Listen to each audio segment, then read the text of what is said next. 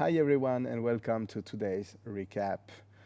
Today was an amazing day in the office with incredible games played in the Grandmaster tournament. Let's have a look at the results. First of all, we can see three black victories. So the tournament is continuing just the way it started, with many victories for black, and no victories for white. Um, Actually, the four leaders, I mean the top four in the ranking, were playing the last four today. I was asked yesterday, may the top four were definitely in very good shape beat the last four by 4-0 today. And I said, no, come on, no way. Three of them have the black pieces against very strong players, and Gata Kamsky is also very solid. And in fact, it almost happened because Gukesh beat Kemer with black, Lequang Liam beat Salem, Abdusattorov beat Nadic, all three with the black pieces, and Esipenko was probably winning against Kamsky with an extra pawn. And no compensation for it, but did not convert his game. So it almost turned out to be 4-0, but Kamsky saved the day, let's say, for uh, how should I call them? For the players not in shape here in the GMT.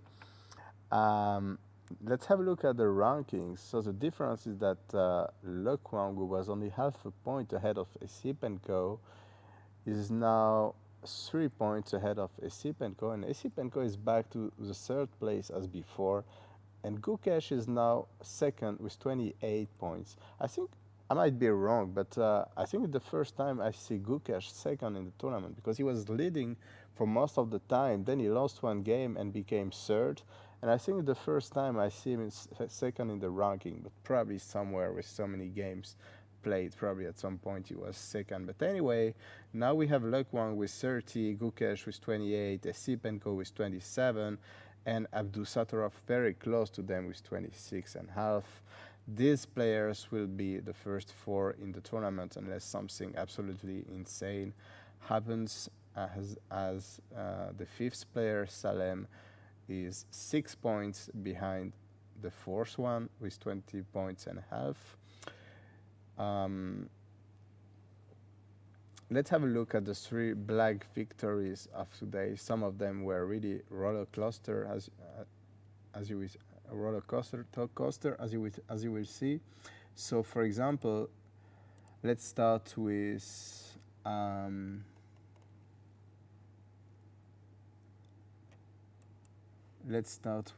the game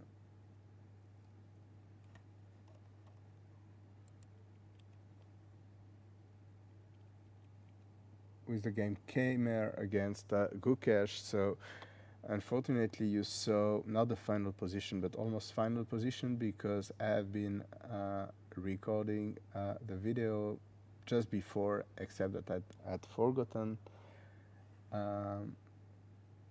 to change the scene. So this time I will not forget. Now you see the chessboard. So you will see that some arrows and explanations are already there. The reason is that I'm recording for the second time, because I am not clever enough to change the scene between the rankings and the games. Anyway, now we are fully ready to go. Let's go through the opening quickly. White played this very aggressive move g4, which became almost like, which became fashionable. I mean, Mamedjarov is doing it in all kinds of positions in the Queen's Gambit. So White is basically saying, okay, I haven't played short castle yet. I might leave my king here or castle alongside. I want you to take my g pawn, then I will play rook g1 and checkmate you. And after knight e4, like in the game, White is just insisting. And here after knight d7, I think White played slightly imprecise, because he went a3, then f3, and then bc3. But if you want to play f3, why don't you do it right away, so that after bc3 you win a tempo on the black bishop, and then g5 is probably next, or maybe knight g3 first and then g5, so that there is no h5. Anyway, that looks excellent for white to me. But a3 costs white a tempo, and actually white tried to organize himself, but knight f8 was also a very smart move, because after g5, h5, now g6 became impossible because the knight is controlling that square. The game continued. White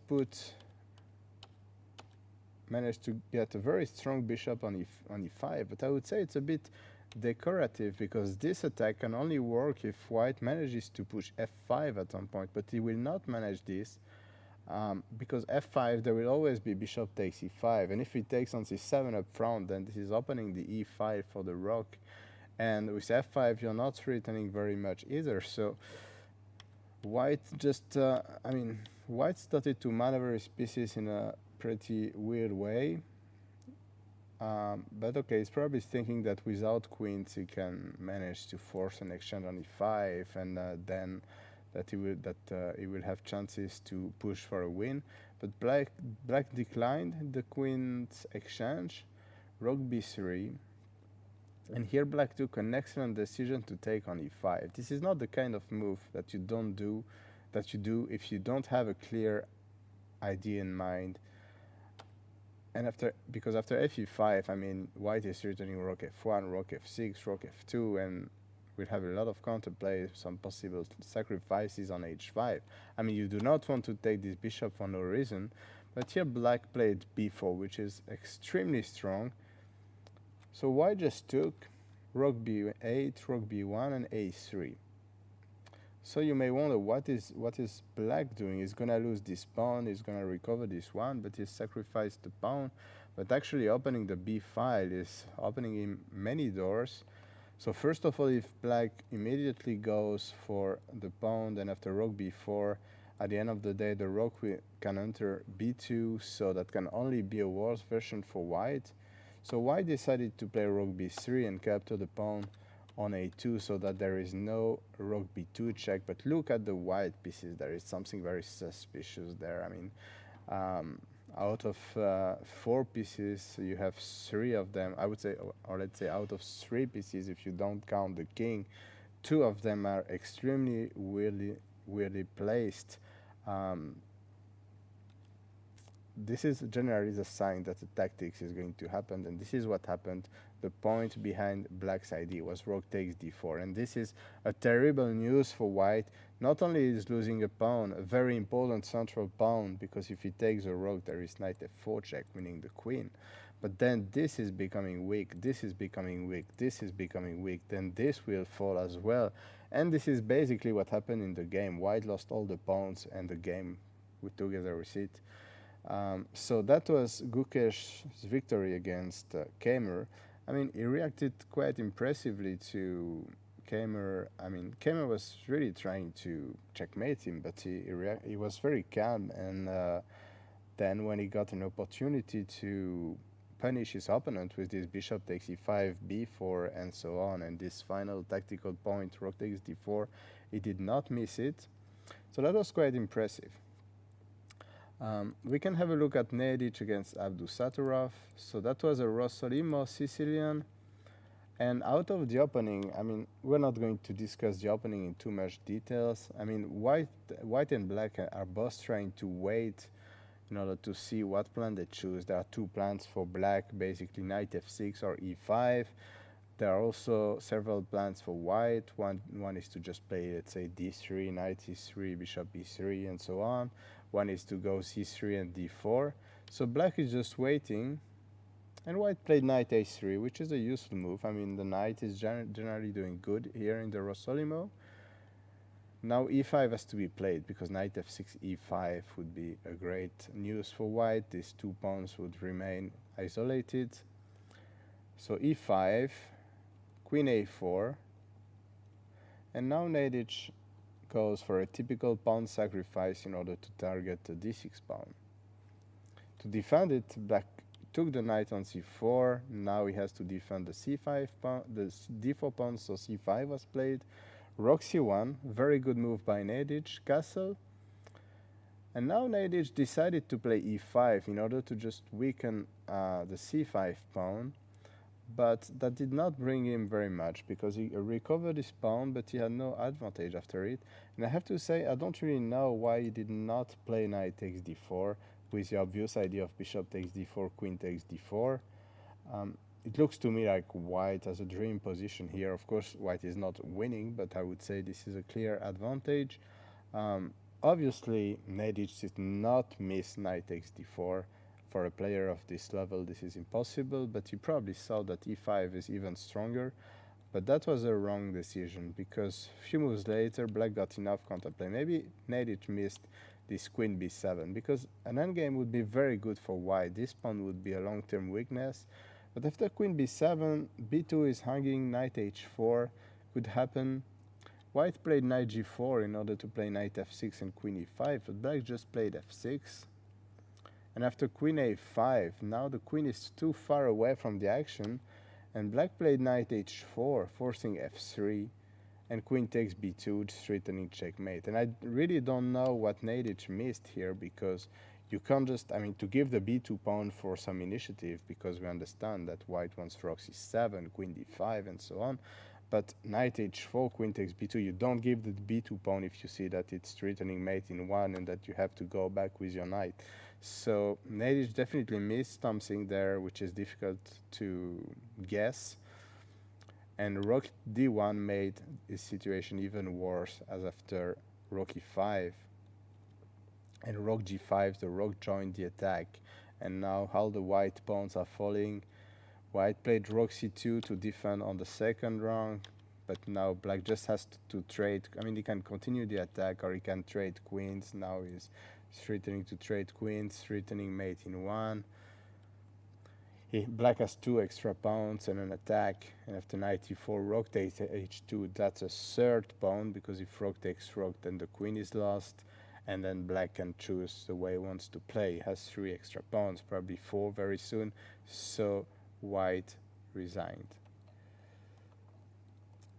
An amazing game today. So let's have a look at the third decisive result of the day. That was a game between Salem and Lequang. That was a very impressive game. I mean, let's have a look already briefly at this moment of the game. The engine is assessing this position as fantastic for white, actually winning for white. It even gives like plus 150, 180 or something like that. It is true that white has an extra pawn and that black is a bit passive with these pieces on the 7th rank and 8th rank. On the other hand, I really think that in practice this is not an easy position. I mean, on the long term, black could be doing very well because he has a much stronger center. The extra pawn is not so important. I mean, it's a double pawn, double isolated pawn. So maybe for a computer this is very easy to handle for white, but for a human I think this position is just not so clear in practice, even if definitely white should be better. Queen d2 was played, then knight d4, and a few pieces were traded, but I think it only helped black, because black was a little bit, lacking squares for his pieces. And after all these exchanges, now bishop a5 was very strong, and more pieces got exchanged, and now black is just doing excellent. I mean, if any endgame, white can just resign. I mean, look at this wonderful 5 pawns and these 2 weaknesses, useless weaknesses on the A file. So white's only chance is to keep queens in order to get counterplay on the opponent's king, but black just calmly played bishop e8, controlling g6, knight g4, and f5. f5 was a great move. White could take the pawn, but that would be very risky.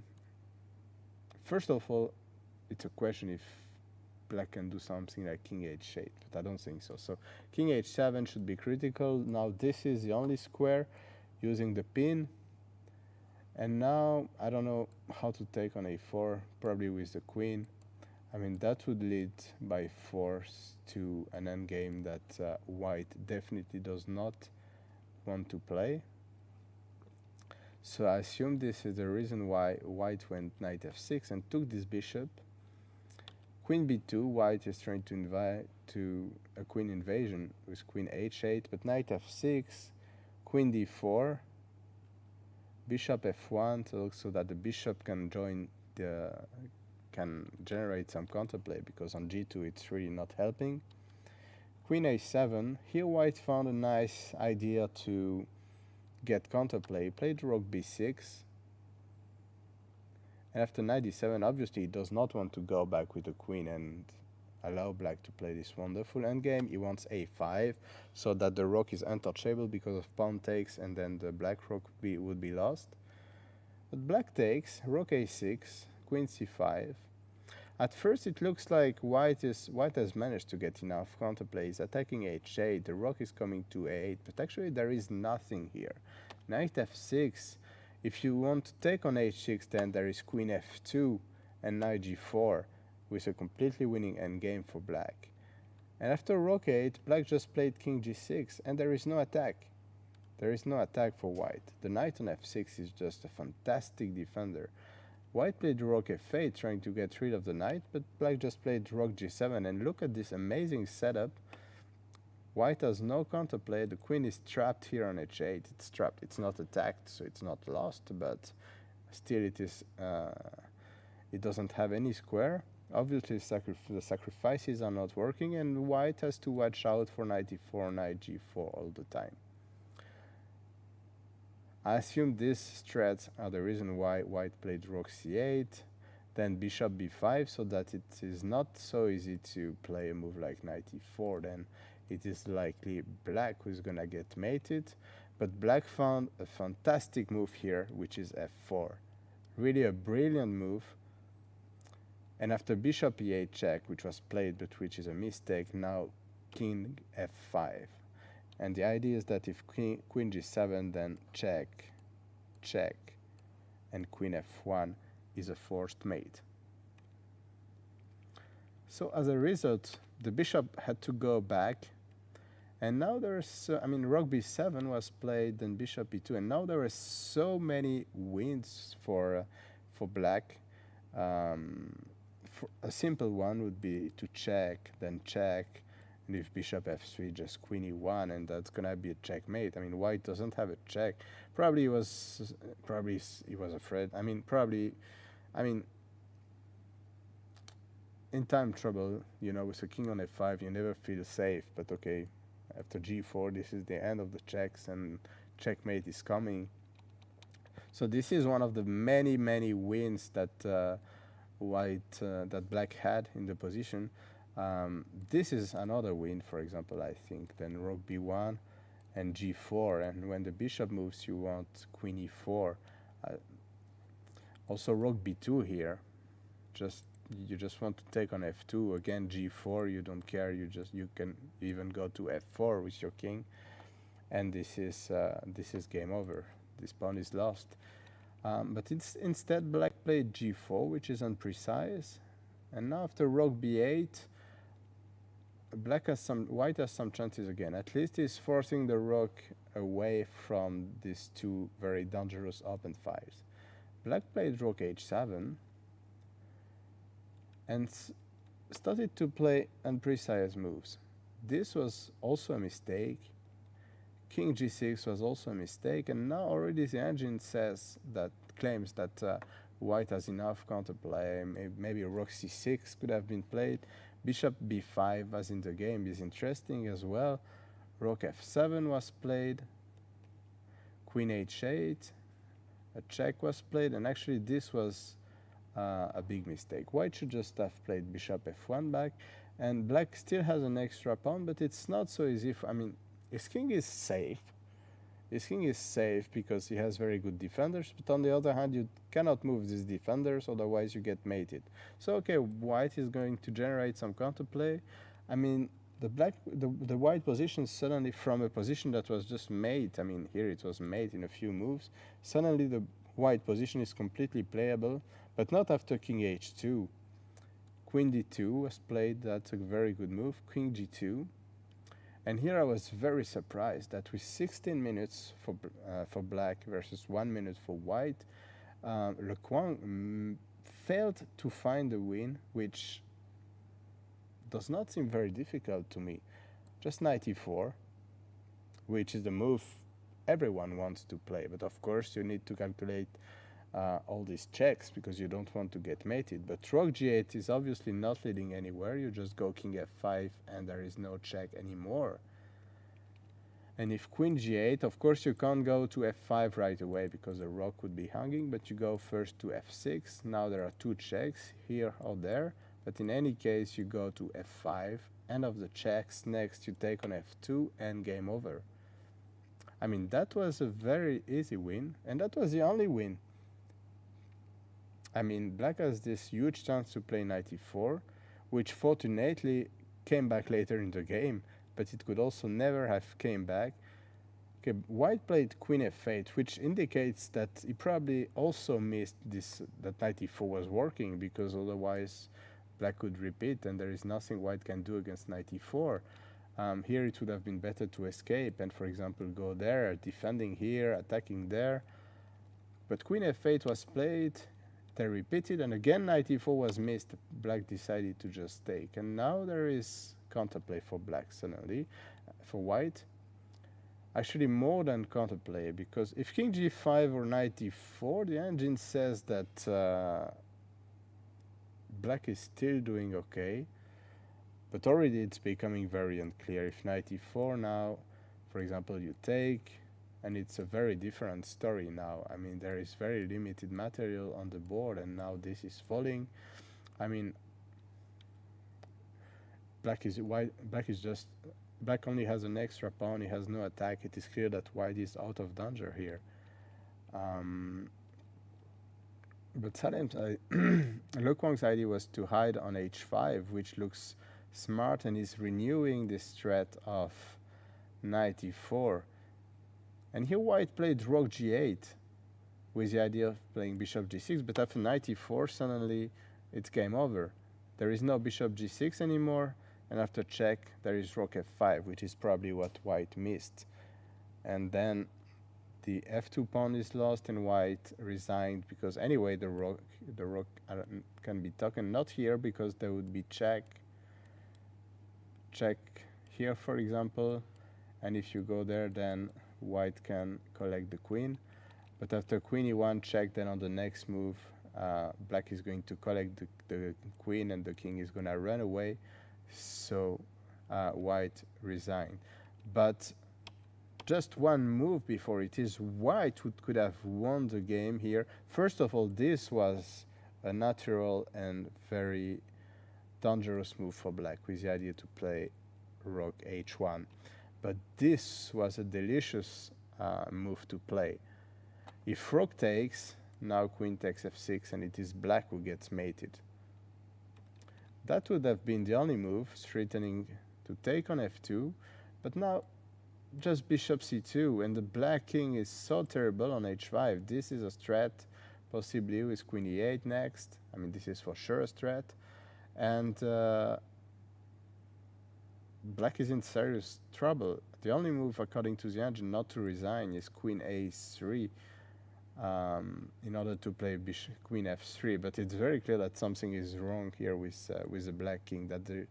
I mean, it's difficult to assess the position. The engine says that white is winning, but I mean, with two extra pawns, it's difficult to assess. But it's very clear that white has a lot of counterplay. So that was really roller coaster.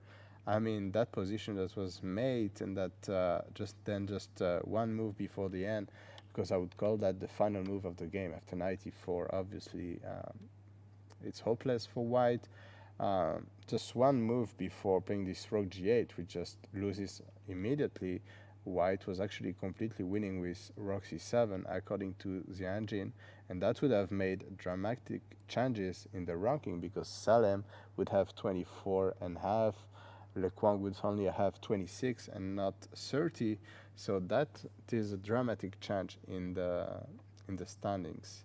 So let's show the standings again. So fantastic chess today.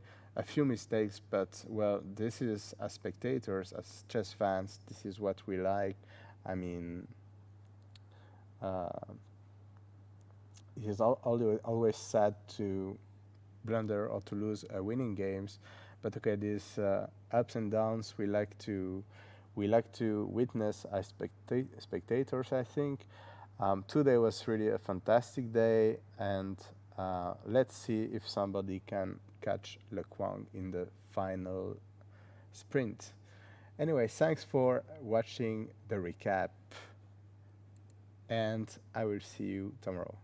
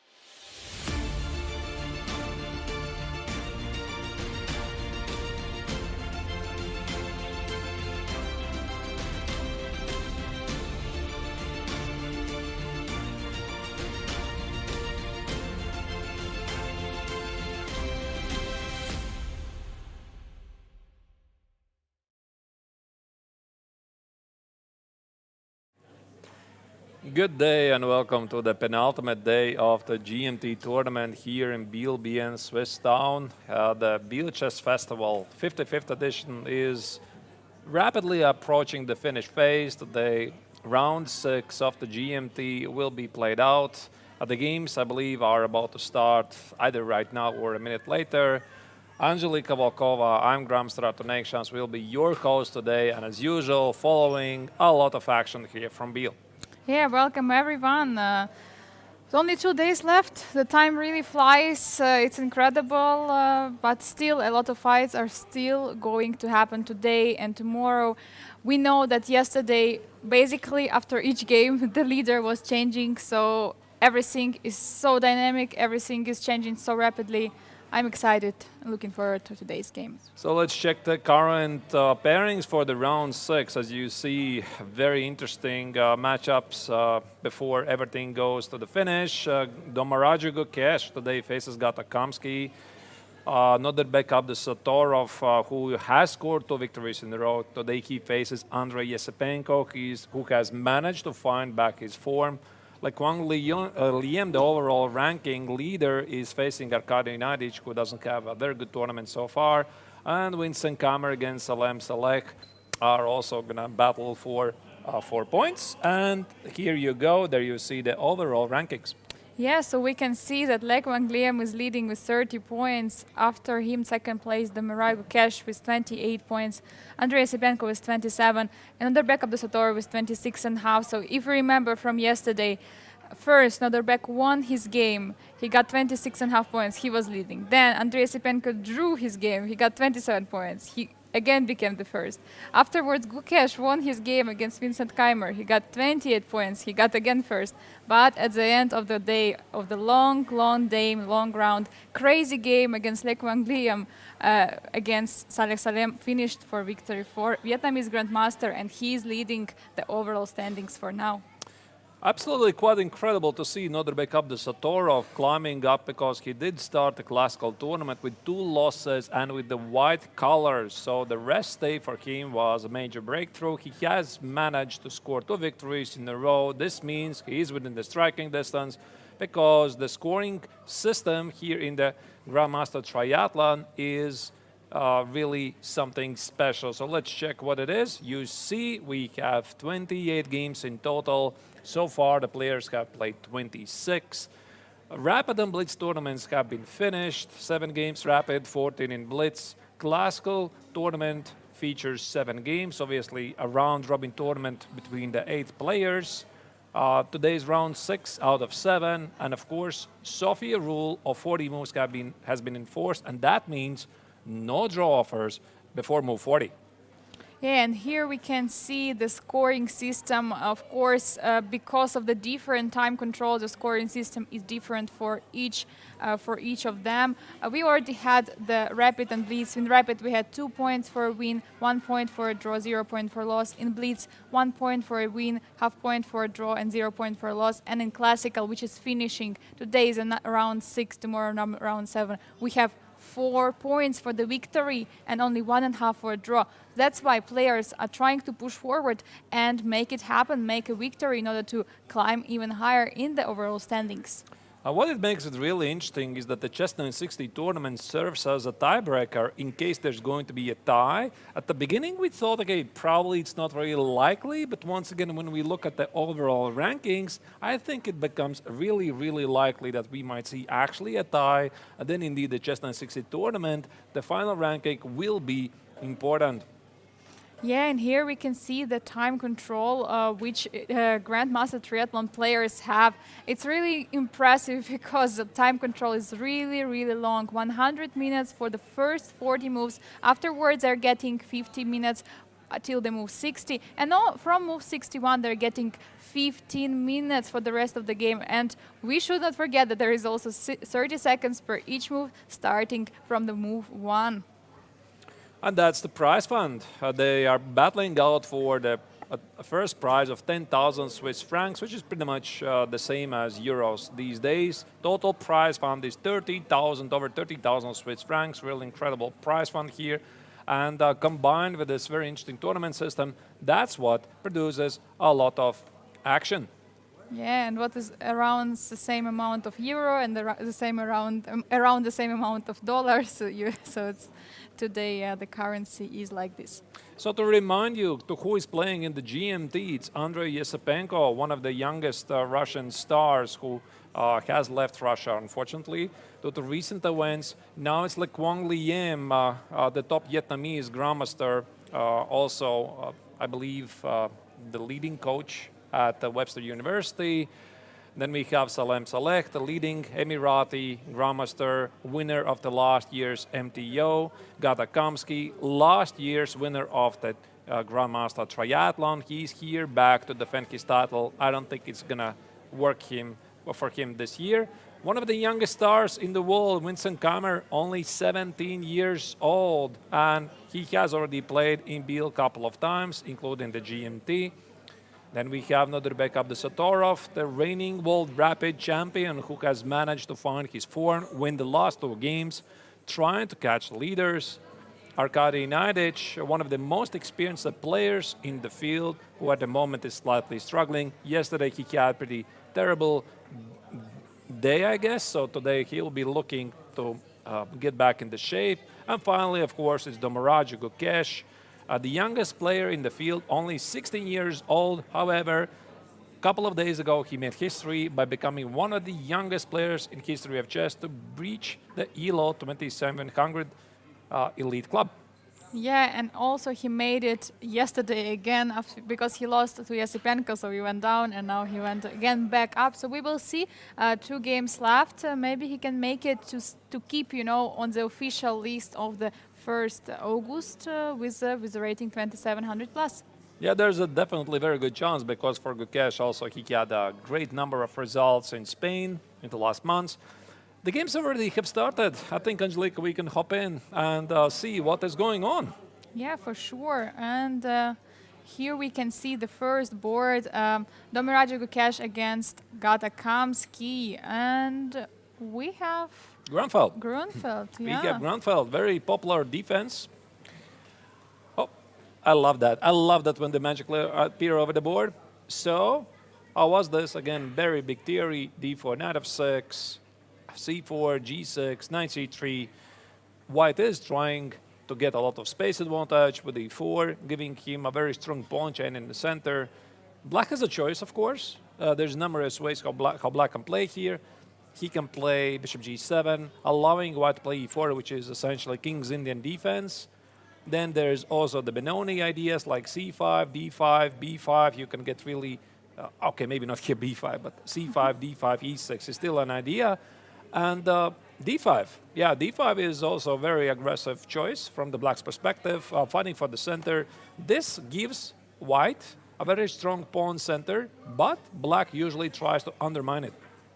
Yeah, for sure. And, you know, we can see that it's probably was, I mean, it's not something what is usually played, right? So, I mean, sometimes the take is not happening immediately, so Gukesh prepared something. This is the main move, no? I mean, okay, Yes, you there can are play knight f3, different you can play bishop g5. Yeah, but I do believe that c takes is the main move. I mean, I actually, you know, I'm quite a big fan of the, what was it, the Russian system, right? I think knight f3, bishop g7, queen b3. So I'm not really sure what its current reputation. I think the modern engines like Stockfish, they recommend this. Grab the space, give solid advantage for white, but practice proves that Grunfeld is very, very solid defense, and black aggressively is trying to solve his opening problems. So again, there's many setups here. Bishop c4, knight e2, and at least to my understanding is that the players at the professional circuit, they from time to time they try to change. They try to change the setup they're choosing. It's not like you can always play the same setup from the white's perspective, and it's always going to grant you advantage because chess, I mean, I do believe it's drawish game. I mean, if you're really very well prepared, then I think it's not going to be a big surprise. You're going to equalize in the end and make a draw. So, yeah, that's why competitive players, they are changing sometimes bishop c2, sometimes knight e2, sometimes knight f3, so that the opponent cannot prepare the game for the next 20 moves. Yeah, for sure. You know, why am I saying this? Because, you know, in this variation, I believe the c5 is more likely to happen. What I play myself, I play bishop f4, actually, so it's like something else. There is also bishop g5, as Artus mentioned. But, yeah, in this particular case, we can see that actually Gata, I believe, feels himself okay. I mean, everything is still in the series, everyone is still in the series, so everything looks good. But the main idea of the Grunfeld is a c5 move, so basically breaking the center, trying to activate the pieces very easily, like now we can see knight c6 is on the board. And yeah, of course, white has a center. This is very big theory, so I think for the moment we can just watch and observe. So let's come back to this game a moment later. I think they're going to blitz out first up to 10 moves, and maybe at some point one of the players is going to make a move which is not expected by the other, and then we are going to have the very first thing. Let's move on to the game of Abdusatorov against Yesipenko, which is one of the central rounds today. Yeah, for sure. So what can we see here? First of all, the two players are still trying, you know, to lead the tournament. So it's like for sure one of the key games for today. And Italian. so it was Italian game. Italian. I mean, if I'm not terribly mistaken, was this called the Armenian system? Somebody told me this, you know. After knight f6, obviously white again can play knight g5, attacking the pawn, which leads black for a very interesting counterplay with d5. Knight a5, I can show you very quickly, right? So this pawn is under attack, d5, take it. Knight e5 already has been around for too long, and people know this is just a terrible move. So knight a5, and to my understanding is that the reputation for black, this is good. So that's why sometimes black starts specifically with knight f6, because the big point is here after d3, you can still switch to the Hungarian system with bishop e7, maybe h6, d6, g5, or g6 appear. as a possibility. So that's why some people who are ready to allow knight g5, they start with knight f6. Yeah, for sure. And here we have bishop c5, so everything looks normal. Yeah, castle h2. Of course, there's a lot of nuances. Yeah. Should you castle first or not? I mean, I've played pretty much all my life the Italian game, Andrea Lopez. And what I can tell from my experience is that sometimes you want to postpone the castle. For example, play moves like c3, a4, make sure that black cannot get to your light square bishop with moves like knight a5. Then at some point you do have access to knight e2, knight f1, and knight g3, because this queenside knight very often is rerouted to the king side. And now the big idea of that is now that after short castle, this knight goes away, white very quickly plays f4, and suddenly this rook on f1 is exactly where it belongs. But of course, that's a different branch. I'm sorry, yeah, that's a completely different branch, and here white castle very quickly, but it's not automatic. Yeah, and for sure it can still happen because rook is on the f file. Yeah, we can see already that some moves been played already, h5, and after h6 or h5 was played. H6. Just H6. prophylactical move, stopping the bishop g5 ideas, so that Yeah, this is really tricky, Angelica, g5. right? Yeah, because for example, a short castle, c3, d6. Yeah, there are moments when black actually allows bishop g5. And now after bishop g5, this is a quite unpleasant pin, and you always need to make sure. I mean, when can you play h6 and g5? Because g5 is basically the only way to deal with this issue. And this is where it gets, again, interesting, because depending on the position, it can be pretty much the same position with slightly different setup. White can actually sacrifice a piece. Here, knight g5, take it, and bishop g5. So from the black's perspective, this is not very practical. But you need to figure out, I mean, is this the moment, or is this not that moment? For example, white can play king h1, f4, try to get to this knight on f6. And that's why, at least, many players, they think that h6 is practical to include early so that you simply don't have to worry about bishop g5. Yeah, absolutely. A very logical prophylactical move. Also considering the fact that the white castled short, so most likely no pushes will be played from the king. So something like like h3, g4, g5, or I don't know, in some moment. So that will not happen for sure. So this h6 maybe at some moment can be a weakness, but yeah, so h6 is played quite early, actually, and I'm wondering if Yesipenko was postponing the touching of the b pawn. And again, you could, of course, play automatically b6, but as soon as you play d6, this pretty much means you can't play d5. So that's why black sometimes plays short castle, and he very quickly goes d5. And maybe with this move h6, Yesipenko was trying to be tricky, you know? I mean, maybe he's going to castle short, play d5, because d5 immediately, it can't be good, right? After rook e1, the pawn on e5 is under attack, and typically moves like f6 very quickly jump under moves like d4, take twice on d4, c3, and then something for black is hanging at the center. Those are the typical ideas of the Italian game. yeah, for sure. And after d6, for example, if knight g5 already, d5 will not be an option. Of course, castle is also possible, but yeah, ideas of d5 after d6 already are losing the strengths because of losing the tempo. And there you go. White immediately tries to punish black because now he's threatening with d4, and this is something you cannot ignore. For example, now d4 is a major threat, and if you try to be really tricky with the ideas of d6 or d5, you can run into d4. d4, take it, and this is a total disaster for black. Yeah, absolutely. So you cannot do that. Sometimes black plays ideas like bishop b6. I don't think it's here, because again, you can take it, knight e4, and I'm not really sure what's the best move here. It could be something like bishop d5, which is a very common idea for these positions. And this knight here doesn't really want to go to c5 on g5, it weakens the king, so that's why it's not very good. So d6 was played by Yesipenko defending against d4, and now white uses the possibility to play b4. Let's go back here. Now, one of the main moves here for white, for black, is to play d6. And after c3, black very often deals with this threat of b4. He plays either a5, which is super modern continuation today, or the more fashionable, I mean not the fashionable, but more traditional a6 and bishop a7. And now that we look at this position, what happened after h6, c3, you see, he doesn't have time to play 6a5.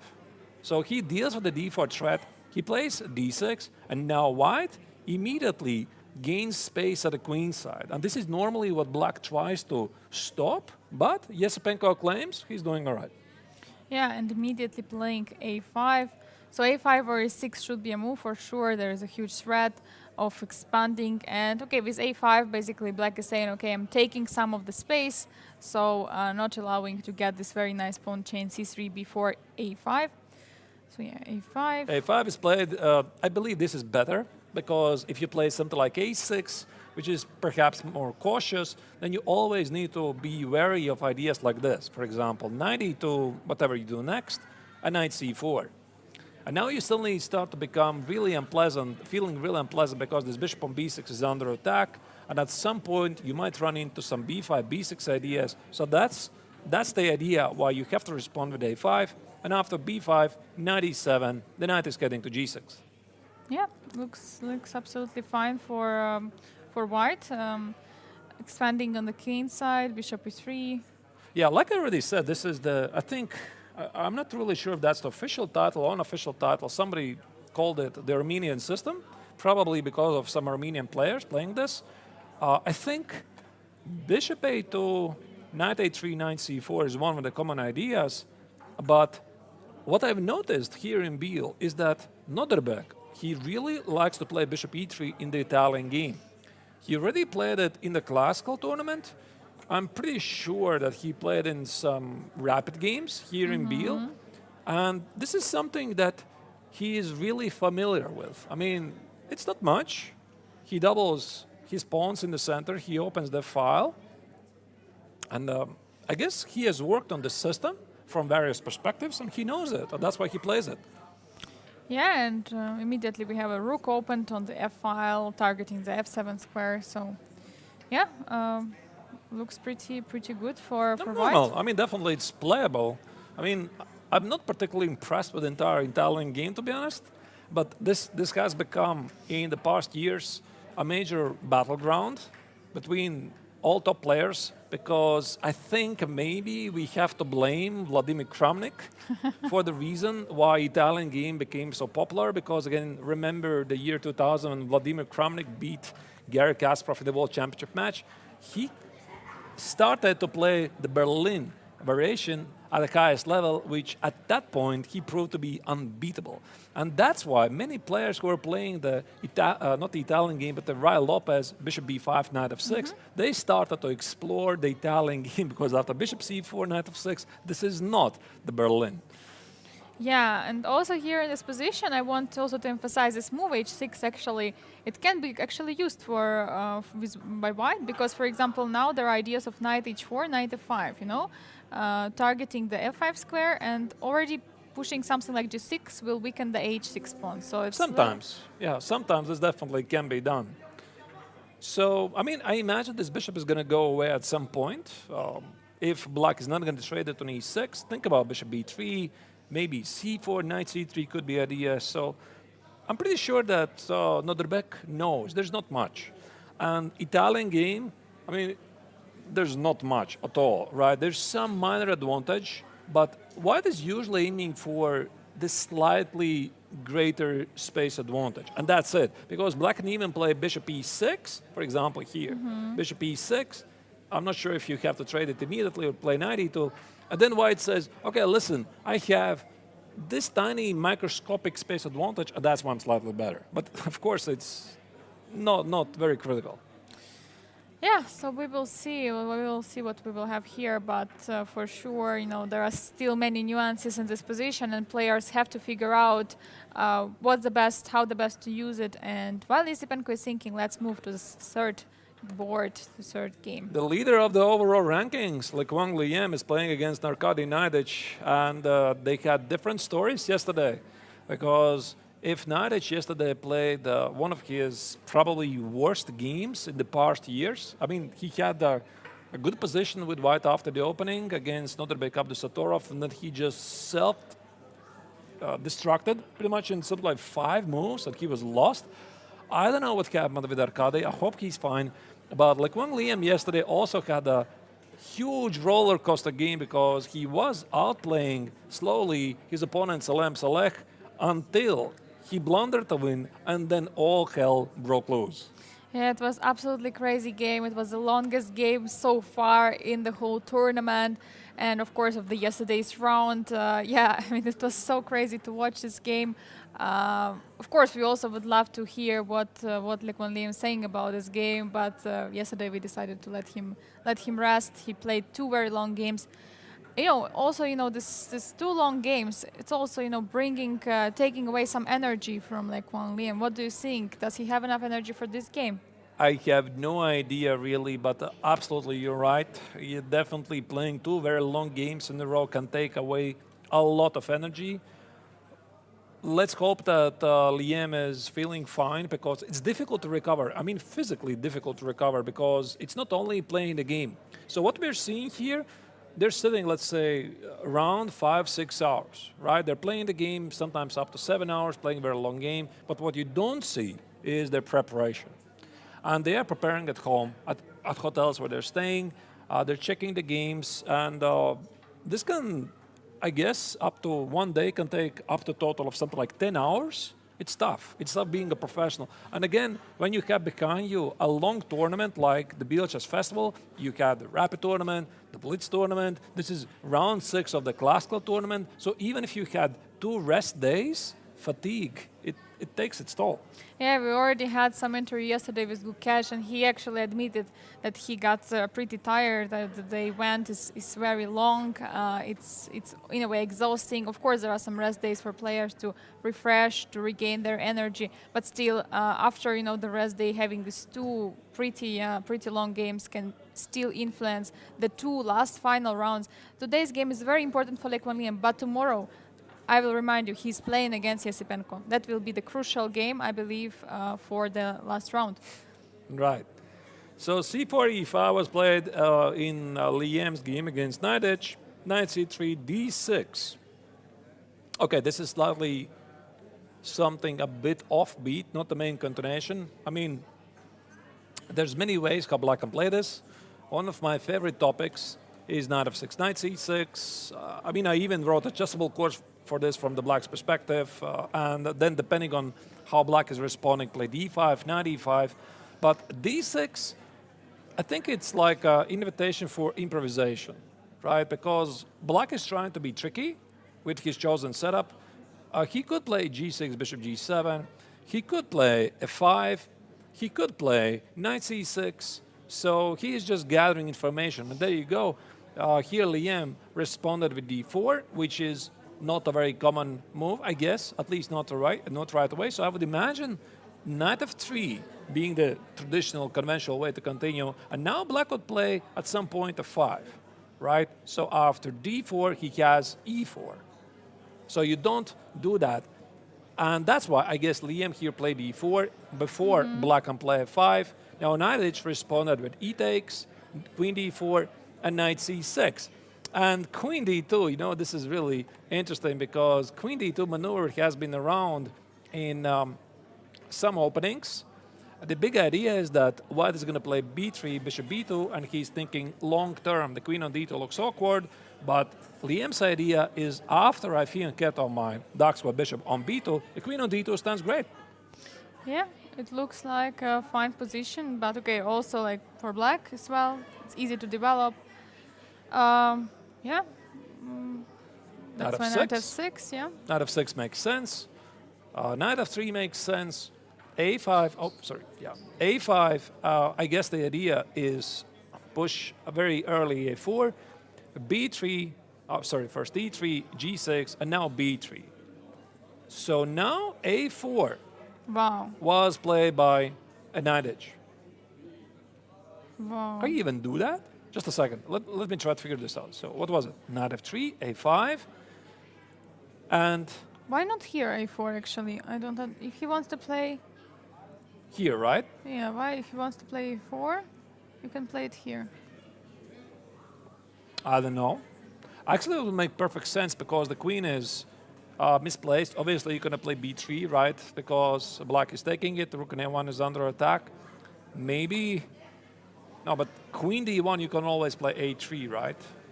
a3, b3, and then you play your g6 or whatever you wanted to Looks play. very good, actually. Looks logical. I mean, it looks logical. I mean, yeah, maybe not. Okay. And actually, I'm a bit surprised that Liam didn't start with b3. Yeah, actually. Yeah, stopping a4. Okay, I mean, there's definitely some nuances, and I'm absolutely sure they know what they're doing. But, I mean, this looks very natural to put the bishop on b2, deal with a4. It allowed black to play 4. Black didn't do it. So b3, a4 is played, which brings the question, so what Arkady has prepared here? So what about Knight a4. Yeah? knight a4? So I think what Arkady was, what he wants, he was waiting for b3. Now that's the idea. Because obviously if he pushes a4, then white is not going to play b3. This must be his mindset. So he was waiting for white to play b3 so that he can play a4. However, again, we go back to this position. If I play b3, a4, this is not the same, right? But I don't Wait. see. Could be. You know? Wow. And the idea is that there could be some ideas like knight e5, rook a4, and bishop b4. Maybe this is just a very deep prep by Knightich. But why not to take on a4 actually with a rook here? You mean immediately? Take if we take on d5. Ah, you mean d5? D5? Yeah, maybe take on a4. Yeah, but I just... Bishop before anyway works. Yeah, I forgot. Yeah, I forgot the rook and a4 is defending the bishop. That's a very good Yeah. point. Yeah, very good point, of course. You're right. Bishop b4 wins the queen. So this must have been Arkady's idea. And he's looking for a fight. So he's waiting for white to play b3. That's why he didn't play a4 himself.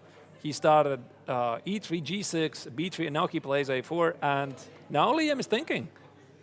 He's thinking, what is this? So let's look now here. Yes, knight a4, d5. I think so. d5 must be the idea. Otherwise, what do you do here? Because let's check. Maybe bishop g7 and bishop b2. There's nothing, right? Nothing. Knight e4, queen c1, nothing. Yeah. I see nothing. Yes. Okay, what if I start with knight e4? Queen. I mean, we can even play queen d3, no? Yeah, but there's bishop f5. You still yeah. want to evaluate this. Bishop g7. This is incoming. This is incoming. Bishop d3 is knight b4. You know. Okay, then queen b2 maybe. Maybe. Yeah. Queen b2. Rook g8. Could be interesting. Bishop d2. It Bishop looks d2 a little and bit strange. Knight a4 probably. or maybe something. even Or rook boom, a4, yeah. boom, and you need to calculate this. And this could be quite scary. I'm just guessing these ideas, but this could be quite scary from the white's perspective because, again, Liam has to suspect this is a prep. I'm Yeah. not playing against Knightich. I'm playing against Leela. This is not a human being right now I'm Yes. facing against. This is preparation. So, yeah, definitely there must be some idea that my opponent has prepared. Now I'm talking from the Liam's perspective. So after a4, the question is, what do? Do you accept the challenge? If you want to accept the challenge, you have to calculate, or you bow out. How do you bow out? Because rook b1 must be more bishop b2, but Yes, the problem is bishop b2 a3, so that's not working. yeah, that looks weird, right? This is not what you want to do, I guess. And maybe rook b1 is a move. You need to understand what happens after bishop f5 again. Bishop d3. Yeah, something like bishop d3 and take it and take Knight it. b4. Sometimes. Maybe this is what he's going to play. Maybe. But let's check, by the way, this complication. What was it? A4? Yeah, let's check. Knight a4, d5. Oh, no, d5 we didn't even we yet looked, check. Yeah, we didn't even check we yet. checked knight e4. Here? Knight e4, so let's think. So many moves here, right? So queen d3 doesn't look logical. Bishop f5, queen d1, bishop g7 Bishop b2. could be tricky. Bishop b2. You're right. And what to play Wait, for and what if black? I continue? A queen f6? Queen f6. No. You know? Okay, then. Okay, this is impossible. Yeah, of course. Queen b1, queen c2. Are you sure you want to play this? No. Probably queen c2 then, yeah. Queen c2? Knight is hanging, yeah. Yeah. I don't know. You know, I start to look at this. I like this. Bishop d3, knight b4. I see the bar doesn't like it though. Knight a4. Knight a4 happened on the board. Okay, we are going to see some fun. So knight We're- h2 a gauntlet towards Liam, and Liam picks it up and says, "Let's go." So he We're- doesn't believe it. He doesn't believe it. So what do you have here? So once again, let's check this. I mean, we're going to check d5, but what is it? Knight e4. Where do you put the queen? We tried queen d1, right? Bishop g7. There's so many moves. I mean, bishop b2 is still not clear. Trade, queen f6, right? Rook b1 maybe. But wait, you need to also calculate this. And black wins back to exchange. He has a better pawn structure. And again, white is left with the ruined, what we call it, hairstyle, right? Okay, we can maybe try to check one more time queen b2. And we're going queen b2. And after rook g8, we are playing queen b1. I don't know how it Really? looks like, yeah. It plays like that. I mean, I would never pick this up. But now there is no fork, at least. Bishop f5, bishop d3, d3. queen e7. I don't know. Knight d2. What? Knight d2. Knight d2. Does it work? I have no idea. I have absolutely zero clue. I mean, again, you need to calculate bishop g7. I mean, Knight b2. I mean, it's it's crazy. it's just a pawn, right? Knight It's- b2, it's crazy, yeah? Yeah, knight b2. I mean, you already feel there should be some sort of a compensation. We could talk for this for hours. I'm Of pretty sure we course. didn't come back. And d5 is on the board, Yeah. which we didn't even check. We didn't even check yet because we checked d5 very briefly here. Yes. After b3, a4, knight a4, d5 now. So e3, g6 have been included. This should be in favor for white. This should be in favor for white because e3 helps white more than for black plays g6 because bishop b4 should be the idea anyway. Yeah, so let's see what is actually what is this left to play for white, how to protect, because bishop before, I mean rook a4, bishop before is a threat. What is this opening even? What is the name of this opening? This is the Knight H Gambit. I've never seen it before. I mean, maybe somebody has played it before. I've never seen it.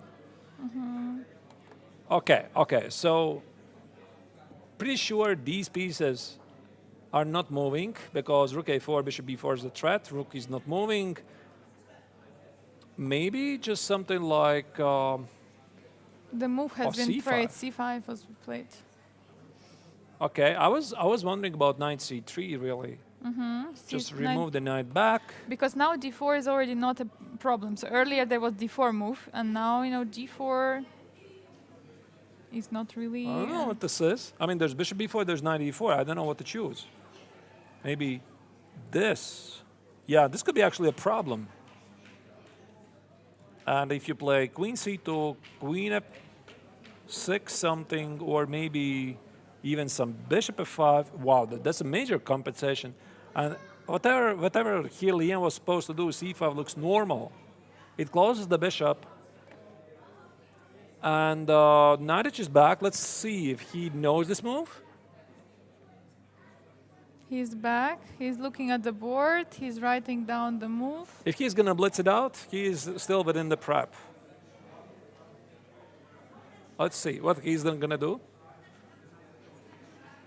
He's He tries to thinking. remember, yeah. No, definitely, he is still within the prep. I mean, at least until d5. This is not what you play randomly. Maybe it's a slightly dubious idea, just for one game, but that's how it works. If you kick your opponent out of preparation, you can test it for one game at least, because your opponent doesn't know nothing about this position normally, and he has no idea. I mean, how far goes your preparation? Maybe you're just bluffing. Yeah, we don't know. We don't know what Nadic is doing here. Knowing he's also playing poker, maybe he's indeed trying to bluff, but He's trying to remember, I think, for the moment. he's checking, yeah, he's... I'm a bit curious. I mean, if he's not going to make a move in the next 1 minute, then I'm pretty sure c5 is something he doesn't know.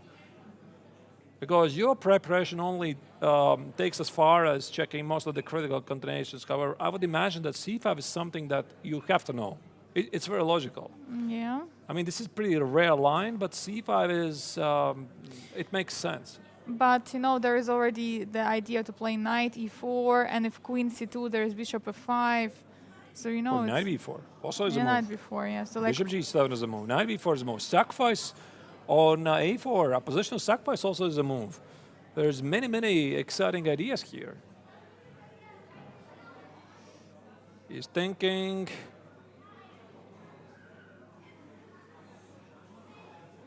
But Yeah. not making a move yet. so yeah, knight e4. Let's see what is going, for example, to happen. Right. Knight e4. So let's say c5, knight e4, the queen is under attack, you need to move it. What about, queen b2, do we want this move or don't we want this move? And queen b2, we are looking earlier. It was not that happy. Yeah? I'm not sure. I mean, what is this really? Rook so g8. we rook were g8? looking. Maybe there could be moves like bishop b5, bishop g7, and knight e4. Maybe. And there you go. You have a lot of possibilities to improvise. Queen g5.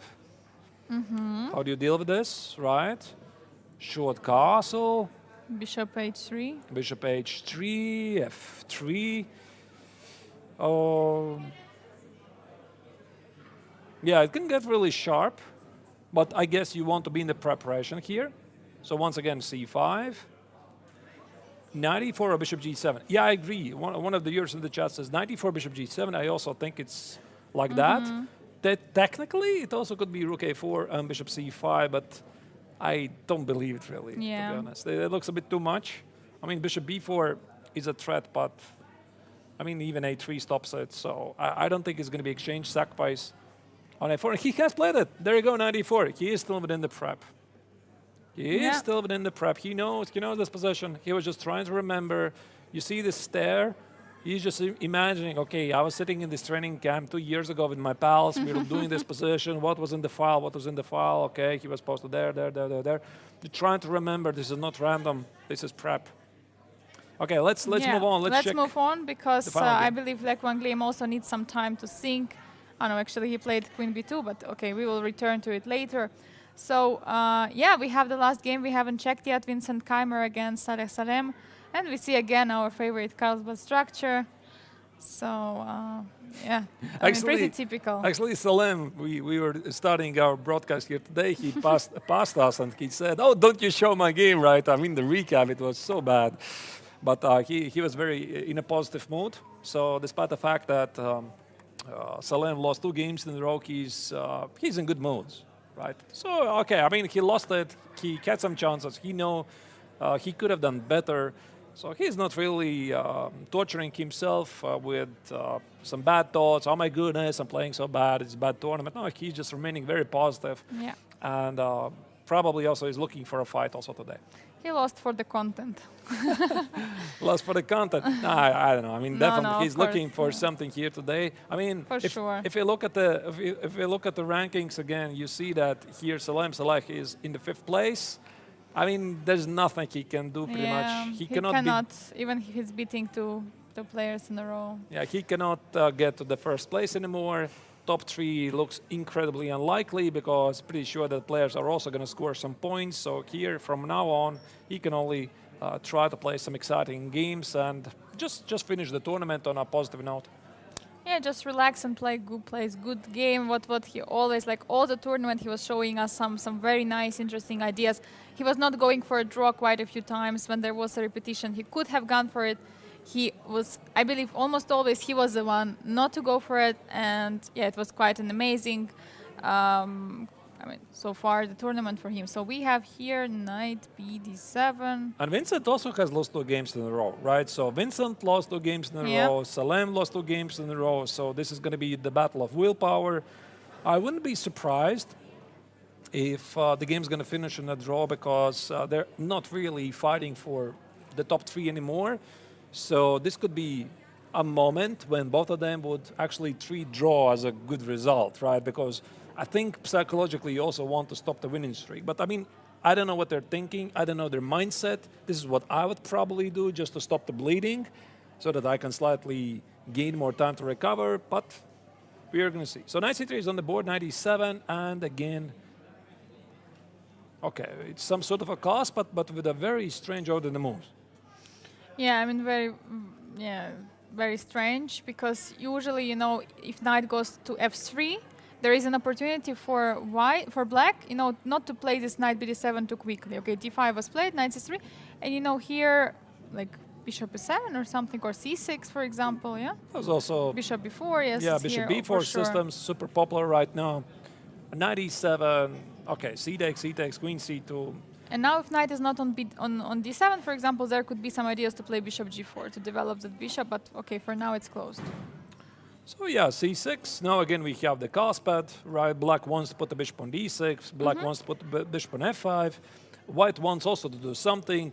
Normally it's some sort of expansion at the queen side with b4, b5, try to get to the pawn on c6.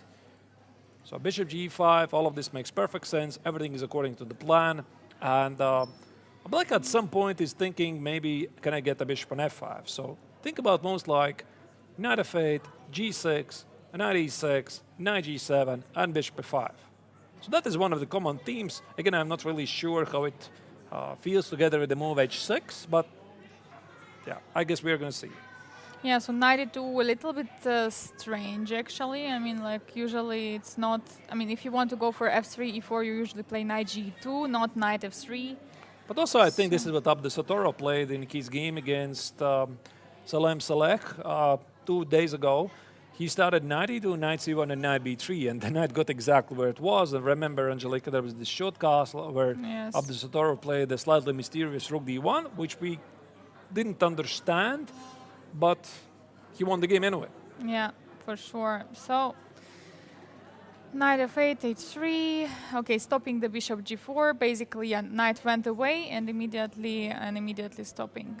I'm not really sure why h3 is necessary, but Bishop g4, bishop h5, bishop g6. ah, okay, you're right. Yeah, Because absolutely of right. knight on f8, yeah. Yep, you're right. So, I mean, you know more than me because G4 Systems is more your expertise. I mean, an E4 player.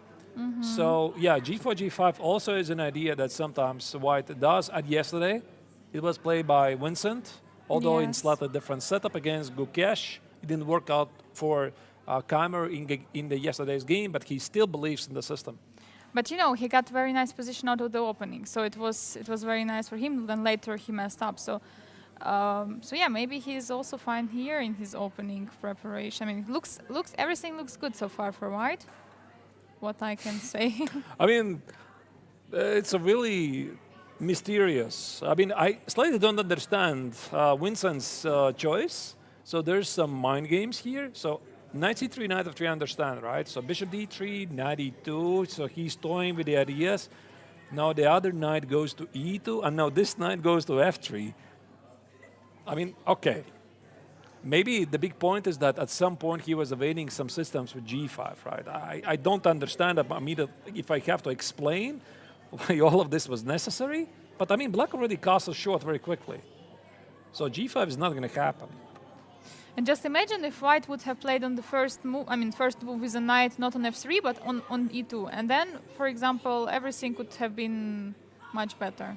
You know, I mean, that bishop could have gone back on g3, so there is no knight e2. Yeah, this. There's some reason. There's definitely a reason why he's doing this. Maybe he just changed his mind, you know. Also, after the first couple of moves, he gets something in his mind. If you think this doesn't happen, it happens all the time. I've done it. They've done it. Everybody does it. I mean, you play something, even before the game, you have a strategy. I want to take the game here. You sit down at the board, and you feel something else. Yeah, it's like, I've even done this like this. You want to play e4 first move, you sit down at the board, you look in the eyes of your opponent, and you play knight f3. And by the way, Saleh Salem is offering a draw. Knight f8. He's going back. But do you think White is going to play knight e2 next? I mean, it's possible. So, I mean, Maybe. it's offer not that they're going to play, but it's offer, so to say, offer a draw with a threefold repetition. But I mean, that could be definitely an option. It would be like an agreement without spoken words that both players are happy. I don't see Vincent here playing knight e2. Yeah. Because also for Keimer, this is a possibility to get another great game against a great player. So it's not even always about thinking about overall rankings. He's still young. Vincent is only 17 years old, so I'm pretty sure he also has recommendations from his coach, Petr Leko. Play out every game. Until then, gather everything you can get. This is unique opportunity. Every single tournament game against a high-class player, gather experience. So 92, of course, given the rankings, would be understandable, and I wouldn't be totally surprised, but I think Vincent is going to play on. I'm not so sure, but is something like bishop f5 is totally crazy? Normally you don't want to trade that bishop, but the idea is that after take, there is some pressure on f6. Yeah, so your point being that you want to claim that this is unpleasant. I mean, okay, I can always play even bishop e7, There is right? 95. 95. Sure. I don't know, like it's just. I mean, sure, this can be done. I mean, this is slightly strange. strange. Yeah, it's slightly strange. I don't want to do that. I will play bishop f5 if I would know for sure that you're going to take it. Yeah. I mean, if not, then, I mean, what's my threat really? Because bishop d7, knight e7, this is protected, right? No, I think white is probably going to try to test a3, b4. Yeah, so Vincent is thinking. One idea, what I also am thinking here about, there are some issues with the bishop on h4. Yes, it's pinning the knight on f6, but for example, maybe something like knight g3 would be good to play, but there is always g5. He also needs to watch out for this move at some point. I mean, since he has the potential hook on h3, he needs to watch out. Of course, Yes. immediately it's not possible because white is going to take on f6. But at some point, if he becomes careless, I mean, this could be an issue. For example, even here, by the way, knight c3, you need to watch out for g5. Now, after bishop g3, there could be a capture, take the pawn on e3. So Vincent is thinking. Vincent is taking time, and Let's move on. yeah, let's move on for the first game. Gukesh against Gatakamsky. Wow. You know, I really, Angelica, really want to check what Nadic has played, but I think we'll definitely go back. Yes, we are This definitely going is back. still yeah. theoretical, is it? I mean, We left okay, it we here. left here, yeah. Yeah, I mean, everything. this is a separate discussion, actually. Should black take on d4? Should he do it? Well, very often, black sacrifices the pawn on c5. For example, of course, why sacrifice? You could just take on d4, take, and play b6. But then the question is, who benefits from the open c file? So that's why in some lines, black postpones the capture. Because if white plays rook c1, the rook on c1 doesn't do much. And black is toying with these ideas at some point later. But we have to mention what happens after d takes on c5. And the general belief is that this is not dangerous for black.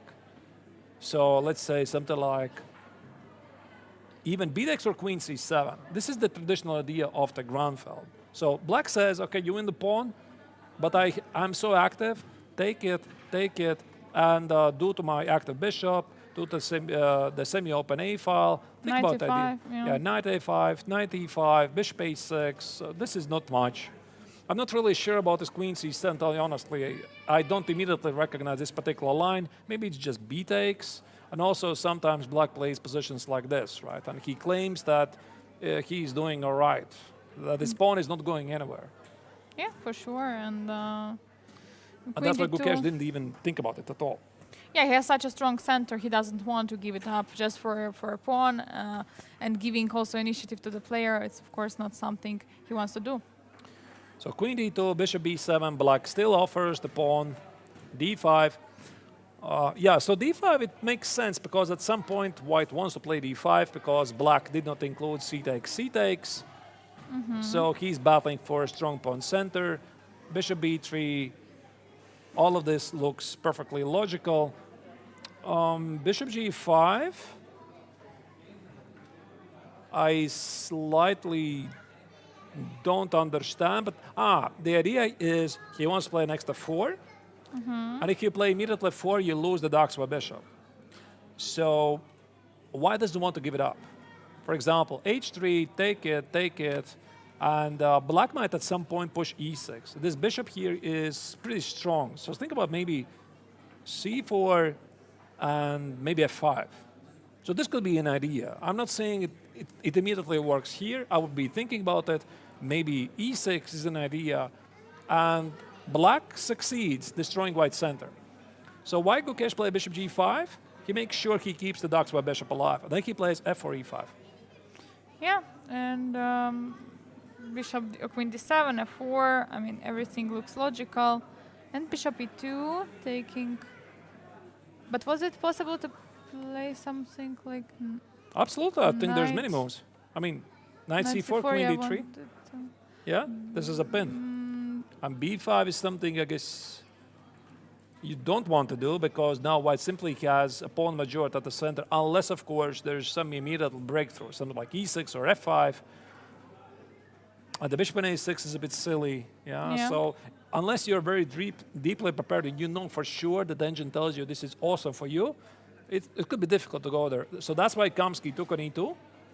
A difficult decision, because this bishop on a6 is so good, the knight on e2 is not so good. Great. Yeah, and c4. So he wants to establish some control with light squares. And also fixing somehow the c3 pawn, because bishop from the g7 can target it in some cases. I guess he calculated the tactics work for him. But just a second, I'm not so sure. I'm going to show you some couple lines in a moment. But let me explain you first my thought process. So bishop c4 is something we have to test. Take, rook c8, or rook f c8. I think black is okay. Yes. Yeah, I mean, white is definitely still maybe playing this. Rook c3, you cannot easily push e5. Black is going to play rook c8, and even if you push e5, not a tragedy for black. This should be okay. Then we have to check any other moves, like f takes on e5. And now Kamsky's idea is that after c takes on b3, if white takes on b3, bishop e5, black is doing okay. At least visually speaking. And if white responds with something else, well, then it's about material equality. Now, finally, if the bishop goes away, I guess the only move is here. There must be some tactical ideas like knight e3, the pawn on c3 is under attack, and bishop d3, you could... I mean, is this actually so... Oh, you can do that. This just Bishop, loses. yeah, This just loses. So actually that brings the valid question, what happens after bishop c2, you know? I slightly don't follow. I mean, knight e3, takes, queen d3, just a pawn, no? Yeah. I mean, okay, I'm not going to argue. There is some pressure. But is it enough? But one thing I noticed, Angelica, while I was thinking about all of this, I noticed this idea. F takes, here, and rook f7. Can I do this? So the idea is that e6 is next. And I'm also thinking about some tactical ideas like sacrifice, on g7, rook f7, e6, and maybe the problem for black, he has to play queen e8. So not necessarily this position is so great for black. Or maybe I even start with rook f1. Rook f1 is b takes. Yeah, doesn't really work. Okay, that also needs to be evaluated. So I was trying to prove a point that there's some advantage for white, but I'm not so sure. But there is also bishop e5 after rook f7. Where? After rook f7 for white. Rook f7? Bishop e5. Oh, I didn't see so far. Yeah? Yeah, there's bishop e5. That's a good point. So I think it makes sense to play what Gukesh did, just play bishop c2, because so far I see nothing wrong with the idea. Yeah. What else? Okay, knight c6 obviously is not a move. This knight is under attack. Knight g4. Maybe knight g4. And put the knight on f6. Maybe this is what Kamsky wants, because knight e3 again, you cannot take on c3. This just loses. White keeps two bishops for the rook. And if you give up the pawn for free, white will take it. Maybe there's some intermezzo moves like queen g4, which... by the way, maybe it's queen g4, actually. So that you get the square on d7, but I mean, this should be sort of. Oh wait, it drops the pawn. What I'm even doing there, yeah. And then d6. No, it's just so much. Although the pawn on c3 is under attack, bishop d4. Bishop a4, d6, d7, yeah. Yeah, but this looks risky. I wouldn't go here. I wouldn't do this at all. So even white can play something like queen d2. Yeah. And again, knight e3 drops a pawn, and after knight e7, the pawn is dropping. Okay, queen g4 definitely not a move. Yeah. So maybe knight g4. Must be knight g4. Gata is actually at the board. I believe we are going to see a move, and now he's playing it. No, knight e3. Knight d3. Really? What did we miss? Just a second. What Knight did we e3. miss? Knight d3 takes. So where's your compensation here? Rook c8. Rook c8. I'm not sure. Rook fc8 maybe. Rook goes here. And I slightly don't understand because white wants to play c4, e5. You know, this is interesting because Gata, for the second day in a row, loses a pawn in the opening. Yesterday he was playing against Yesipenko with black. It was it Ray Lopez? I don't remember. Or Italian game. Yeah, It was an e4 system. And he lost a pawn. He got into trouble. He mixed up something. He gave up a pawn and then masterfully escaped because Yesipenko didn't find a way how to capitalize on the extra pawn, and Kamsky's technique was flawless. But today, again, I mean, 18th move, he's again down a pawn. And he's going to prove that he can draw against youngsters down a pawn, right? But He's trying to prove it. Second he's time. trying to prove it, but I'm not sure. I'm not sure about it at all. So once again, what's the idea? Queen d3. Let's think about this. So it happened at the board. Yeah, it should happen. I mean, queen d3 is so easy move to make. Kukesh already made it. He made it. Yeah, I just but don't have it. Yeah, just not there yet. Okay. Maybe it's b5. Try to fix the pawn, but I would never go there. I tell you honestly, I would never go there because I don't see immediately how to win it back. And the point is that I can even give up the pawn on c3 at some point. Yeah, but Just give it back. Yeah, for example, b5, rook ac1, and just c4 in the next move. Yeah, and think about even ideas like this. I mean, I'm not saying this has to be done. You can even consider this at some point, right? And not necessarily the king is feeling safe. I mean, okay, for sure white is not going to do this, but there are ideas like this that, especially in the ground field, that black gives away the ducks for bishop. But I think it's pretty safe to say that after rook c8, definitely is going to be rook c1. Maybe, yeah, queen a4, the pawn on e7 drops.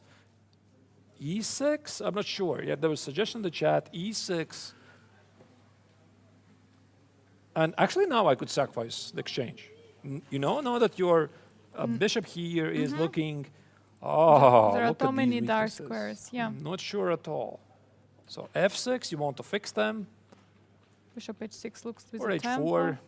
I'm not sure what's better. Maybe h6, yeah. Rook c8, something. f5. It's too much. It could be a bit early, no? Either way, we are going to see, right? And you see that Kamsky is thinking. He's thinking about it. There was some awards, was it? Yeah, but Or was I it the believe it first was floor? another. Yeah, I heard some awards and Gata immediately turned the head to the left. Like he's checking something. I think he's just thinking because it's not so easy now. Yeah, probably it's time for us to go to the next game because we still want to check the crazy game like one game against Arkady Naidic. Let's jump right next to it. Okay, let's go. And now you see that Naidic is thinking. Indeed, we had something like this in our very short analysis. So knight e4 was played, c5, knight e4, queen b2, challenging the rook, rook g8, bishop e5. And remember, we discussed this, right? Bishop g7, knight e4. Instead, bishop d7 was played. Short castle, bishop g7, and knight e4.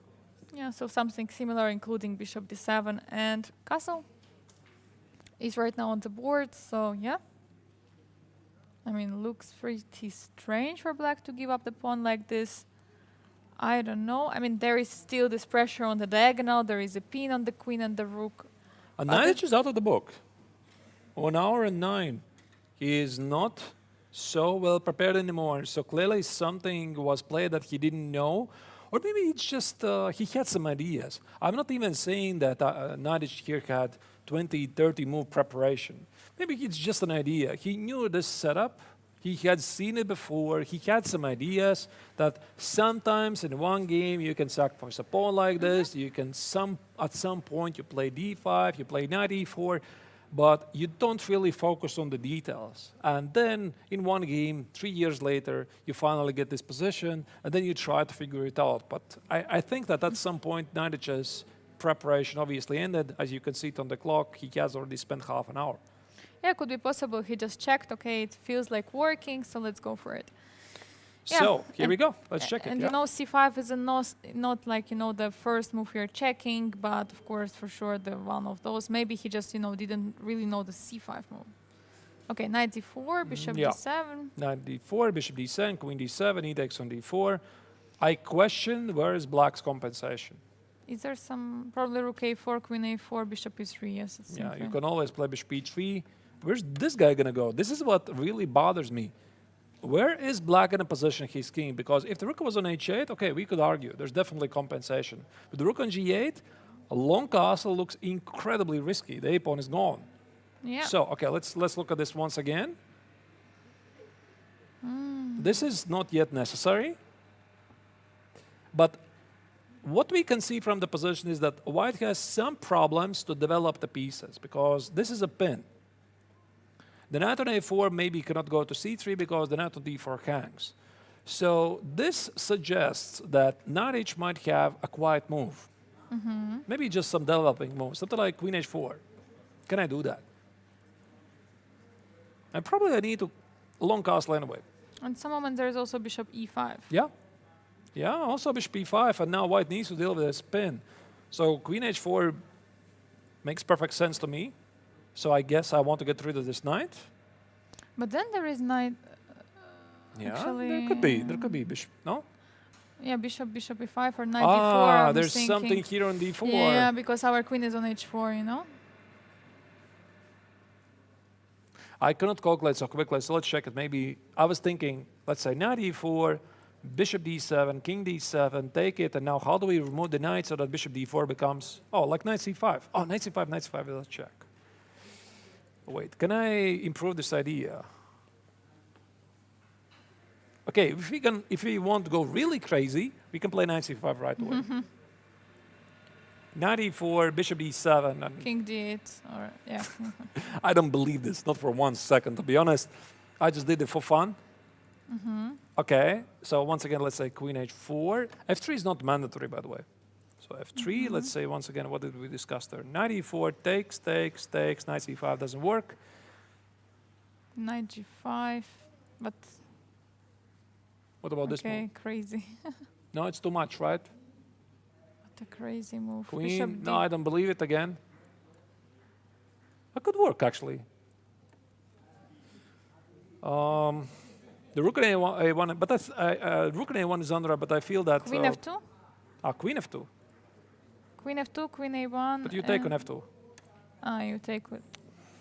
No, maybe something like this could be incredibly dangerous for black because now white sacrifices a rook and then the king is exposed. There could be some discovered check, some c6, knight b6, queen f7, knight d8. No, I don't think this is possible.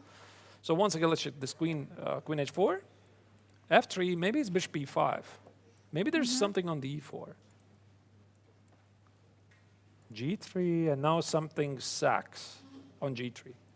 Or maybe combine it together with knight e4 idea. How do you do that? I mean, let's say this, and now queen g2 is knight e4, queen g3. Something like this could be possible. Yeah. You know, I would have to sit here for a good 20 minutes to figure it out. I cannot do it earlier because I see the idea of queen h4. No, knight h is definitely calculating because If he doesn't work out f3, then he's busted immediately. He's just busted. There's no continuation for him, right? So he needs to understand what happens here, what happens at bishop e5. It's craziness. So he's thinking. All right, so what we're going to do now, I think before we continue wrapping up the games, we make a short break because we are going to have a guest here with us, the chief arbiter, right? Laurent Frey. Laurent Frey is going to join us in a couple of minutes. He's going to tell about his experiences as an arbiter. What does it mean? How many cheaters they have caught, etc. I'm not really sure. So stay tuned. I hope you're liking it so far. And just a sec, let me prepare everything. And we are going to be back in something like 2 minutes.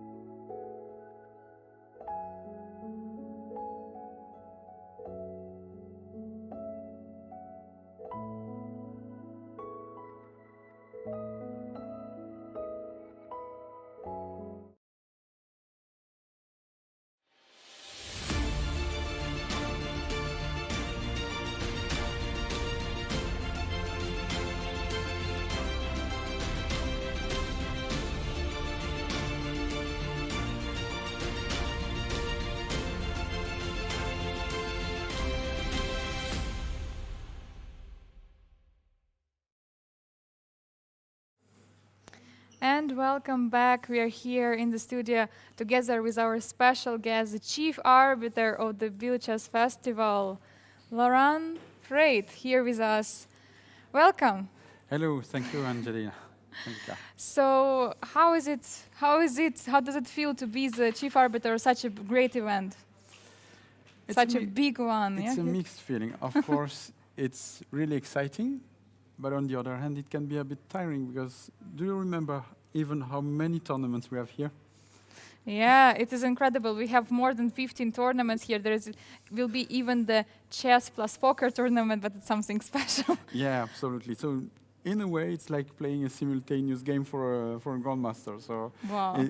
You always have to switch from one topic to the next. But yeah, really, the Biel Chess Festival is a very special event on the chess planet, and yeah, it's a great honor to be in this position. A great excitement. Thanks a lot for the invitation to speak about it with you today. Yeah, you're welcome, everyone. I think it's very exciting. Everyone is watching the games, but they, sometimes people are just watching the games, watching the grandmaster, but they don't see what is hiding behind. And there is a big team, of course, Laurent is spending so much time, like a lot of effort is being made. So you've been here already. It's not your first time for sure. Exactly. I had the chance to start as a player. I think Wow. I came here for the Blitz in 2017, and yeah, that was a real nice experience, really nice experience. And then the next year, the tournament director at that time asked me to come for the Grandmaster tournament, and this is how it all started. To play in Grandmaster tournament. Of course. No, but I played with you on the first day this year in the staff tournament, which is already a start. I mean, it's not because we are arbiters that we don't know and we don't like to play. Yeah, actually, it was very exciting. We managed to do this year finally the staff tournament, and yeah, we also played great games. Yeah, indeed. And also, you know, Laurent had to play, and also he was also the arbiter of the. Yes. This is something we don't want in official tournaments, of course. Yeah, of course, of course. It was just fun tournament for the staff. So, you know, tell us more about the event. How is it happening here? Like maybe, you know, some secrets you can reveal to us. Some Secrets. I don't know, some which measures you have here. Like. Oh, you mean about fair play measures and Yes, things like yes, that? yes. Yeah, of course I can't give you the secret recipe, but yeah, in terms of safety for the tournament, for sure, every player, and they are quite respectful for that, so we can thank them. They have to leave their electronic devices before they enter the playing hall. So this is also something which is important not to disturb, first of all, and to avoid any risk of temptation of using devices. And other than that, we have a team of arbiter who is all the time watching the games. During the afternoon, you speak mostly about the GMT here, but we also have 2 open tournaments in parallel. So there are many people in the playing hall, and it's important, yeah, to feel safe about it. So how many actually participants? Do you know exact number? Because yeah, we are mostly concentrating on the GMT tournament, but to remind everyone, already Laurent said that there is 15 tournaments. There are 2 big open tournaments ongoing at the same time during the Grandmaster Triathlon. So like how many people are there in the playing hall? I don't have the precise figure in mind. I should have better prepared my interview. Next time I will better do that. So in the amateur tournament, there are approximately 70 boards, so it means 140, a bit more than 50 in the Masters tournament, so another 100 players. So yeah, that means more than 250 players during this session every day. And we had the Blitz tournament, Rapid, and so on. I think that overall the festival will host more than 500 different people. So Wow. this is really significant. Yeah, and actually very special. The tournament is actually for everyone. You said yourself you also participated here in the Blitz. You started, and you know it's also exciting that there is amateur tournament, there is master tournament, there is Grandmaster Triathlon. Is like for every tournament it's the same as in terms of being arbiter, or something is different? So please maybe tell us more about. Yeah, that's a good question indeed. This tournament is a great offer for the public. I mean, people can choose if they prefer long games or short games. And yeah, in terms of being an arbiter during such an event, you have very hectic days. Like the Blitz tournament, we had 14 games in the afternoon. We wanted to be on time. We started on time. We finished on time. So I'm really proud of this, and I think the players are also happy for that, because then they don't spend too long time waiting for pairings or anything. So hectic days like today, you have more time to think about the positions. Of course, I don't go as deeply as Arthur can go during the commentary, because I'm not a grandmaster, but it's something where you have more time to be more focused. On those other days, really the challenge is the efficiency. Making sure that you don't have wrong results or things like that, and start every round on time for the happiness of players. Yeah, it's for sure something really special. And you know, Laurent, it's also one of those rare events or festivals where also happening the Chess 960 tournament. How was it? It actually was the start of the tournament, but I believe it's one of the most difficult things to organize in terms of how to play this. Yeah, I was thinking about this one while I was just reviewing the results, and it's quite interesting that the one who performed best in the Chess 960, Vincent, Keimer. He's a bit struggling in the triathlon overall. So he had a good start there, and now more difficulties.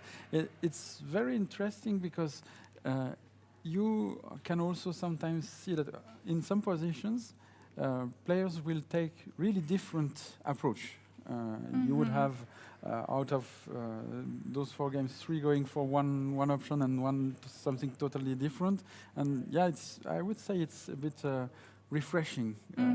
Although even with classical games, we have so many different possibilities that it's never boring. For me, chess is never boring.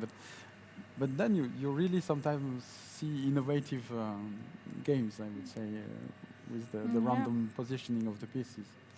And Lauren, it's also the first year, so to say, where there are almost no restrictions, right, in terms of COVID, and it's also, bringing more people to watch it, more spectators. How do you feel? Is it becoming to that level how it was earlier before pandemic, in terms of of people are coming, watching, spectating? It looks like it. Okay, last year I couldn't come, but 2 years ago we were lucky enough to be just in between 2 waves of COVID. And really, that's great for the festival, because this festival has been organized 55 years in a row, which means uninterrupted. So we prayed every day with Paul, the tournament director, that we could make it in 2020. It happened, and of course that year it was really special because we could not organize the blitz, the rapid. On that year we had to wash the pieces every day, so the COVID protocols were much stronger than nowadays. And indeed, the real joy of having the tournament existed, but we could not welcome so many spectators as now it's the case again. So yeah, this is a real benefit. Of course, it doesn't mean that people should not keep their safety distance, social distancing, because COVID is still around. But indeed, it's really a pleasure to see really more people coming back to the tournament, to the festival. Another question, not in terms of arbitrary. By the way, dear viewers, so once we always, watch this overview camera, we not only see the grandmaster players of the Grandmaster Triathlon, we also see actually there Laurent sitting with his computer and working. And I understand that you're also working there most of the time, but you also see the players. So can you tell us some secrets about the players, like who is walking the most, who is sitting the most, or you don't have such secrets you cannot reveal? Walking, sitting, they are not too much, I would say, absent. I know that one is fond of coffee. Yeah, they all of them have their preference in cold drink, hot drink, sparkling water, still water. But okay, yeah, this is. Yeah. And what, of course, you're also besides being arbiter, you're watching also the games. You are fascinated about chess. Otherwise, you wouldn't be the arbiter. Yes. So what do you think? Do you have someone who you think will win the event? Do you have some favorite for yourself? Or what is exciting for now is that we don't already have a winner. This point system that we have in the triathlon is really like. How could you predict? Now there are still 8 points to be distributed. So of course, unfortunately, some of the players they are already out for the first place. Yes. But the first place is not yet decided. So as an arbiter, I'm not allowed to have a favorite. Yes. But yeah, it's very interesting to see that at the moment Lei Kwang is leading. But it's followed by the next generation. Yes. So among the top 4 of the current standing, I would say it's still very open. No? So we will have two rounds, 2 exciting last rounds. Yeah, and yesterday, after each game, basically the leader was changing. It was so exciting. Yeah. And also, I think now there will be one more parameter playing, which is the tiredness of the players. I don't know what comments you got at the end of the game between Lei Kwang and Salem yesterday, but Probably they were a bit like, oh, I missed this. We saw Saleh this was Salem like- today. He was running here. He said like, "Oh, don't watch my game." Like Yeah, he yeah. was like, Yeah, but they already played 33 games each. So, I mean, you must be very fit to reach the final 35 for tomorrow. Huh? Yes, for sure. And okay, the final question to you. So, if you were not the arbiter here at the Biel Chess Festival, would you consider playing the event? If I had free time, yes, of course. Yes? Really, okay, I'm involved in the team, so it's normal that I advertise. But Yes. even if I were not, as I said, my first experience here was as a player, and when I was offered to come as a member of the team, not a half second I hesitated, because yeah, if spectators have the opportunity to come one day to play the festival, please just do it. It's a nice play. The team is friendly. They are professional in the way to organize things. As mentioned by Angelica, we have more than 15 tournaments, and really it runs smoothly. So, yeah, come to Switzerland, come to Biel, and enjoy the next edition of the festival. Oh, what a nice final word. Thank you so much, Laurent, for being Thank here you. with us, for basically controlling, ruling the whole event. It's a huge Biel Chess Festival, one of the biggest, the oldest traditions in the whole chess world. So yeah, thank you so much. We will not let you, away from your things. You have a lot of things to do. We know Yeah. it, and especially soon, there will be a lot of hectic because of all the 3 tournaments. Thank you so much for being here. Pleasure, and good luck for the last hours of commenting until tomorrow. Thank you so much. So, dear viewers, we're going to do a short break and return with Arthur's just in a couple of minutes.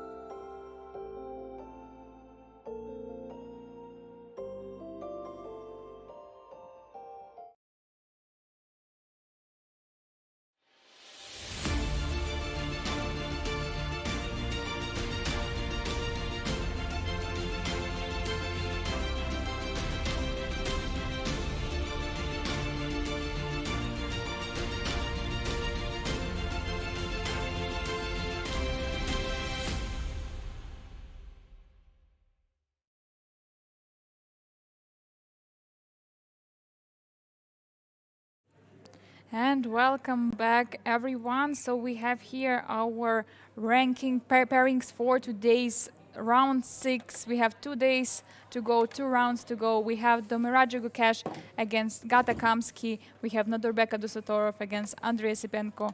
Leko Angliam against Arkady Najic and Vincent Keimer against Saleh Salem.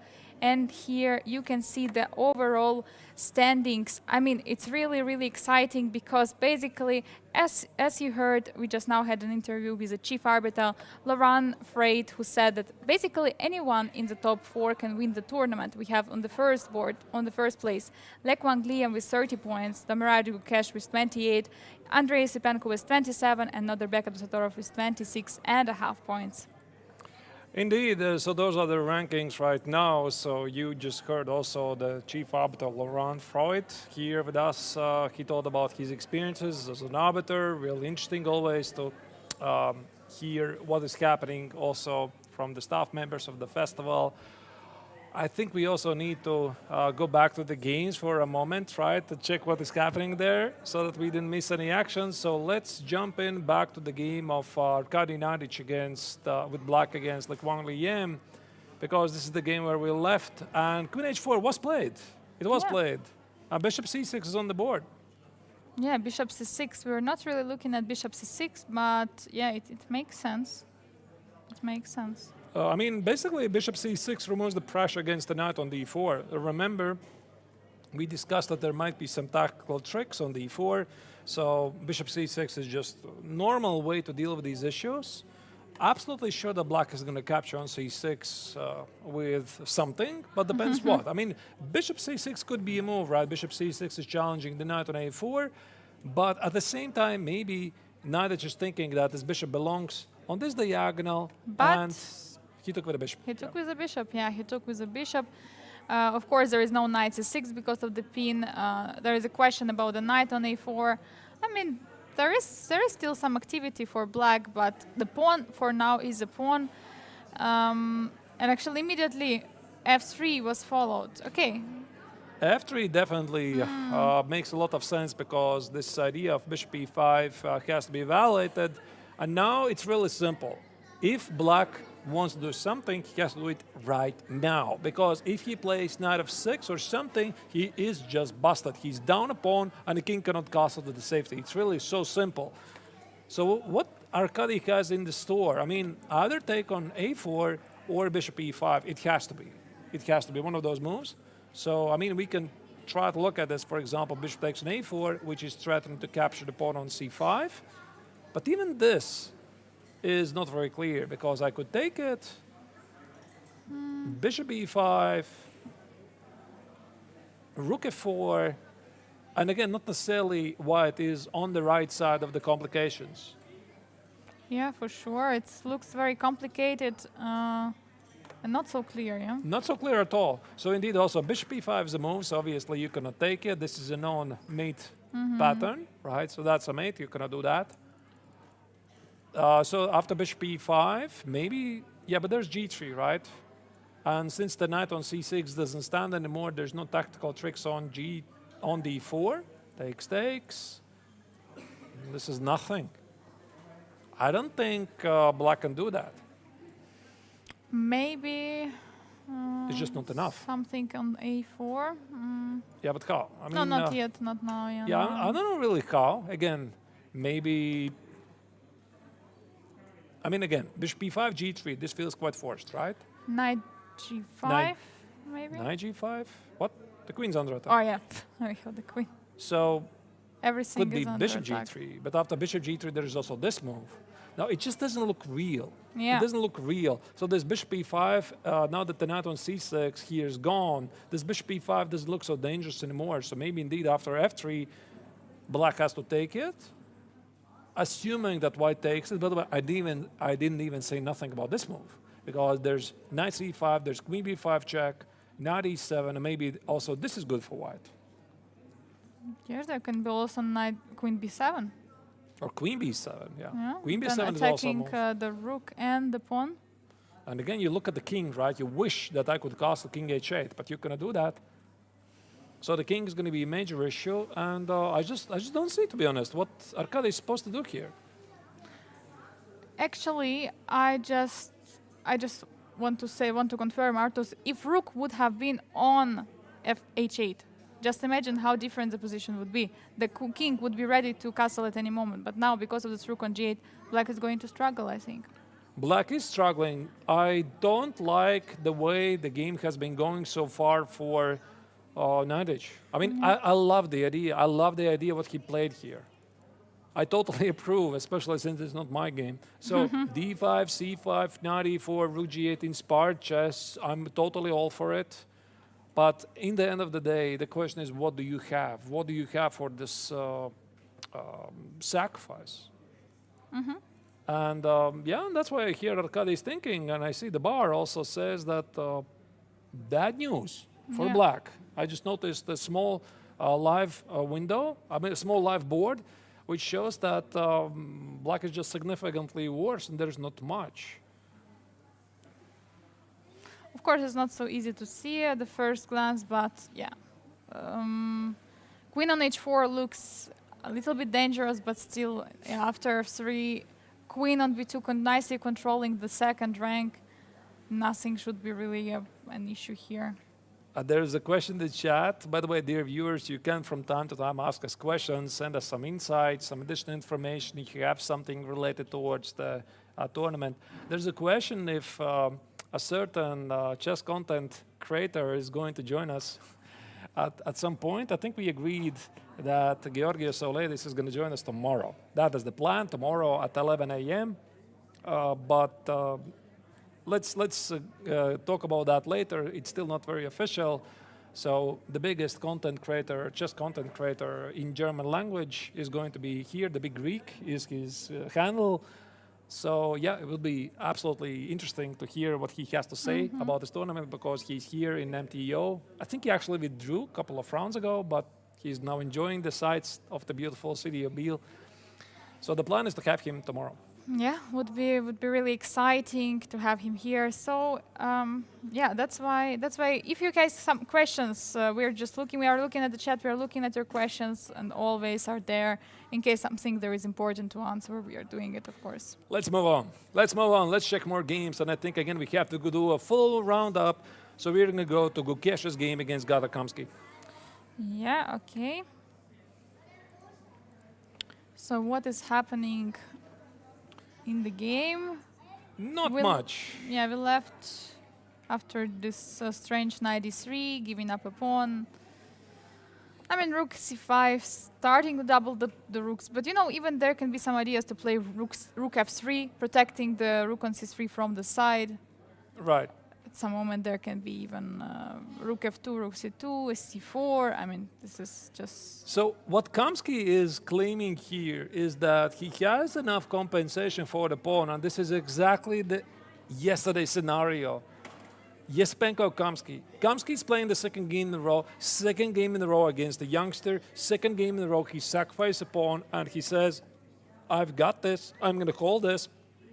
So maybe that's his favorite approach against young players. I don't know. But if you look at this position, it's not really clear how White is going to capitalize on the extra pawn. For example, rook c5, clearly the idea is to play rook c8, pressure the pawn on c3. So if I would play, let's say, I guess c4, rook c8, rook f2, b5, rook goes here. And imagine something along the way of queen c7. You just lose the pawn. So Black is simply going to take on c4 and win back the pawn and establish himself on a pass pawn. So that's why here Gukesh is thinking. I mean, he's thinking, what should I do here? So obviously the pawn on c3 is under attack. Should I try to keep it? Should I try to give it away? Because there's also options for White to think about moves like e5 at some point. I'm not saying it's right away. Yeah, definitely drops the pawn, but let's say I would be smarter. I play, say, c4, rook c8, and e5. And I would give up the pawn on c4 after a move like b5, and then claim that because of my very good pawn center and then present bishop on g7, I'm better. Another idea which jumps to my mind, maybe I need a bishop. And the bishop could help by playing either bishop h4, bishop f2, and get to d4, or maybe f5, thinking about f6 ideas, and also bishop e3, bishop d4. I think that's what Domaraju is choosing right now. And also there can be an idea to play something like rook f to d1 and e5. You know, not pushing the c3 pawn, then it would be protected. Here, right? No, rook f to d1. and e5.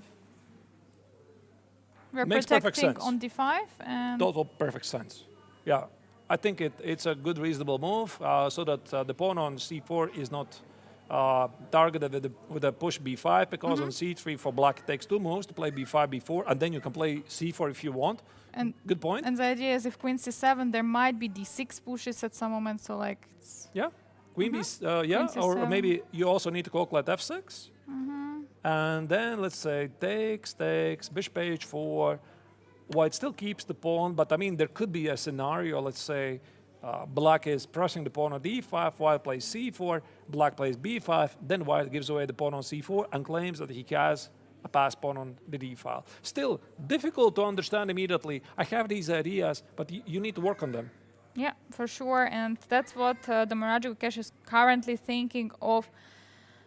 Yeah, he's just taking time. Of course, I mean, it's a little bit easier to play for black, even though they gave up a pawn. It's easier to, to try to, so to say, to touch these weaknesses, first c3, then at some moment maybe d5. Yeah, but if Gukesh will find a way how to protect the most efficiently those pawns, we're going to see some really nice fight, and hopefully he'll make it better than Yesipenko from yesterday. So probably it's a good moment to see the game Abdusatorov against Let's do Yesipenko, that. which he haven't actually checked. Yeah, so some action has been played. Exciting d65 ideas. Last time we left it a while ago after bishop e3, f takes on e3, short castle, knight e2, knight g6. About here, I think we left it. F takes on e3 was played. So what we try to claim is that white has very minor space advantage. Due to the pawn on b5, maybe white is going to push at some point c4 once the bishop is gone. So after knight g6, d4 instead was played, so white got some space advantage in the center. c6, rook b1, and now d5. Now this is an interesting choice by Yesipenko because he undoubles white's e-pawns, but he is desperately seeking his counterplay. Again, difficult to tell if he should have done it. Maybe he could have played bishop e6, maybe he could have played bishop g4. Either way, Yesipenko played e5. This means he's happy with this. Bishop d3 takes, and not actually knight takes, but bishop takes. Wow, very interesting. Basically saying that the knight will be stronger on e4, and then on c5 maybe. Strange move again. So why not? I mean, the first move I'm seeing here is this: takes, and bishop f5. I see a pin, right? So you play knight e2. Defending from the pin, attacking here. And maybe white's idea is that black going to keep the pin alive, and after the trade here on e4, he has a better structure to do an invasion at the queen side. So I'm talking about ideas like b6, knight c5, and suddenly the c5 square becomes amazing outpost, and the pawn on b7 is a weakness. So that's my first impression. I assume knight e4 he was not very happy for reasons unknown, really. Yeah, maybe he just really felt that this knight on c5 is looking so good that he took for the bishop. Maybe there was some knight g4 idea, but attacking on e3. I don't know. I don't know. I mean, I see actually, it's interesting. Engine slightly appreciates this position in favor for black. Actually, I have an idea why it was not played. Maybe knight g4, f5, and e4. Knight g4, attacking on e3, and then f5 and e4. Yep, there's always a check, right? Or even knight c5. e4, bishop c4. It could be, by the way. I mean, I'm not saying it's not possible. And then queen h4. Yeah, you have difficulties to bring the knight somewhere. Queen h4 could be an issue. Yeah, maybe. The game could get really sharp. The game could get really sharp. So either way, bishop e4 was played by Abdusatorov, and he's dreaming about this idea of b6, knight c5. And before rushing with the bishop f5 here, Yesipenko, of course, is thinking. He's not rushing. Yeah, so what can be the move? Bishop f5 is logical, taking on d5. Taking also is logical. Also taking here is logical. I mean, from the black's perspective, look at this position. You have the bishop, right? You want to open the position, so you're naturally looking for ways to open the diagonals, open the position. So trade should be all right at some point. I'm not sure about this trade, but since white has an idea to create an outpost on c5, something like c takes looks interesting. I'm not saying it has to be done, but again, you need to evaluate what happens after rook c5. Yeah, for sure, because there is also pawn on b7, which is becoming weak. So yeah, quite few moves. Is f5 possible? f5 and e5, e4? No idea, really. Maybe. Yeah, it really Or it depends is too what much. happens after that. I don't know. I Knight mean, it's a c5? move. It's definitely a move. I mean, there's a check maybe, not allowed bishop e6, king h7, knight c5, knight c5, b6, knight e6, right? Looks quite tricky. f5 is a very responsible move because, again, you weaken the king, you weaken some squares in the center, most notably the e6 square, queen b3, knight c5. I would say that black is probably going to play f5 if he sees something direct, like f5, e4, Yes. push away white's pieces, then he games something on the king side. Otherwise, he just creates weaknesses. I would like to play more positional, and I want to first understand what I'm going to do against this threat, this b6 and knight c5. That's what bothers me.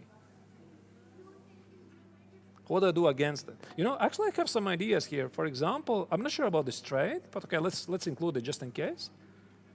And I was thinking something like b6. Can I do this?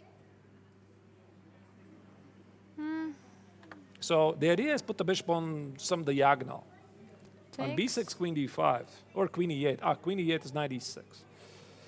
So could be an idea. Again, it really depends how white is going to respond after that, because again, there's a million moves. Let's say knight e2, queen c6, and again, is this a weakness, or is this bishop compensating it? Right? I don't understand immediately. Again, I have to think. Couple of Yeah. minutes. I mean, there can be something like queen b3, Yeah, sure. attacking on b6, also pointing out to the f7 Yeah, pawn. could be something like this, Queen and b6. here, and here, and again, you need to properly evaluate it. Is this a strength? Is it a weakness? Is this a strength? Is it a weakness? Again, difficult to tell, and that's why the players are given plenty of time to figure it out, and that's why here, Yesepenko, you can see, again, he's having this stare. Yeah, players really like to sometimes take off the mind from the board, look somewhere right or left or up or, okay, down, you could really look. But take away the mind somewhere. I think he's going to take on d4. Yeah, this is what I would do. It's practical. I mean, just in case. Trade some pawns. It's not like white was threatening to take on e5, but this is just a good trade for you. And now c takes is probably not going to happen because this pawn is somehow weakness. So e takes, and then I don't know what Yesepenko has prepared. Maybe just some generic move like rook e8. Yeah. Looks normal to me. Yeah, looks normal. The only thing but I don't like is that rook is going away from the f8, protecting the f7. That's knight. All right. So let's move on to the next game. And now Wang Liem is playing against Arkady Naiditch. Another game, the game we checked a while ago. So here after f3, there's no more moves, is it? Oh, wait, there's some moves. Just a second. After f3, knight g5 was played by Naiditch. The idea is to play knight e6, exploit the spin. And queen e2. Yeah. Actually, I thought about queen f2. Yeah, yeah. Wait, what happens now after... Bishop d. Just take it. So obviously you're gonna take it. Check. Big idea. But what about bishop d4? Ah, that's a check. That's a check. That's Yeah. a check. That's a check. So queen e2. I think this is gonna happen because this might be a long-term something you can press. And now something like knight e6. What is this? Position. Bishop b2, maybe. And not necessarily this is so great for white. I mean, I could even play, let's say, c6. at some point take it and play, let's say, king d7, rook a7, and the pawn on a4 remains a weakness because I can always grab it at some point later. I think here there is knight e6 move. And then I just take missed on knight g7 and, Yeah, I just missed knight e6. But even this, by the way, is this so clear? and some queen, This is queen protected. b2. Yeah, but that's protected now. But where does the rook goes? Because there is queen h8. Ah, you see some queen h8 ideas. Now queen b7. I don't see much, to be honest, here. Queen b7? Oh, I blundered the pawn? Yes. Yeah, you're right. Then king f8. Yeah, king f8 is King f8, there's no secure. check on f6. I mean, there's queen e5, maybe. I mean, I don't know. No, it doesn't much. It doesn't look much, to be honest. There's queen e7. No, I mean, this entire sequence, just a second. I really loved like Mongolian's position before. So bishop c6, f3, knight g5, and queen e2 is strange. It's strange. Did I say that again? Strange. Can I play knight c3 here? Bishop d4? Yeah, that's my big point. And now knight e6, right? There is also possibility to take on c5 with the queen. Your knight is Your on knight. Right, so knight e6. And my idea was that I'm going to sacrifice a pawn, right? Because you have a lot of darks for weaknesses, so this king is not going to feel secure. So maybe he saw this. I mean, this looks very natural to me. Even b4 is a move, or rook e1, bishop e3 is a move. This looks better to me. I don't know why he didn't like it. So queen e2 feels a bit strange because it allows this bishop takes on a4. But that's what we have, and here Knight is calculating something very hard. I guess he's calculating bishop a, take. Because if white is allowed to play bishop e2 and return knight c3, black has no compensation for the pawn. Knight e6, bishop b2, knight e4, bishop d4, bishop d4, he takes on d4. He cannot take it, obviously, that's a check. But king d7 and maybe then take on a4, somehow black equalizes. But the question isn't why not to take at the first place, yeah? Maybe I he's don't know. calculating, yeah? Maybe it's also possible like this, by the way. Because now knight c3 is queen d4. It starts to look pretty solid for black, by the way. Just a second. So I play knight e6, unless you want to play knight e6, Angelica, which was your suggestion, but in a different line. Yeah, now it's... I'm not so sure about this, right? I mean, we can try. We are commentators, we can try. Yeah, we can everything. test it. It's not our game, right? So take Bishop it, b2. take, or Knight can take. maybe don't take, maybe just play e5. No, there's definitely compensation. Maybe knight c3, long castle, while Knight he's trying to do b5 or- something yeah, this. before b5. Yeah, b4, queen b4, not yet, but I have a respect for the center, have a respect for the bishops. At least I visually see that black has something. I don't know how much. Or a4, a5, a6. Yeah, also could be a move. Could be a move. Anyway, and that's why Knight is just thinking again. So let's again change a game. The Yes. last game we haven't seen for a while, Vincent Kammer against Alem Saleh. Yeah, for sure. So we have left actually quite a while ago where the knights were jumping all the way to e2, d2, going back. What do we have here? Some c5 break. We have a change of the structure. So Vincent surprised us in the opening by some mysterious knight maneuvers. I mean, check this out, right? So this looks normal. Now he plays knight e2, knight e2, knight f3. Okay, slightly mysterious way to rearrange the pieces. There's definitely an idea why he did this. Rook e1, another mysterious move. And now knight goes back. Okay, so we have a lot of maneuvering here. Bishop e6, knight e5, and c5.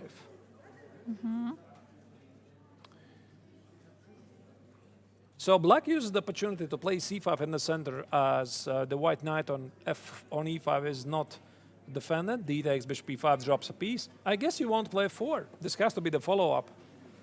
Yeah, for sure. That to secure the knight on e5 looks very, very logical. Yeah, and there's two choices for black. Either to play for pawn majority at the queen side. Think about moves like c4 here. Not sure what, a6, b5, b4. But white keeps attacking chances at the king side. That would be my thought process, number one. And number two would be c takes on queen b6. Try to get to the pawn on d4. And then again, you need to evaluate all of this. What happens, for example, after bishop f6? Is this even good? Maybe a check. Yeah, here, g takes. And how do you feel about it, right? I mean, again, difficult to tell immediately. Maybe there's a big compensation, maybe there's nothing. Knight g4. Knight g4 could be a move also, yes. Threatening something. I'm not even sure if black has to do this. Yeah, by the way, this just dropped something because now you have to take on Rook e8. e8. Yeah, but this feels little, incredibly little. The pawn f4 is maybe under attack. The queen is very active. There's knight e6. There's no attack at all for white, right? These pieces are doing nothing. There's exactly one check. You go away. I think white's worse. So, doesn't look like it. Maybe indeed that's why f4, Vincent is not playing yet. So once again, takes, queen b6. So bishop f6 maybe is not a move. But there could be something like queen f2. You know, removing the queen from the pin, attacking with bishop f6, toying with ideas of f5. Looks reasonable to me. Yeah, for sure. So, yeah, because of this f4, some squares are becoming weak. So, because of that, Vincent has to think if it makes sense to go for f4. So let's go back to c5. Yeah, what else? I mean, f4 makes sense. It makes sense because he played knight e5 with the intentions to do the kingside push. Everything is positioned here. I mean, let's pay attention to this move that Vincent did here. He played rook e1. You play rook e1 clearly with the intention to push the f-pawn. Otherwise, your rook on f1 is doing nothing, exactly nothing. And then he played knight c3 and he played knight e5. So clearly f4 has to be the move.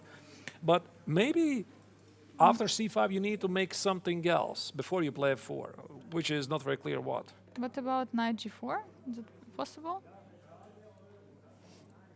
Is it possible? Yeah, Bishop. definitely it's a move. Yeah, bishop e7 and maybe take it and try to claim some minimal advantage. If all of this is even forced, to be honest. I mean, because of this isolated pawn, queen a4, knight e2, knight e4 could be a move. What was it again? c5, Knight g4. So g5 is knight h6. You cannot do that. Bishop g4 could be a move.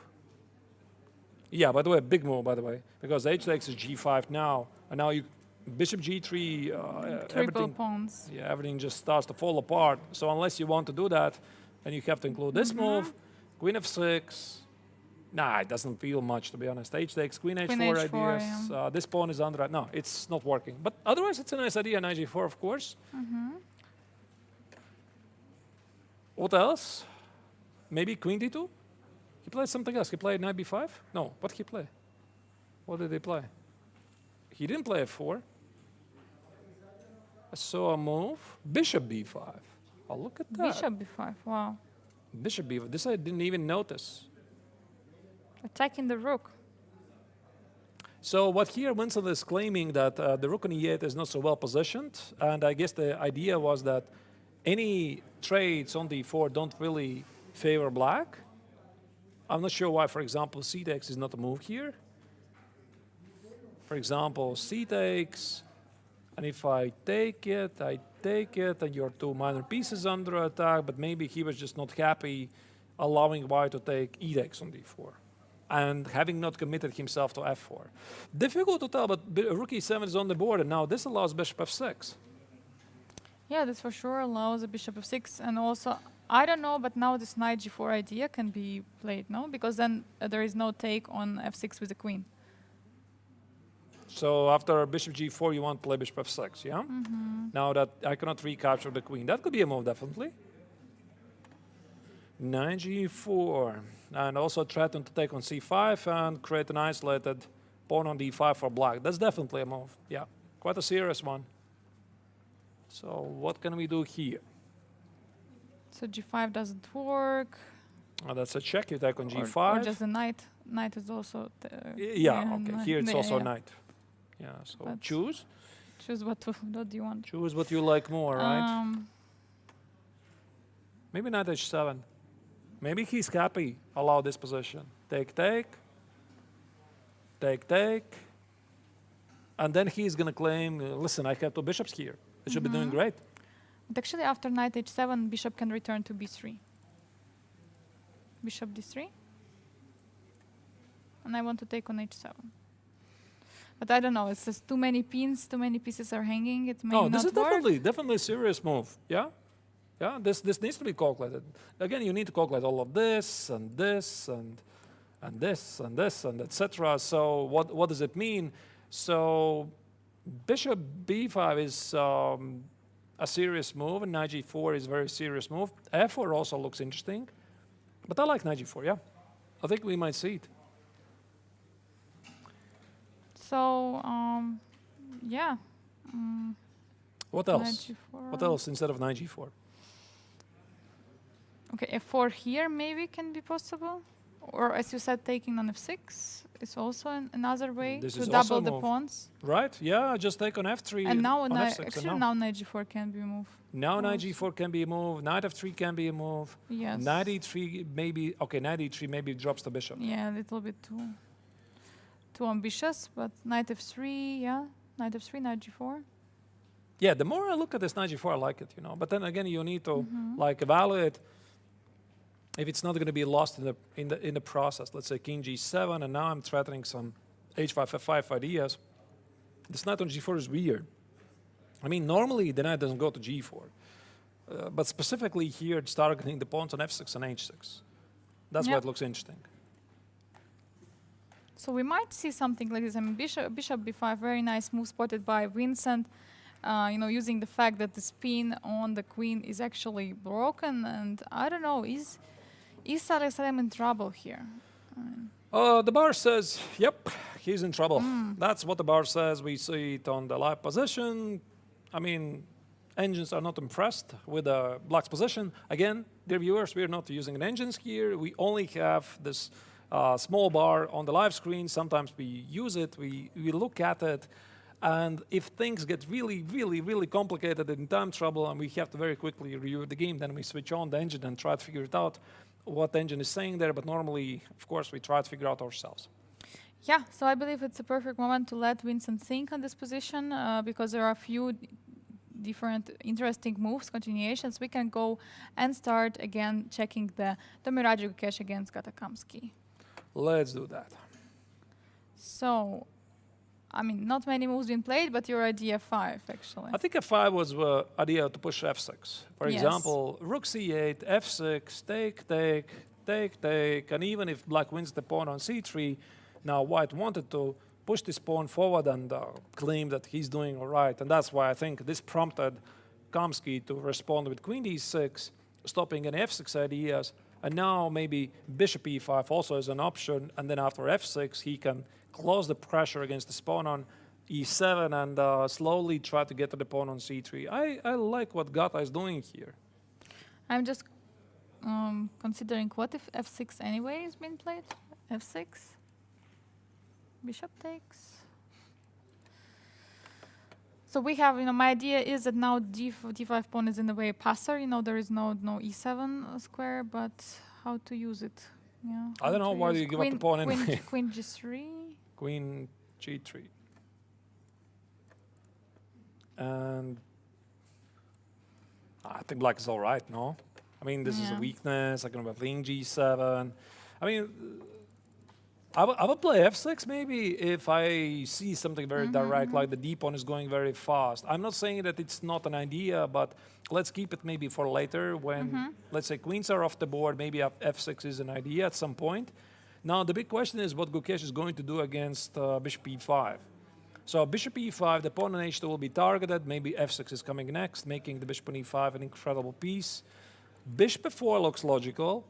Trying to stop it because the pawn on e7 is well defended. f6 idea pretty much has been neutralized. So you are looking for alternative place for your bishop. Maybe bishop b3 also is a move. Put the Actually, bishop here. e3 has been played. We don't see the move yet, Oh. but bishop e3 has been played. You're right. Yeah, that looks perfect. Looks perfectly logical to me. Mm-hmm. And now, now Kamsky has to make a big decision. Is it rook c7? Is it rook a5? Now, what do you do? What do you do here? Because, okay, bishop b5 can be, of course, sacrifice. I don't think this is very practical. Mm-hmm. So the point of rook a5 is maybe he wants to apply pressure against his pawn. And you need to figure it out. What happens if white defends it with moves like rook f2, rook c2? By the way, also rook a3, rook c8 is an idea. But also you need to figure out what happens if white pushes c4. And then you have a lot of tactical ideas like rook a3. And what is this, by the way? What is this, by the way? If I play c5? I have no idea. There's rook d3, take. I just take it, yeah, because I tried to figure out if this is even playable for fun, right? Not my game. Mm-hmm. But of course, I mean, this is not even necessary because black can just take on d6, and Yeah. the entire idea just disappears. So yeah, then bishop e5 next, and black already is better. So indeed, yeah, rook a5 looks like a serious candidate move, and also rook c7 looks legit. Yeah, absolutely. Rook a5 is interesting because it's also rook a3 idea, but it's not clear what happens after c4, as we said. Yeah. Or maybe bishop d4, yeah, stop this idea. And you know, if bishop takes on d4, then white can take with a pawn. Yeah. You know, I removing mean, the yeah, you can weakness. take with a pawn. Yeah, by the way, you can take with a pawn. Yeah, good point.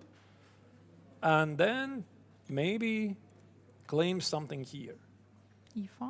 Not really. What? e5, d5 Yeah, is drops the pawn, saying yeah. d5 is rook Drops the pawn. c6. Okay, doesn't matter. Yeah. Yeah. No, this already is Rook good for black. I mean, c6, yeah. this is good for black.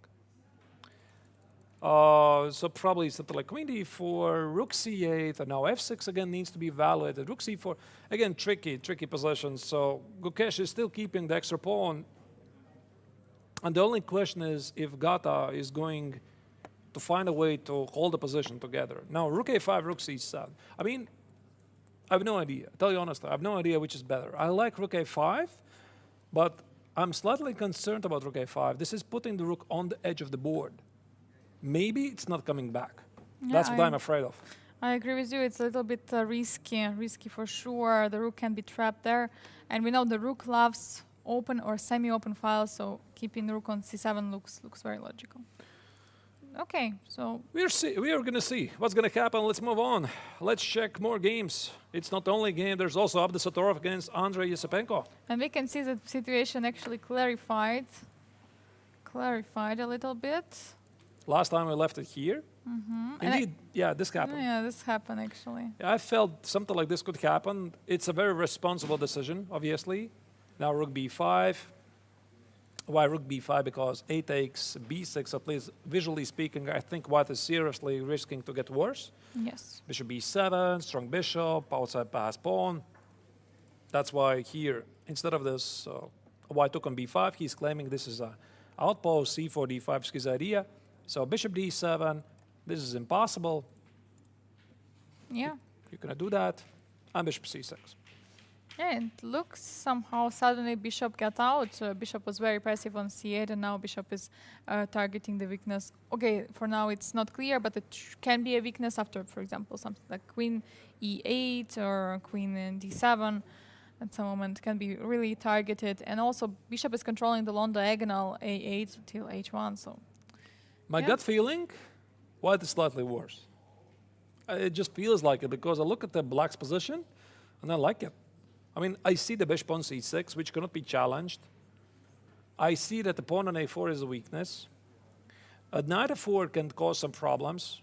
Rook e8 is another easy move you want to include at some point later. So white is hoping, he's hoping that he'll get to play c4, d5, to close this bishop and establish himself a strong pawn on d5. But I don't think he'll get the time. How do you play? How do you protect the knight?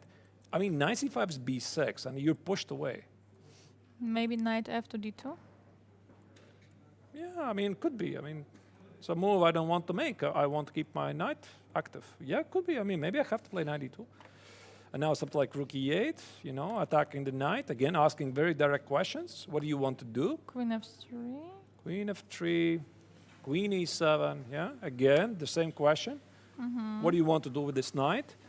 That's a pin now. Yeah, actually quite unpleasant pin, by the way. Quite unpleasant, yeah. So if you remove the knight somewhere, knight c5, it's b6 again. There Okay, is- maybe not knight d2, but what There else? is, This and this, yeah? What do you do? How do you defend?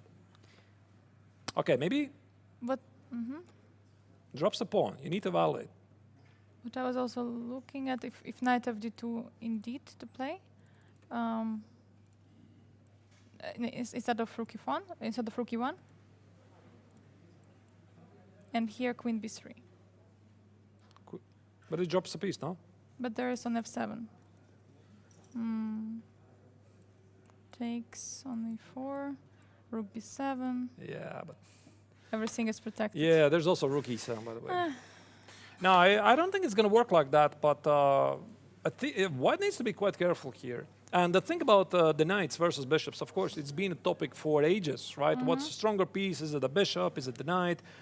And bishops usually operate best in open positions. Knights are good in closed positions. This awfully looks like an open position to me. So where do you put those knights? You need outposts. You need some targets. I don't understand what White is going to do with these knights. Okay, knight on e4 is beautiful. This knight on f3, where do you position it? Not on e5, g5, h4. Yeah, sure, maybe on d2. But what's it doing there? And as soon as White is going to run away with the pieces from e4, f3, the king becomes slightly weak. I mean, let's not underestimate also some knight h4 ideas, right? Knight h4, queen g5. You see this bishop on the long diagonal. No, I think Abdusatorov is simply worse, and Yesipenko is taking over the game, and he has also more time on the clock. Yeah. Maybe some idea knight e to d2 with idea knight c4 and b6. So I was trying to control those. Yeah, sure, but the king is weak, right? I mean, that's why I said. I mean, sure, there could be ideas like knight c4, knight e6. Or knight c4, knight e5 at some Yeah. moment. But even this looks great. I mean, Yeah. knight f4, or let's say the same knight h4, right? I'm not sure if I want to trade. And look at this monster, right? I mean, Yeah, you- bishop on c6 is really a beast. Yeah, so you could put it there on b6, and black would even sack the pawn at some point, push forward f5, f4, f3. Things look good for Yesipenko. And again, we have to check the overall rankings, because here you see it's a fight of the top 4 players. Yesipenko is in the 3rd place, 27 points, 26.5 for Abdusatorov. A major game for both players because this is penultimate round. So pretty much if one of them wins, this is a candidacy for the win of the entire tournament. They're fighting for the win in the entire tournament. Yesipenko, if he wins this tomorrow, I think he plays with White, right, if I remember correctly. Yeah, he plays with white against Lek Wang Liam, and yeah, that will be another fight for tomorrow. But for now, yes, indeed, it's a huge matchup in this game, and we can see that slowly but confidently Black is taking over the game. Bishop on c6 is very, very strong. There are issues which White has to solve. Even though there is, in a way, this majority on the queen side, it's still, like fixed. It just cannot be pushed forward. But things can turn. They can Yes. definitely turn. We have seen it before. And like I already said, if White will manage to play c4, d5, establishing a better pawn chain, and then somehow play knight e4, knight b5, or knight f5, Abdusatorov can take over. So despite the fact that visually speaking, it looks better for Black, and I see, yeah, by the way, the bar also says that Black is better here, so my gut feeling was correct. Doesn't mean that White doesn't have chances to take over the game. So now it really depends what Abdusatorov is going to come up with. Maybe, I don't know. I mean, I was trying to figure out some knight g3, knight f5 ideas, but this looks half-cooked, really. So there's no attack. And Abdusatorov came up with a move, actually, he played, we don't see it yet, but it's queen b1. Queen b1. What a crazy move. Risky move. So he's defending the knight. Maybe he simply didn't have a better move. And he's trying to complicate. The idea is knight c5, and b6 is not possible. Yeah, that's indeed the idea. So, and he's also inviting Black to take here, which, by the way, is good for Black. I didn't even say it's bad, because you could play like bishop c6 and just start push forward that pawn. But then again, I mean, you have to evaluate how it feels together with c4, d5. Yeah, for sure. Queen b1, all right. And if I start to be really aggressive and play I have many moves, by the way. I can play either knight f4, knight h4. Let's try knight h4.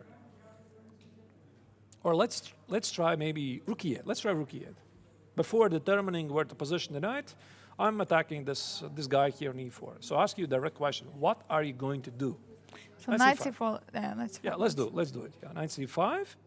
And now I'm going to sacrifice the pawn on b7. That's my first idea which jumps to my mind. The question is how to do it. Knight f4. Here we go. So knight f4, you can take your pawn. And now I'm going to claim I have something like queen d5. So dangerous. By the way, I can win the pawn back immediately, I think. Take knight e2, knight c3 if I really want. But I think queen d5 looks incredibly dynamic. Knight c5. g5. Maybe this, or maybe g5. Yeah, by the way, yeah, g5, sure. Could be interesting sacrifice. So I think what Yespenko here is thinking, first he needs to evaluate bishop a4. And then he probably is not going to defend the pawn on b7. So one thing we definitely are not going to see from Yespenko is something like rook b8, rook a7. It is incredibly passive. I think he wants to activate the pieces of the king side. Look at this. He has pawn majority. He has a knight which is ready to jump the attack. He has the bishop on c6 which is ready to do something. But he has a rook which still hasn't said a word, right? So it makes perfect sense to play rook e8. Just in case, include rook e8 and then after knight c5, figure out what you're going to do. I mean, maybe knight h4, maybe knight f4, maybe rook e3. Knight h4 is interesting, yeah. Knight Yeah, h4 sure, it's interesting. And take it, and is your knight on b7 feeling well at all? I don't know. No, actually, I think I need this knight. I mean, Maybe you want to play knight h4 still, yeah?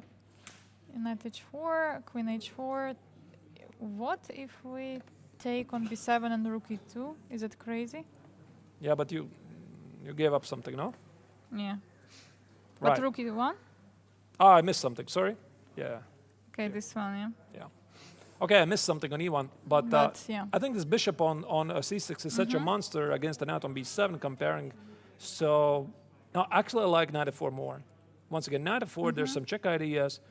Rook e3 ideas, let's say again, knight b7, queen d5. No, there's no way Abdus Sutorov is going to go here. Never, never. I mean, I don't believe this. Again, knight No. c5 and something like rook e3, just look at the pieces. I mean, the black is just dominating the board. Yeah, and if you remember the previous game, Yesipenko actually was the one who took the pawn, and somehow Gata managed to hold it. And in this position, we can see he's doing the opposite. Maybe he wants to give up the pawn on b7, basically. Yeah, rook e8 looks like a very decent move, yeah. Yeah, very decent move indeed. So, how do you defend the knight? I'm not really sure about that. Knight e2 again retracts another piece from the defense. So knight c5, knight f4, very strong, yeah. Yeah, knight f4 is a very strong idea. Or knight h4, yeah. Knight f4, knight h4. Now here I would be slightly afraid to give up the h4 square. Maybe some queen h4 ideas start up here. Maybe knight h4, f5 ideas start up here. Maybe queen d5, f5, yeah. Yeah, queen d5 as well. Yeah, sure. So I think Yesipenko is totally going to play rook e8 unless he's going to come up with some more generic move. Rook e8 is just a good move, include the rook Yeah. in the game and see what happens. Yeah, absolutely. So let's go maybe to the next game to check Lech Wangliem against Arkady Najic. There has been some moves already played. The king actually is already on d8, so it's not going to castle for sure. Yeah, so we left at queen e2. Knight e4, bishop d4, bishop d4. Yeah, instead of king d7, king d8 was played by Najic. I sort of saw this position before. Bishop a4, b takes on a4. There's nothing, is it, for white? I mean, it's still a pawn, right? The king is in the center. White's king is safe. There are Right. double pawns on the a file, but there is a b7 which can be weak. Yeah, the pawn on b7 is weak. But, I mean, you can always play, of course, king c8, rook a7, defend everything, maybe c6. Yes, of course, b takes on the board. Not a big surprise. But if we compare the kings, I believe, yeah, it's... The king is weak, yeah? Yeah, rook e8. White is definitely still better here. I mean, Yeah. to some extent. I'm not saying it's awesome, but the king is weak. That's the biggest problem. If the king was on g8, I would say that black is just doing great. And also, what else is here? Nothing is here, yeah. Okay, let's check another game, and I Yes. think we are going to make another short break soon. So that is Kwang Liem against Nidec, Winston Keimer against Saleh. Salem Saleh. There were some changes in the pawn structure. Yeah, bishop Okay, f6. so bishop f6 was played. Yeah, and knight f3 was played. Okay. So this is something that's not going to go away so quickly. Those are major weaknesses. There's knight h4, there's bishop d3. Yeah, it looks ugly, to be honest. And now after a6, or maybe c4 could be a move. c4, a6, b5, try to threaten to win the bishop. Somewhere put the queen, a6, b5. But then again, I mean, the c4 is starting to become annoying, and knight h4, knight f5 is starting to become annoying. I don't like black's position Yeah, too much. the square on f5 is really, really something White is wanting to take over with. Yeah. Right. Indeed. Indeed. So yeah, let's maybe make a short break of something like 5 minutes. So we are going to be back with you shortly. The round 6 of the GMT is only heating up. The players so far have played about 2 hours. Maybe after the break, if nothing's really happened in the GMT, we could also resume our coverage of the MTO, check what's happening there, tell you a bit about the players in the MTO, because it's not only the GMT tournament here in the Biel Chess Festival, it's also MTO, one of the strongest open tournaments in Europe, featuring a lot of strong grandmasters. So I hope you're having a great, awesome day so far, and don't go anywhere. Stay tuned, and see you in 5 minutes.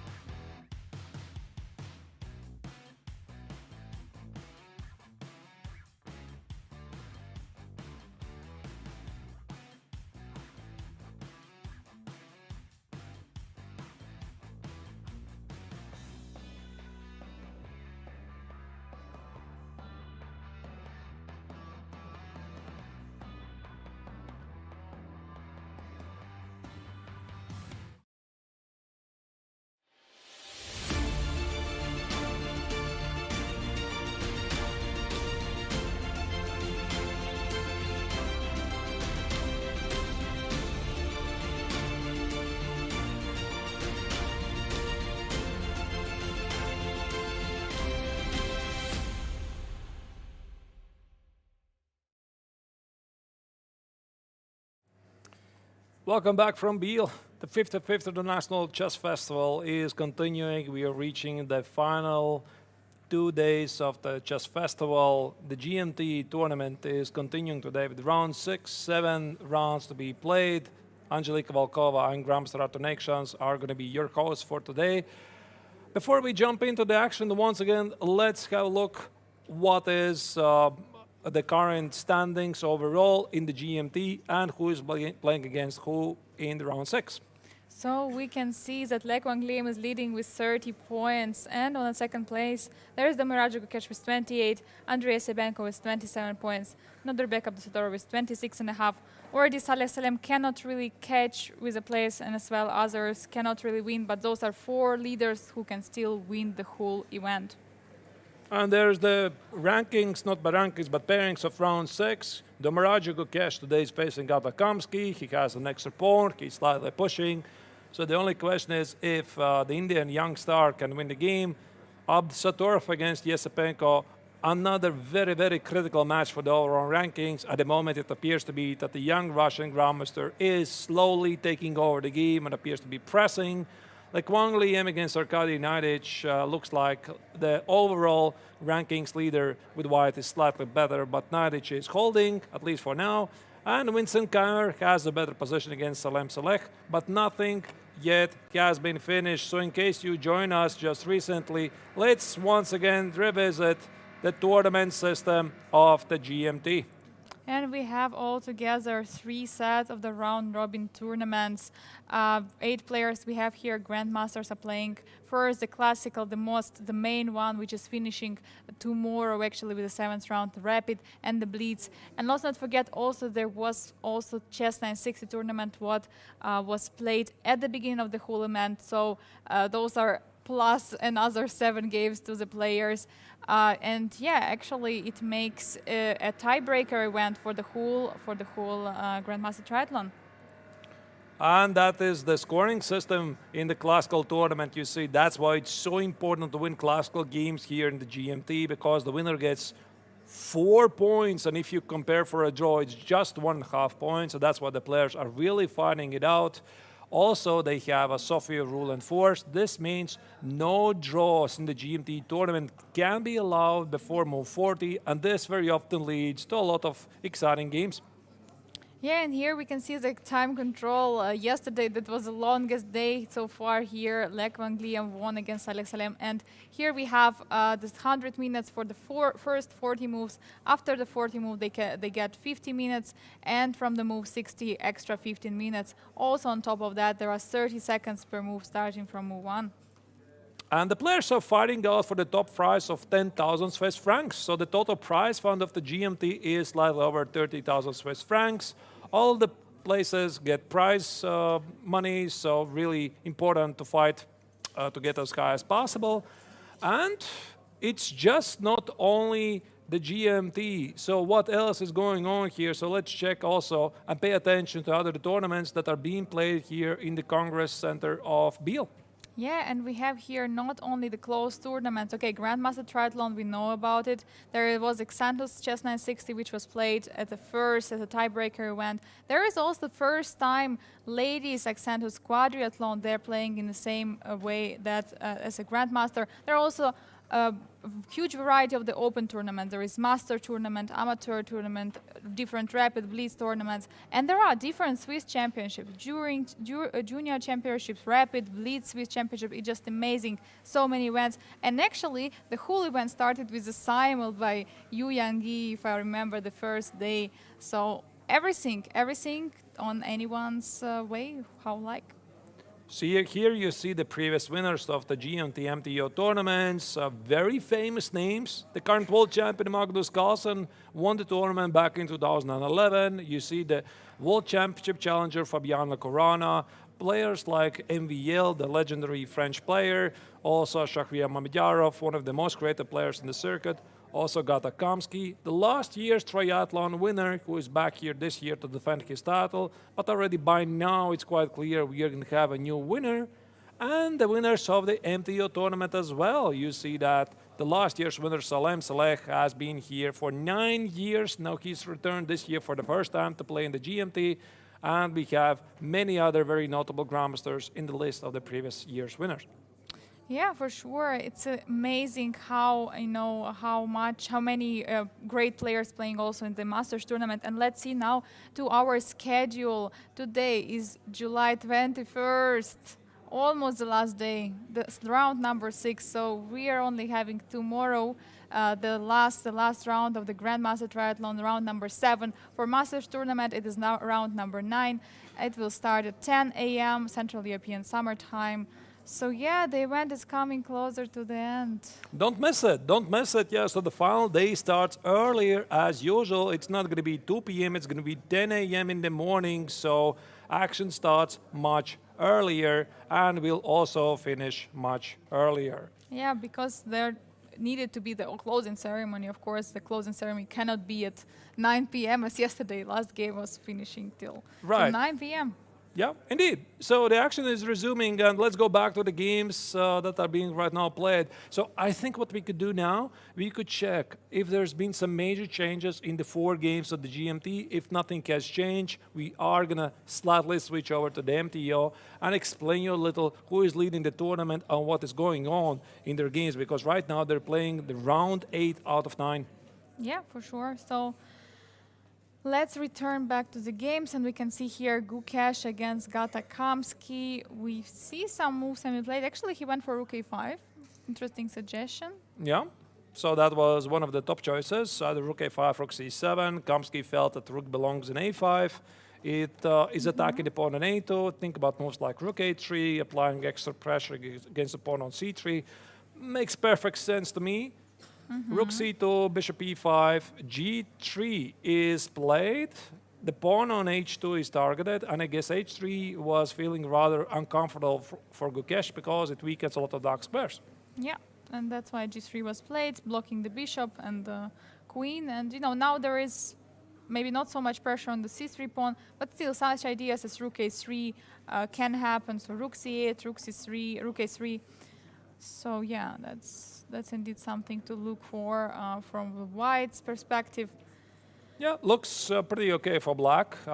White still has his extra pawn. Again, to remind you, in case you missed the start, there was this moment when Kamsky sacrificed a pawn. He took on e2 with the bishop, bishop e2 after a ground fault defense, c4, knight e3. This was a deliberate sacrifice by the American grandmaster. So his point was he always will have a counterplay on the pawn on c3. So it's not only all about the pawns in the game of chess. The best players in the world, they understand that all that matters is the piece activity. So here, Kamsky's point is that he has a counterplay, and so far, I think he's right. Yeah, he is indeed, because material, if it's only one pawn, it doesn't really matter much. So yeah, I mean, even though Gukesh has a pawn, it's not so clear what to do with this. So maybe let's go to the next. Let's go to the next game, indeed. So it's Yesipenko with black against Abdusattorov, and we felt that black was slowly taking over the game. And here, just a second. Oh, here after Queen c1, Queen is. Oh, I'm sorry, we missed a couple of moves. Yeah, rook e8 was played, and rook e3. I was more wondering about knight f4, to be honest, or maybe even queen d5. Queen d5 looks very nice centralizing move. Okay, I mean rook e3 also makes sense. Yeah. Here, queen e7, rook e1. The rook is under attack. Take and take. How to evaluate this position? So if I want to take it, Rook e8. something like king f1, king f2. This pawn is weak, by the way. And I want to play c4, d5. This is what we discussed, right? So if white will get to play c4, d5, he'll take over the game. I think I want to keep the queens on the board so that there's some chances to organize an attack against the king, because the king is slightly weak. And can I play something like, I'm not sure what really. Can I play queen f6? I mean, I want to play knight f4, I want to play rook e8. So my big point is, maybe this is actually not very good. There could be rook b8, queen b1.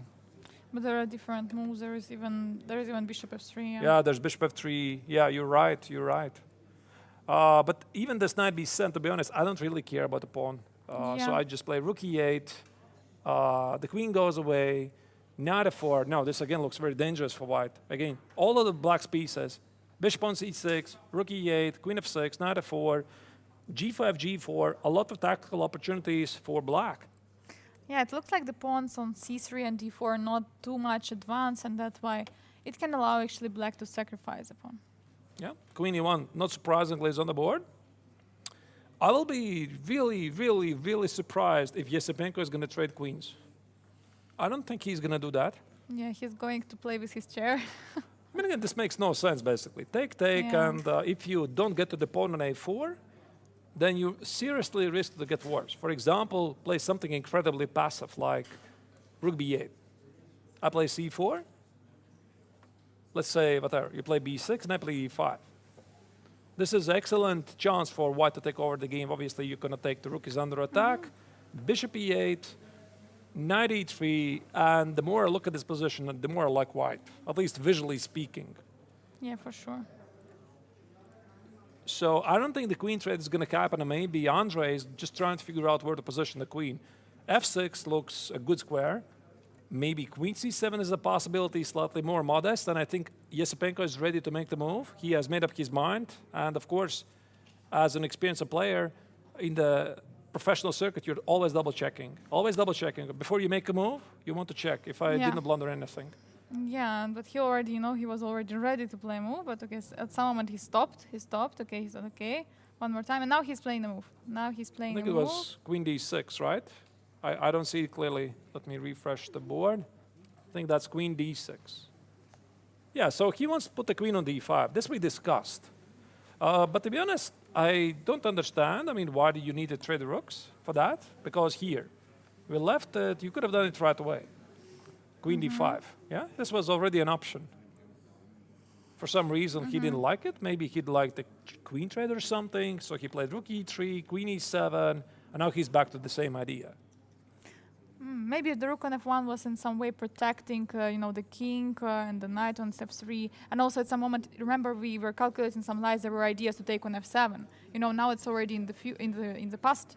This f7 pawn is not really a target anymore. But mainly, I think it's right what you said initially about protecting the knight on f3 and the king. It's one less defender because we look at this position. The rook on a8 is not participating in the attack.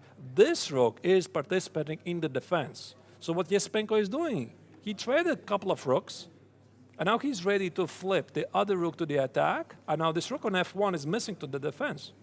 Yeah, I think very, very nice. So knight b7, the only move which we should look at, but I believe also something like queen d5 looks very good. So knight b7. Knight b7, queen d5. should be great. I believe it's a better version just of this queen d5. Could be, yeah. It could be, absolutely, yeah. No, this is incredibly risky. I don't want to do this. But Yesipenko, not Yesipenko, but Abdusattorov already proved that he is fearless. Remember this round 1 game against Gukesh here in the classical tournament? They played this highly topical Sicilian Sveshnikov. And Gukesh sacrificed 2 pawns, and Abdusattorov was just cold-blooded defense, right? He was cold-bloodedly calculating. He was believing in his calculation abilities, and he was actually doing all right for most of the part of the game. So I guess we are going to see, but this pawn on b7, to lose 2 tempos like that, this is what I wouldn't do. Yeah, I agree. No, there is no way Abdusattorov will lose the time for that pawn because it will simply allow black to take over the initiative.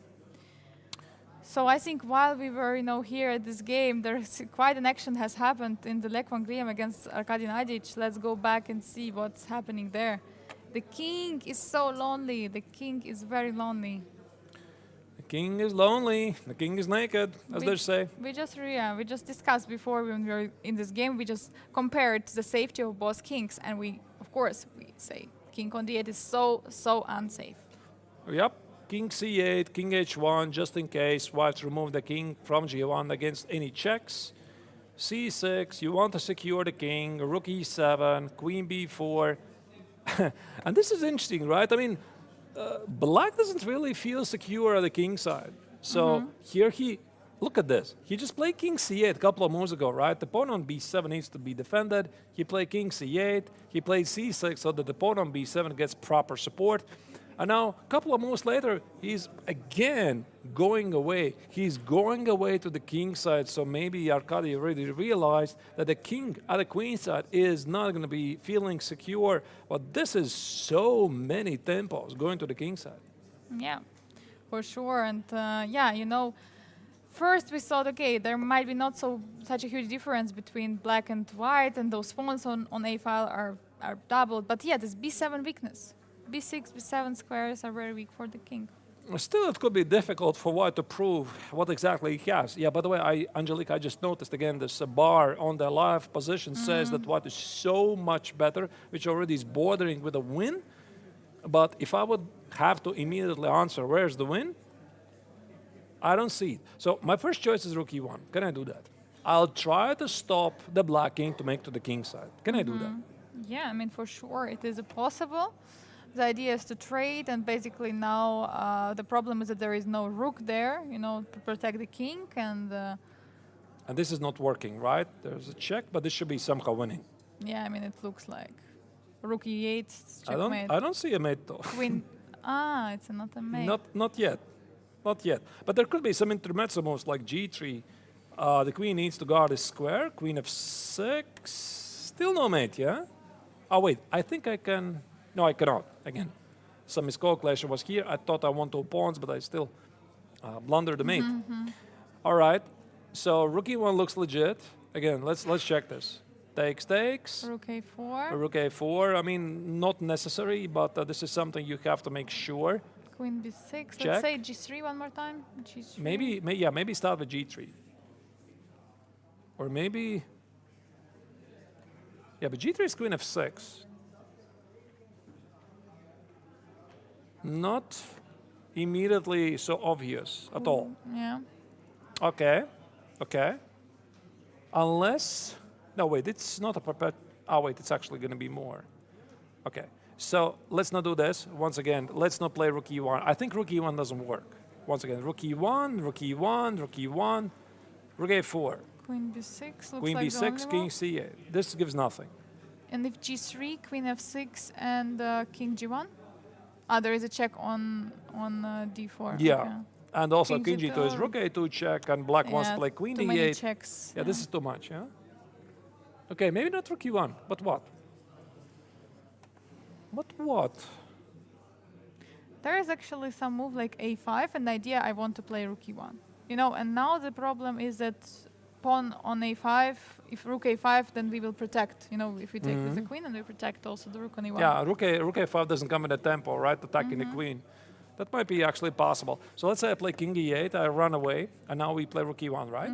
Let's try. And if I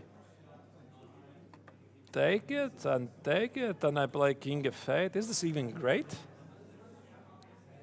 I mean, there is g3, queen b7 for sure. But there is f3, yeah. Yeah, not very clear, right? And king g2, I don't think black is really risking here at all. So queen b7, rook a5. No, this is already good for black. Yeah. At least, okay, white keeps the pawn, but suddenly black is incredibly active. Okay, I don't see immediately. Okay, let's try it again. a5, king e8. Maybe a5 is a waste of time. Could be. So rook e1, rook e1, rook e1, king f8. I see nothing. There's a suggestion in the chat. g3 and then rook e1. No, wait, not here probably. No, g3, rook e1 drops the pawn on f3. Yes. And queen f6, queen f3. How do you even play here?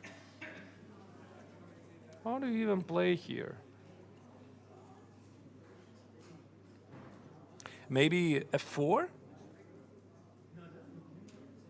Is this too much? f4, king f8, f5. But even this, king f8, take, is this so great? What did I achieve, right? I don't understand why the engine is saying, I mean, we see the bar, why the engine is saying that this is so much better for white. I wouldn't feel like that. I wouldn't feel like I'm very close to strategically winning. I'm not so sure. And some silent move king g1. Yeah, but he just played king h1, right? Here.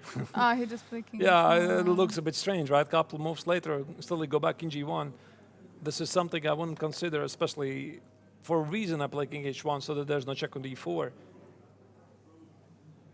Okay, let's try it again. So,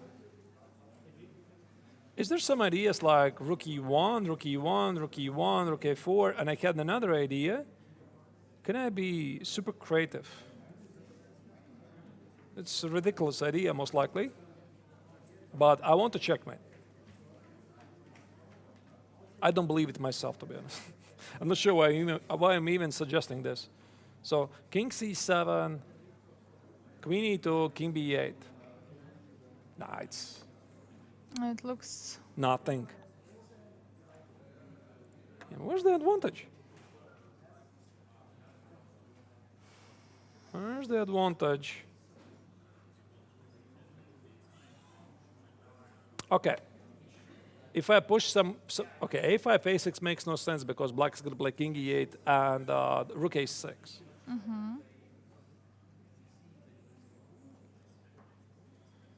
Maybe just play positional chess, but g3, queen f6, nah, it again makes no sense. Just a second. We have to fix this problem. Yeah, I can always, of course, switch on the engine and check Yes, it, but yes. I don't want to do that for the moment.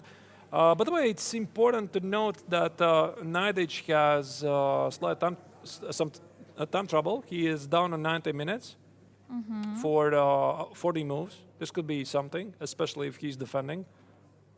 Yeah.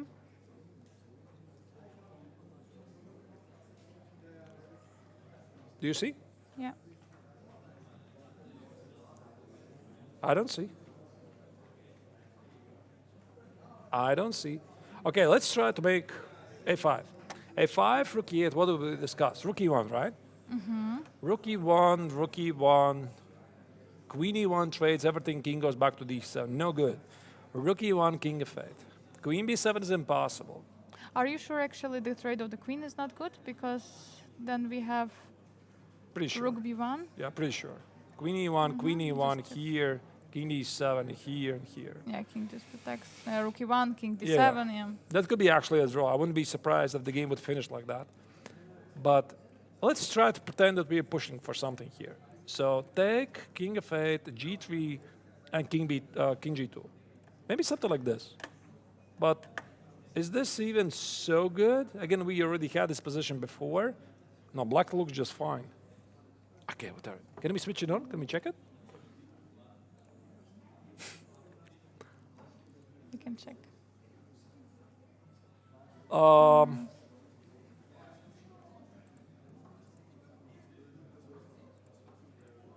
We looked at this. f6. Wow, f6. f6 is a move. You know, maybe f6, queen d2, and g3 is idea. You know? No, the pawn is under attack. Yeah, it's also... And then you push away the rook from the e file. So if I force him to play here,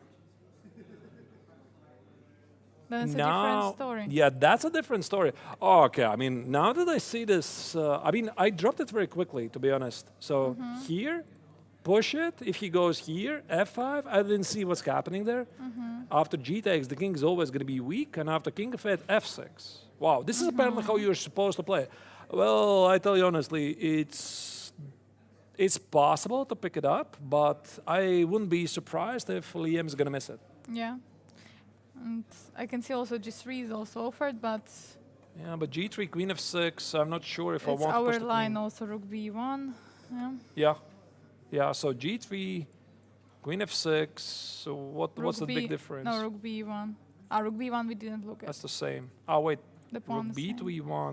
Who plays like that? Oh, this is also very good. according to the Silicon Beast. And the king is weak. And the king is weak.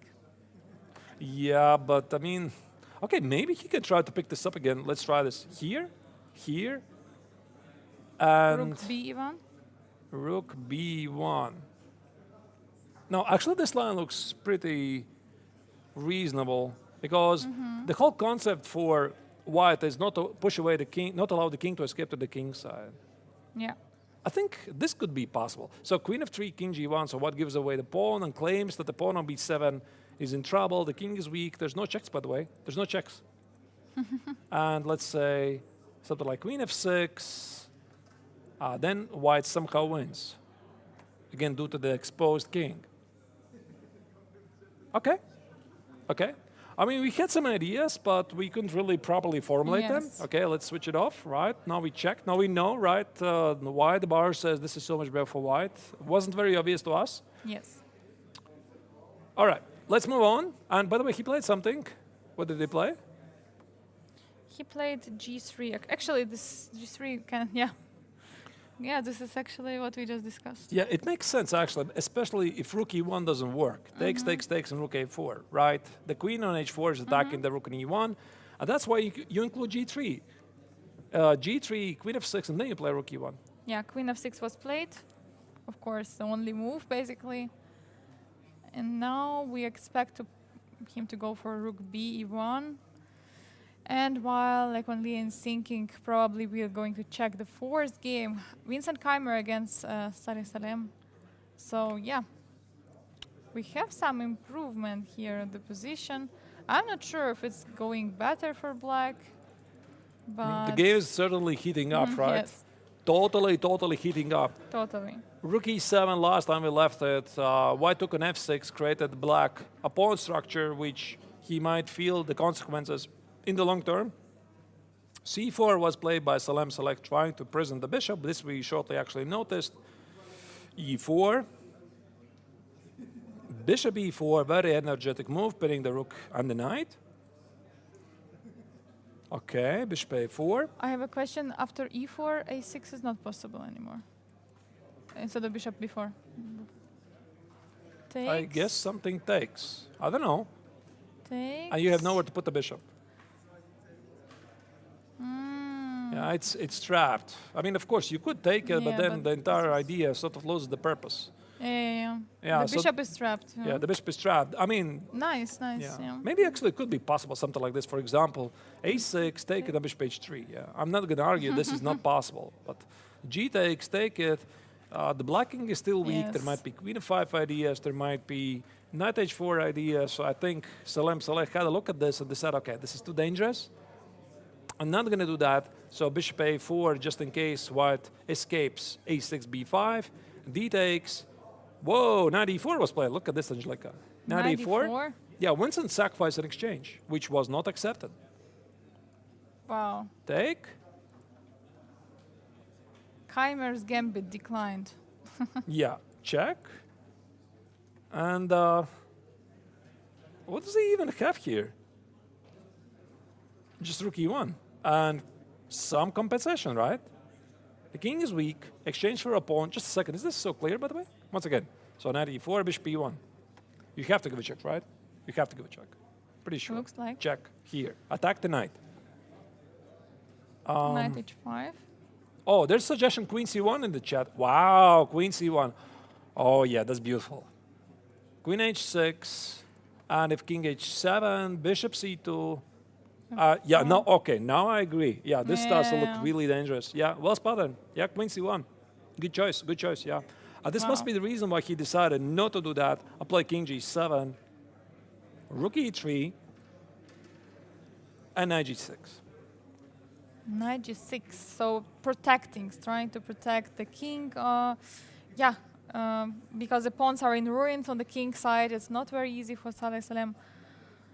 There is a pawn on d4, which is an isolated pawn, but it's so hard for black to attack it. Vincent and Salem have my absolute respect. Let me tell you why. Because they're not doing so great in the overall rankings, right? So Salem Saleh, I think he is in the 5th place. Vincent right now I think he is in 7th place. So they're not fighting for the tournament win. So I would perfectly understand if today, especially both of them lost 2 games in a row. So Vincent lost 2 games in a row. Salem Select lost 2 games in a row. I would understand. They would just come here today and it's like a mutual understanding. It's like, okay, I mean, you understand, right? Things are not going for us. Let's just play something and agree to draw. No, they're fighting it out. They're fighting it out. And there was a chance at some point earlier in the opening to do it quietly. And no, they're going totally nuts here. I like that. I mean, it's an awesome fighting spirit. And this is sometimes what is missing at the highest level tournaments. Because imagine when you're playing against each other for like 100th time. You're seeing the same face against you for 100th time. Yeah, you just get a bit annoyed. And I think this is also what helps here because all of the 8 participants, they haven't really played so many games between each other. And Salem Saleh is a very dynamic, sharp player. Vincent Keimer is a young player, and they're fighting it. I love this. Yeah, and like considering the fact that today might be okay, it's basically the game for 3 results. I mean, we can see that Vincent feels like it's a better position for Vincent, and if someone from them is losing today, it will be so disappointing. 3 losses in a row. Just imagine. No, it doesn't really matter. I guess 2 losses, 3 losses. What does it matter, right? I mean, okay, things are not going your way, and I also love that they don't really care too much about the rating. So they're finding it out. They're trying to play exciting chess so that it's also interesting for you viewers. I mean, mainly they care about themselves, of course, but they're also up here for doing a good show. They're succeeding. Yeah, for sure. So maybe it's time for us to go for the next game. You want to check what happened? Lekang we already checked. Abdusatorov against Yespenko. Haven't they seen this for a while? Yeah, so what happened in the game of Abdusatorov against Yesipenko? Please trade queens. Never going to happen. Like I told you, I mean, Yesipenko is not going to trade queens. It's not about the pawn on b7 anymore. It's about the activity. And black has it more. The bishop on c6 is a monster. I mean, think about the potential. Think about the potential of rook e8. Think about the potential of the knight from g6 joining the attack with knight f4 at some point. And the pawn on a4 also is weakness. Yeah. So let's say if I play rook e2, I try to stop rook e8. Now I might play b6 and just collect the pawn on a4. Uh-oh. Some troubles. Uh-oh, trouble is coming. There's some moves made. Trouble is coming. I mean, it's incredible how bishop was, passive on c8 and then just suddenly it's on c6. It's the move has been made. Yeah. Queen e5. So Pawn Abdusatorov e5. is escaping. He's trying to escape badly. He feels the heat. He feels the heat. He knows, okay, this is not going my way. Let's try to trade the queens. Can we trade the queens, please? But it cost him the pawn structure. Yeah, it cost him ruining the pawn structure, and that already, basically making those 2 pawns, which were on c3 and d4, potentially pushing forward. Yeah, absolutely broken. 3 pawn islands here for white. Yep, that might be a weakness. So knight b7, rook e5, black is still dominating, although white has reached an endgame. Maybe e6 first? And then, knight b7, then you have rook b8. Yeah. Wait, just a second. Is this so clear? If I play... the big point is this might be actually okay for white. And white wins back the piece. But I think the big point is black is going to play first bishop e4 and then take with the rook. Which can be nice, by the way. So this is not possible. Once I get a queen e5. He didn't trade it. He didn't trade it. I mean, I was thinking about this. Rook e8. e6. E6. Yeah, e6 it drops. By the way, yeah, of course, what I'm talking about, there's still rook b8, right? Yeah. Of course. And then again, rook b6 is the same idea. And again, I have the same bishop e4. You can attack the bishop because the pawn stands there and black just wins a piece, at least visually speaking. I mean, maybe, no, there's nothing. There is nothing. There's nothing. But the queen trade was rejected by Vysepenko, and queen g3 is on the board. Yeah, queen g3 on the board. Maybe it was like a general feeling for Vysepenko. He felt that he's probably going to be better after queen e5. The queen trade, the pawn is weak, but it might not be enough.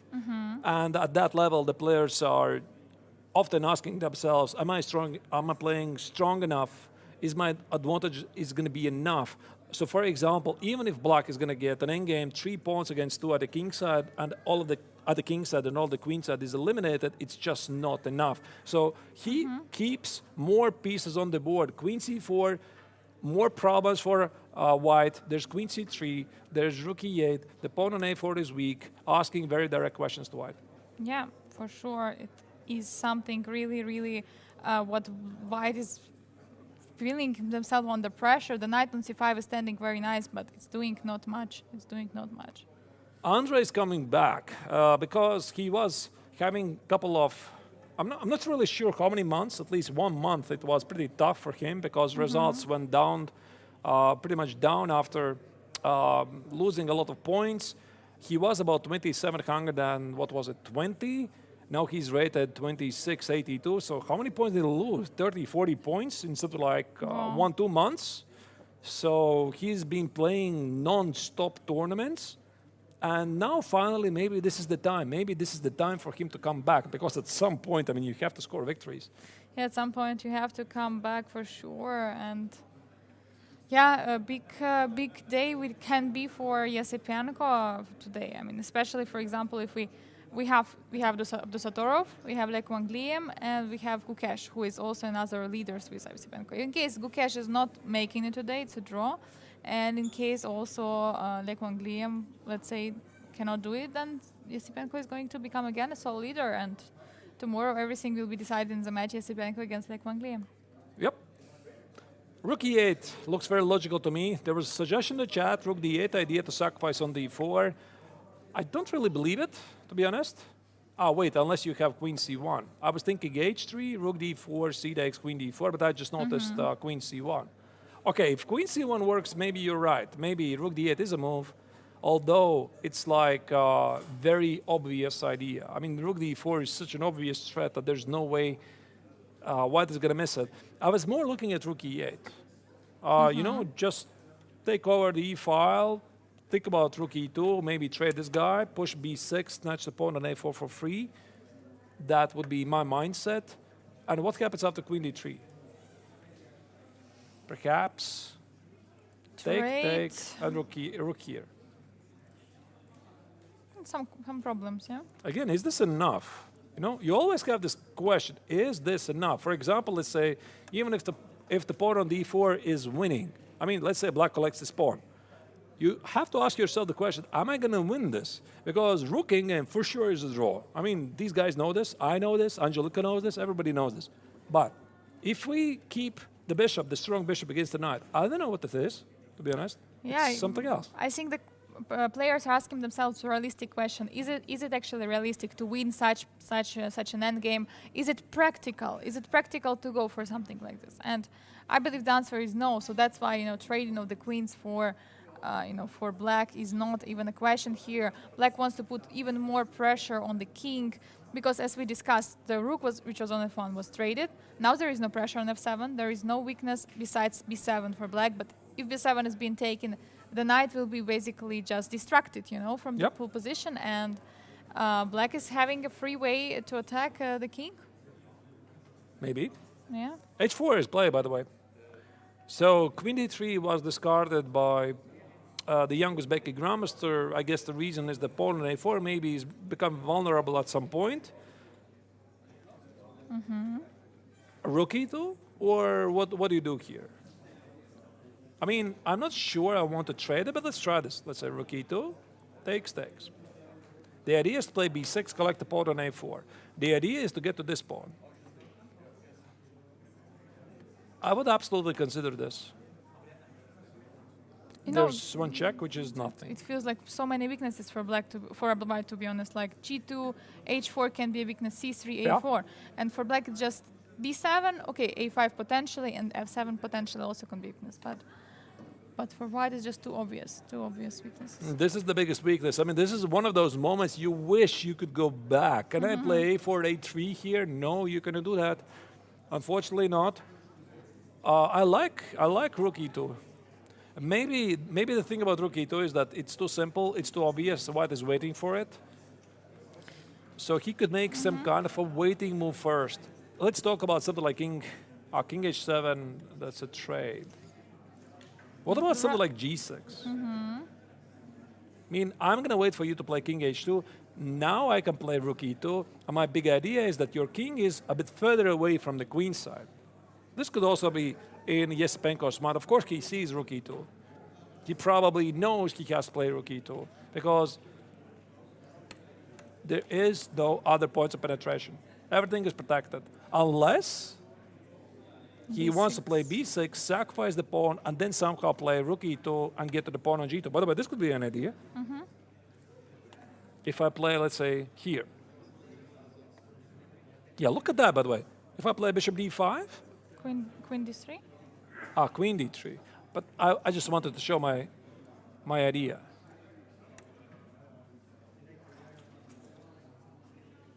Can I do that? If I play b6 immediately, he takes it. The bishop is under attack. Unless there's some crazy sacrifices.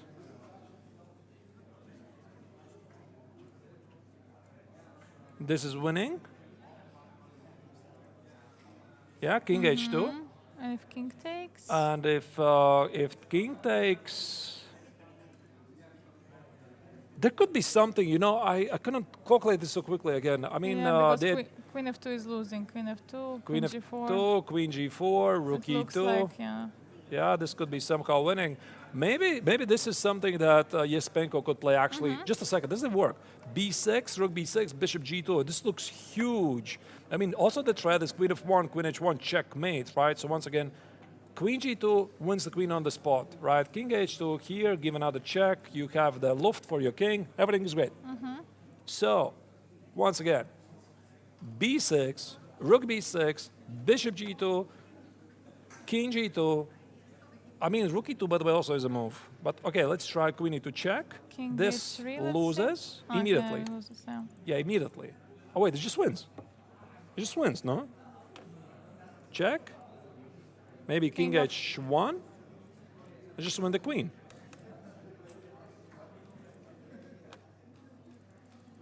So, Wow. so once again, after rook b6, bishop g2 white is not obliged to take at all.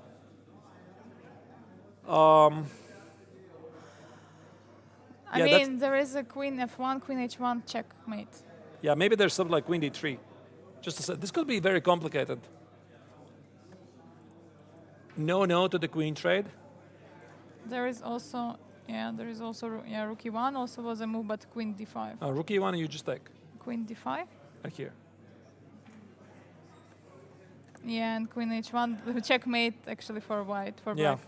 You cannot escape to h7. So b6, rook b6, bishop g2. Maybe the queen trade already is necessary, so if black keeps it, how do you evaluate this, let's say, against c4? Oh, this could be really sharp. Check.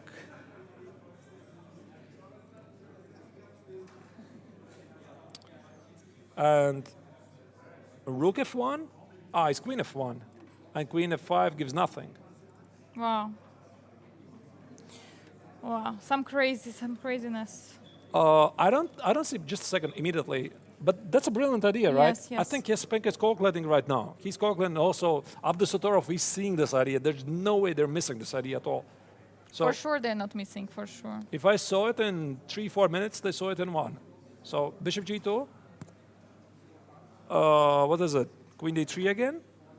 I guess this is okay for white, sort of. Of course, yeah. Sort of. I mean, still black is definitely pushing. I mean, he has the bishop and connected pawns, but this is not what you want to enter with black at all. Queen d5? Yeah, queen d5. Now I want to go with the bishop. I want to give you a checkmate, so Queen g3? c4. c4. Yeah, c4. And this is something you never want to play because, I mean, your bishop is disconnected. So it has to be this check, right? Rook e1 check. King f2, The rook is under attack. There's no way for the queen to defend the rook. Yeah. And this loses. Check, I take it. Queen. Check, I take it. Queen f3. Ah, wait, queen f3. Oh my goodness. I blundered that. Ah, that changes everything. Yeah. So rook f1 actually is awesome. Working. Yeah, it is working. So king g3, Rook f3. rook f3 should be winning, yeah? Is it? Maybe it's losing. No, it's losing. Crazy. Okay. Now queen somewhere, yeah? We need Where? Yeah, that's the point. Where? Because I'm going to take on g2. There's also rook b8 check, by the way. Queen a8 again is d5. There is a move. There is a move on the board. This is But queen very a8, exciting. d5, rook f3. b6 is played. Here we B6 go. is played. Okay, but one more time. But there wasn't there queen a8, d5, just rook f3 and no queen?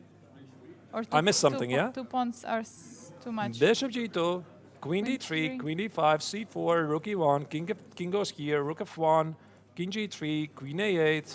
d5 and rook f3. But is this winning? Yeah, that's a question. If there is some, some way to check and take some pieces. You can lose this easily. You know, rook c6, d6, d7, rook c8. Maybe black already needs to make a draw here.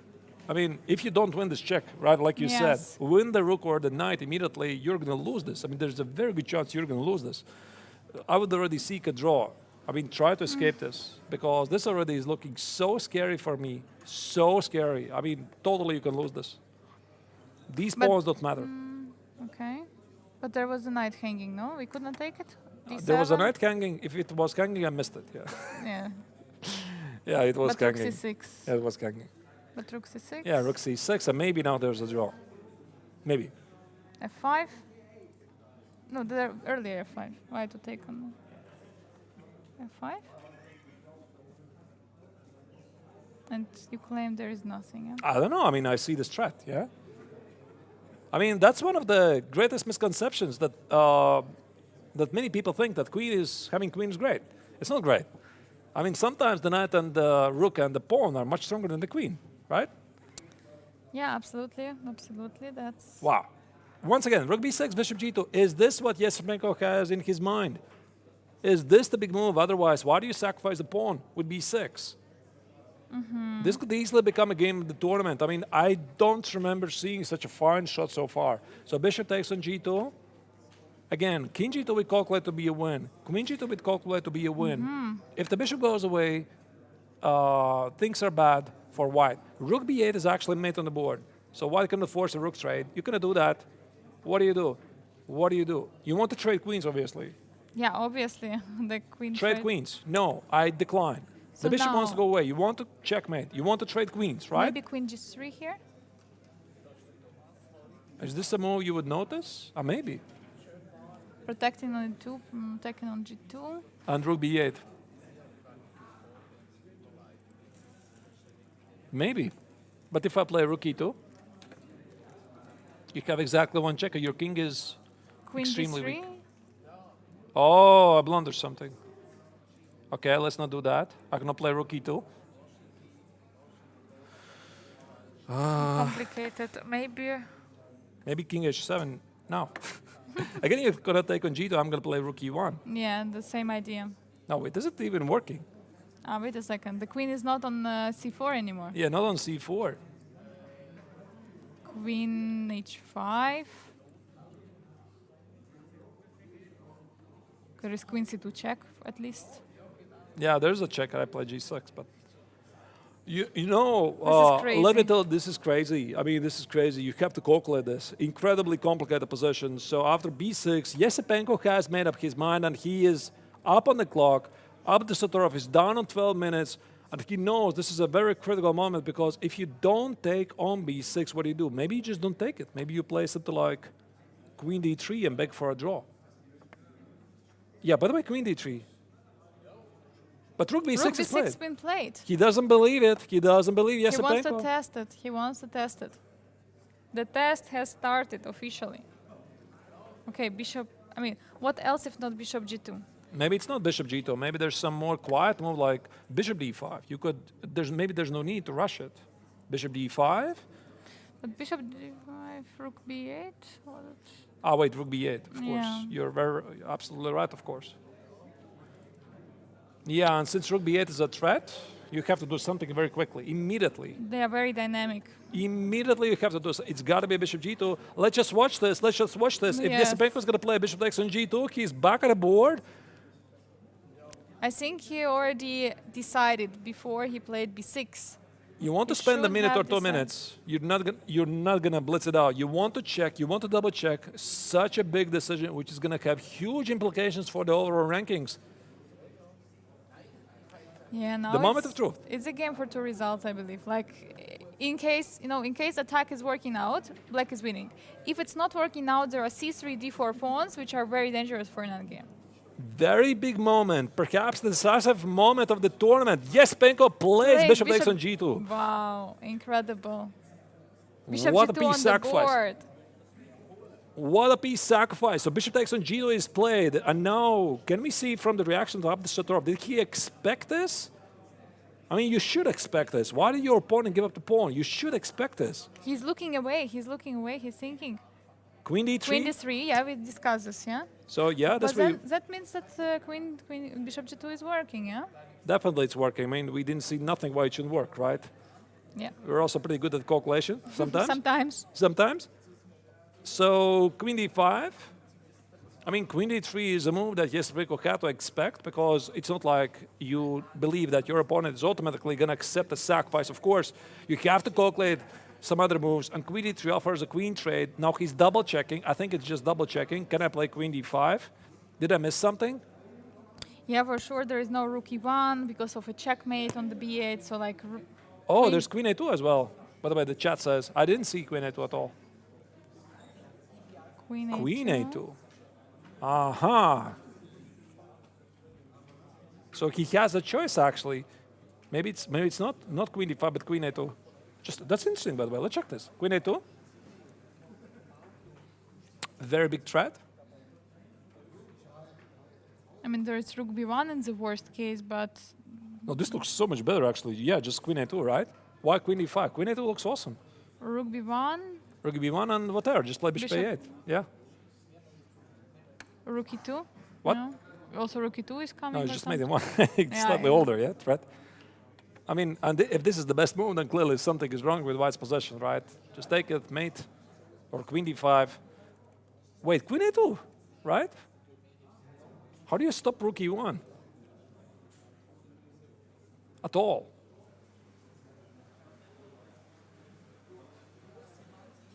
Maybe queen b1? And queen b1 offers a queen trade and threatens rook b8.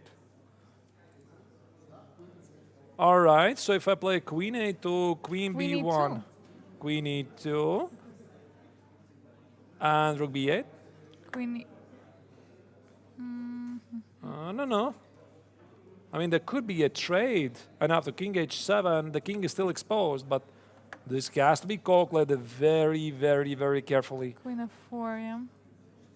Queen f4 something, and I move the bishop. Yeah, definitely. Oh, wait, I blundered the bishop here. Actually, bishop h3. Bishop h3 allows queen trade, Ah, yeah, queen trade, yeah. which maybe is not so bad for black, but I think we want to keep the queens on the board because the king is weak. So, Okay, let's see. Bishop g2, queen d3. so I mean, we calculated on queen d5. Queen a2 was suggestion from the viewers. I like this. I didn't see this at all. It's a brilliant move. So queen b1. Maybe queen d5 go back. Queen d5 allow rook b8. So let's say queen e2, rook b8. I guess you want to trade king h7. Now what? I think what Yesipenko is doing here, he's checking: do I keep the queens on the board? That's his only concern. Do I keep the queens on the board? Is there no way how black can force, how white can force the queen trade? For example, he needs to check this, which maybe actually forces something. g6, And queen d3 queen. and h5. Yeah. Not very clear. And for example, you could still play something like bishop a8, threat with a mate, H takes, F takes, Queen G3. Queen F1, or Queen G3. Yeah, maybe just Queen G3. And idea Queen C7. Mm-hmm. Okay, we have to look a little bit more careful, yeah? I think we are going to allow Jespenko to do that, but I mean, we still got other games to check, but major choice. Again, Queen D5 or Queen A2. So I think what Jespenko's mindset was, if my opponent is going to play Rook B6, I'm going to play Bishop G2. He already expected Queen D3. And then usually you have what I call my minimal continuation. At least I have Queen A2. And after Queen A2, Queen B1, he had some ideas. And the mindset is that if you're going to get so far, then I'm going to continue working on it. I mean, there's no point to do that here, right? Queen C4, Queen G3, and you try to calculate 20 moves ahead. Nobody does that. So you usually draw a line and say, okay, once we get there, I'm going to try to calculate it further, but I'm still doing great because I have at least this continuation. Now that indeed Abdusatorov took on B6, which Jespenko probably was not sure because he needed also to check Queen D3. Now after Rook B6, Bishop G2, Queen D3 is on the board. Now he is again checking these lines. Should I play Queen D5? Should I play Queen A2? Now is the moment of choice. Yes, and it's very important, of course, because Queen D5 allows a C4 idea. It's not clear if it's good for black or not at all. So Queen A2 or Queen D5 is indeed the choice. We didn't see nothing wrong with this, right? C4. No, C4 we sort of calculated would be great. Check, here, check. You cannot take No, Queen F3. There was a question King G3, yes?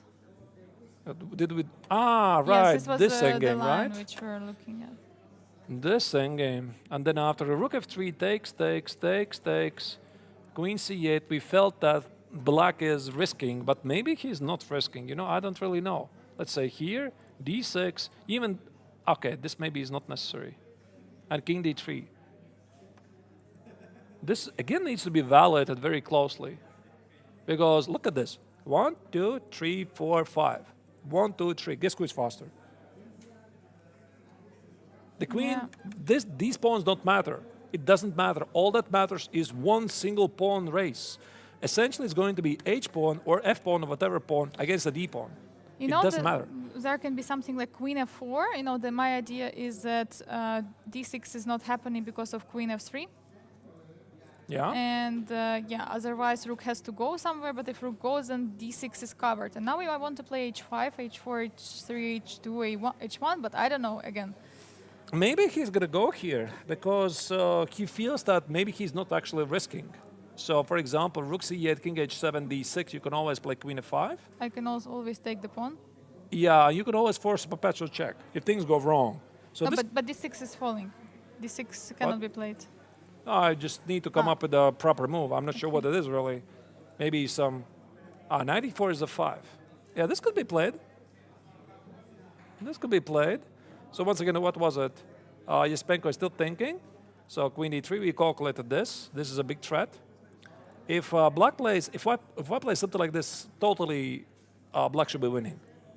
Along the way, ideas like these. The king is always exposed. Okay, maybe there's some specific problems, but the king is exposed. So C4, check, check, Queen A8, major threat.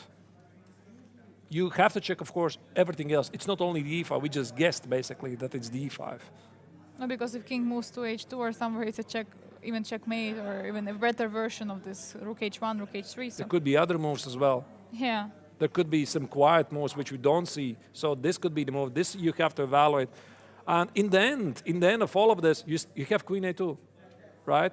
You have Queen A2, and Queen A2 is also a very interesting move. Queen A2, Rook E1 threat. You need to evaluate Queen B1, which maybe is simpler choice, but it might be too cheap for Jespenko standards because it might just lose all the advantage. And then he is probably looking at something like this and trying to give proper evaluation. Let's say Bishop C6, take it, Queen E8, King F2. Try and figure out, is this enough? I have no idea. So maybe let's let Jespenko to think here. It's a very, very exciting position, I know, but we have all others games. And let's go now to the Keimer against Salem because the position is also spicing up there. Ah, no, sorry. The next one was Lekwan. Yeah, the next one maybe Lekwan is Liam, yeah, yeah. Lekwan Liam against Arkady Naiditsch. Yeah, there is also spicing up. I mean, everywhere on every board we have some action. On every board. Every day, more action. So last time we left it, it was G3 and rook E1. I mean, Black cannot make up his mind where to put the king. I mean, why I'm laughing? I mean, let's go back to this moment, right? So, I mean, here. Where do you put the king? So, Black decides to put the king on D8, right? After a couple of moves, king C8. Now, Black feels, okay, it's heating up at the queen side. He tries to escape to the, again, back to the king side. Now, white is back at bothering the king, and boom, the king is going back, right? It's difficult to understand where should you position the king. yeah, and first king G2 protecting the pawn on F3, very logical. A5, rook A6, basically similar move we've been discussing in the different lines. And yeah, it looks more and more pressure on the king is being put. Again, safety of the king, the major problem for Black. There's a question in the chat, do we think if Yesepenko is going to win his game against Noterbek? He's very close. I like his chances, but I'm happy to see that Andre has found his form back. That's what I'm happy, right? Because I know how tough it must be for him the last couple of months. And especially now that you lost your shape, you're struggling, and finally you get the things going, right? So he has rediscovered his form, and it looks good for him. Yeah, so here what we have, rook b1, h5. Wow, H5 was played. I mean, Black wants to remind that he also wants to do something there, but maybe everything is so solid at the queen side that he feels that this is all right. Okay, what if I play something like rook e1? Can I do that? I won't take over the e-file. Take, rook e1. I mean, this is my big idea. Here. Actually, I don't know why rook didn't really take on E7, earlier. It was possible.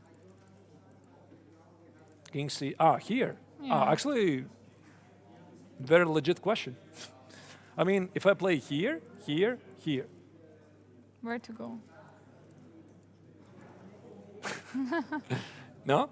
Could be something possible. Crazy, yeah. Yeah? And that wins, right? Yeah. I don't know. I don't know why rook e1 was not played. Maybe queen d8. Queen a5. Maybe, yeah. And Too much yeah, how do you play, counterplay. Rook b1, then queen c7. Yeah, and somehow holding, yeah. Somehow holding them. Maybe that was the reason why like Wang Liam decided, okay, I need to keep some pieces on the board. And h5, and now rook e1 makes no sense because he, like you said, yeah, he could have taken on e7 right away.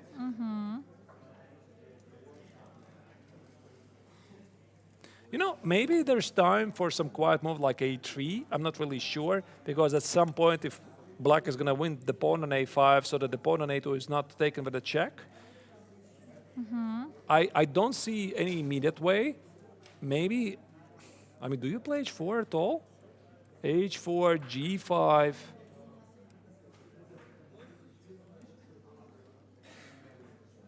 I don't see. So h takes queen g5. Do you want some problems here? Maybe not. And queen d2 was played. Queen d2 was played?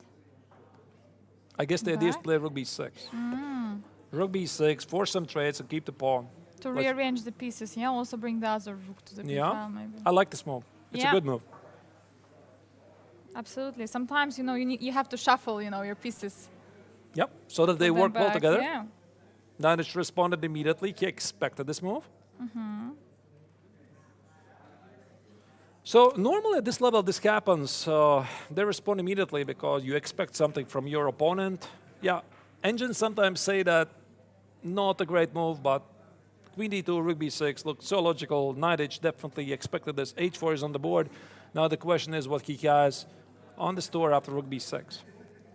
Yeah, rook b6 looks very nice move. I don't know. I mean, taking for sure will be very bad. So that's what Naiditsch for sure doesn't want to do. Yeah, it just gives what, an extra pawn, plus also queen a5, queen a7, queen a8 might be ideas. Oh, yeah, 54 seconds, is it? Do I say correctly for Naiditsch? 54 seconds. Yes, you're right. Just a second. Yeah? He's in major time trouble. We didn't notice that. Okay. 54 moves, seconds. eight moves. I thought those were minutes. Yeah. I looked at them. I thought those are minutes. No, they're 54 seconds. So Nadic is in deep trouble. I mean, the position is not great. He's down a pawn. The king is weak. And there's no time. Yeah, rook b6, maybe take on g3. But if take on g3, you have to look at rook a6. Yeah, but just take. No? No, so It rook changed. a6, yeah? Or rook a6, yeah? Yeah, of course. Yeah, rook b6, and this changes nothing for black. But I think one of the most annoying strategies in this position that Wang Liam can do, he can take his time. Because, Yes. I mean, when you're sitting there in time trouble, you're like pumped. Your adrenaline is flowing and you want to immediately respond. And your opponent is like taking a cup of coffee and thinking and not rushing. And it's very difficult to sit in that moment, right? And it's like, whoop, Yes. that's the moment he plays. For sure, yeah. And, you also maybe want to go, somewhere to watch the game, but you cannot. You're under a minute. You have no time to go anywhere, absolutely anywhere from the board. And besides that, you have to focus. You have to focus and you have tried to foresee the move for the opponent, which is absolutely not easy. For Wang Liam, this is a golden chance because he is the current leader of the all-around rankings. He has scored 2 victories in a row, just like Nodirbek Abdusatorov. So this could be actually huge because he could score the 3rd win in a row. And we already discussed this yesterday, Angelika, that yesterday he was lucky. I mean, he was definitely lucky. He had played a wonderful game against Salem Saleh. Something incredible happened. The game got completely random. And he was still lucky, right? And this is what we call in the professional circuit the winner's luck. And you need to be lucky at some point. You need to get some extra help. So if you get a gift like that, it adds confidence to you. And the move has been played, but I don't know which one. And about the luck, yeah, we can remember actually the Rapid tournament. He won it with the luck because Yusipenko got some. Because Nadic, by the way. Because Yeah, Nadic flagged. Actually, yes. If we just recall, yeah. Nadic flagged a winning position in the Rapid, which actually had major implications in the standings because in the final round, Yusipenko already thought, maybe he actually saw that Wang Liam is completely losing. He thought, okay, I have secured my victory in the Rapid tournament.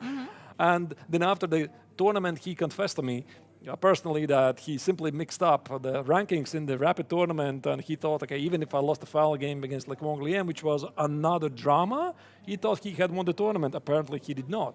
G4, G5 are on the board right now. So basically closing everything on the king side, and now Wang Liam can start attack on the king side, the king. So now rook b6 is Rook b6 looks logical. I think Arkady tries to fix the kingside pawns with some ideas. At some point, there might be, let's say, rook e1, h3. There could be ideas like this. And king h3, of course, is a helpmate. We don't want to do that. And king g3 is something you normally don't want to play because it looks so scary. But maybe, of course, it's playable. Yeah, for sure. And also, if you play something like h3, it will weaken the dark squares. And at some moment, if your queen is not on d2 anymore, queen f4 and queen g3 are massive threats. So, yeah, of course, Wang has to be a little bit careful here, but so far everything looks good. So it's time for us to go to the next game. Yeah, let's keep an eye on this game. Yes. There's a good chance it might finish soon. I see the Yes. bar way up for White. White is doing awesome. There's another exciting game. Yes, already actually quite a few moves ahead. We have actually some material imbalances already in the position. 2 knights for the rook for Vincent, and I mean also a pawn. No, pawn is actually equal. Just 2 knights for the rook. And Incredible. and the pawn on f4 also is under attack. Wait, how did this happen? Let's see. Let's go back. I believe the last move we were looking at some moment where was this? Yeah, we left it knight here. g6. No, knight g6. Queen d5, bishop c2, f5. Oh, f4. what? f4, rook e5. Check. What? Oh my god. Boom. Exchange sacrifice. Bishop d2? What is going on here? I Okay, mean, we missed this moment. Let's try to understand, yes? Yeah, so f5 makes sense, right? Black goes aggressive. I think he expected there's no way there's no knight g3, I have f4. And Winston plays knight g3. So f4, challenge accepted. Rook e5, exchange sacrifice. You have to take. You have to take. Yeah, I guess. Otherwise, bishop g6, queen f4 is going to be an issue. Knight h5 is an issue. Yeah, knight e5 looks logical. Knight h5. Yeah, now you give a check. The king has to run away for his dear life. Now after d takes on e5, now this is Winston's idea. Queen f4, knight f6, checkmate. What an idea by Keimer. It looks absolutely amazing. I mean, Stunning. I mean, on bishop d2, Black says, okay, I mean, listen, you can trade the queens, you can get my piece, but I'm going to trade the queens. And for some reason, knight e2 is not good because queen of e5. Queen e5. queen e5. Knight on h5 is a question. And there's no more mark. knight f6, yeah? And there's How- c3 ideas. How to protect the knight? I mean, queen d1, rook d8. Doesn't really look that good, yeah. Okay, so queen e2 was played by Keimer. Take, take, c3, take, take, bishop e1. This is how they got here. And here we have the current position. I mean, absolutely crazy. This bishop b5, I think it was like, you know, the base for the whole this operation, what was playing by Vincent. The rook on e7, you know, made it possible to double the pawns on f5. I And then think this is a conspiracy. I think this is a conspiracy because, I mean, obviously the major spotlight of the round is Abdusatorov, Yesepenko. And maybe they just agree, listen, let's just make some fireworks so that people notice us. We're not really fighting for the overall rankings. Let's just make it exciting, okay? So this is total madhouse here. I mean, it started after this c5. The position was positional. And after this, bishop f6, things started to heat up very, very fast. Incredible sharp game. Both players willing to go for attack no matter what. Rook e5, what an idea by Vincent. I mean, it's just incredible. One of the finest combinations I've seen so far in this tournament.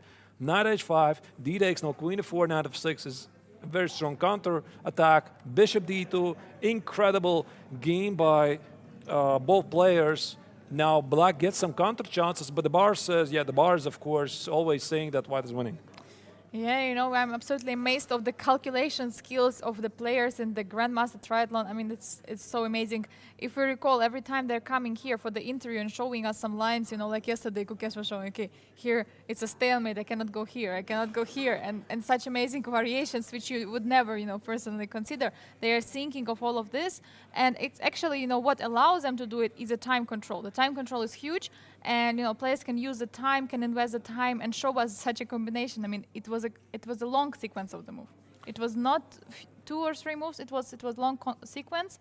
This f5, f4 idea was already, of course, thought about by Vincent. And yeah, here we are having the next game. Yeah, we Gukesh. have to do a recapping Yeah. matter, or we're going to miss simply action. There's Yeah. so much action going on, we cannot simply keep track what's going on. So last time we left Gukesh's game, it's rather peaceful. There's not much going on. He has a pawn. Kamsky has the compensation. Okay, I mean, all of this we missed. We didn't follow it so closely. But we said, yeah, so Black is down the pawn, but there is a compensation. There is for sure a Yeah, compensation. it looks okay for Black. Yeah, I love this Ah. actually. Instead of taking the pawn on c3, Kamsky claims, okay, your pawn on d4 is not going anywhere. e5 is played, g4, so Gukesh desperately tries to get to the 7th rank of Black. Rook d4. The pawn on e5 is under attack. Yeah, it's just equal. I think it's Yeah. nothing is happening here, so Black has won back the pawn. Yeah. There is h-pawn. Okay, h-pawn can be dangerous, but, you know, there are also a and b pawns which can be pushed and create a passer for the Black, so... Well, what can I say? I mean, this is Gata Kamsky, ladies and gentlemen, right? I mean, yesterday it was exactly the same scenario. He played against Andrei Yesepenko with the black color. He got into trouble after the opening. He just sacked the pawn and easily made a draw. He showed the masterclass to the young players. This is how you play for the activity and how you make a draw. Today is exactly the same, except he didn't really get into trouble after the opening. He decided to sacrifice the pawn himself very quickly. And then because of the piece activity, it's just easy game. And I don't really know if Gukesh had any real chances. At some point, we didn't find, Gukesh didn't find, and in the end, it's leading to a draw. Yeah, let's go maybe to the next game quickly because there is a huge time trouble for both. I mean, not huge for Andrei, but still some trouble. The time trouble because he's has around 5 minutes on the clock, and afterwards let's check for sure like Wangliam against Arkady Nadic. So actually, indeed, Queen A2 was played. Yeah, Queen A2, not Queen D5. We were undecided, couldn't understand what's better. Queen A2, Queen D5. So Queen B1 was played, Queen E2 was played. Queen D2, not Queen E2. Okay, this we didn't see. We only saw Queen E2. All right, Rook B8. Ah, logical. Queen D2, the idea Rook E1, yeah. Yep. And now... And now, do you play and now Bishop C6? We wanted to trade. I think our lines were to trade, but... Something like this. I mean, now you want to make sure you're not allowing the queen trade because then the game is probably going to be a draw. I mean, most likely. I mean, so if you remove the queens from the board, these pawns will get traded. So these pawns touch march forward. Black brings the king here very quickly. So it's, yeah, okay. Rooks got traded. So Bishop C6, and it was played protecting the rook. Rook Yeah. takes. Bishop takes. And if I play Queen E4, how do you bring the bishop in the game? Maybe King F8? I mean, there is at least Bishop A4, but I don't know what is this. I mean, it will be a Queen endgame. Where? Takes. You mean after Queen E4, Bishop A4?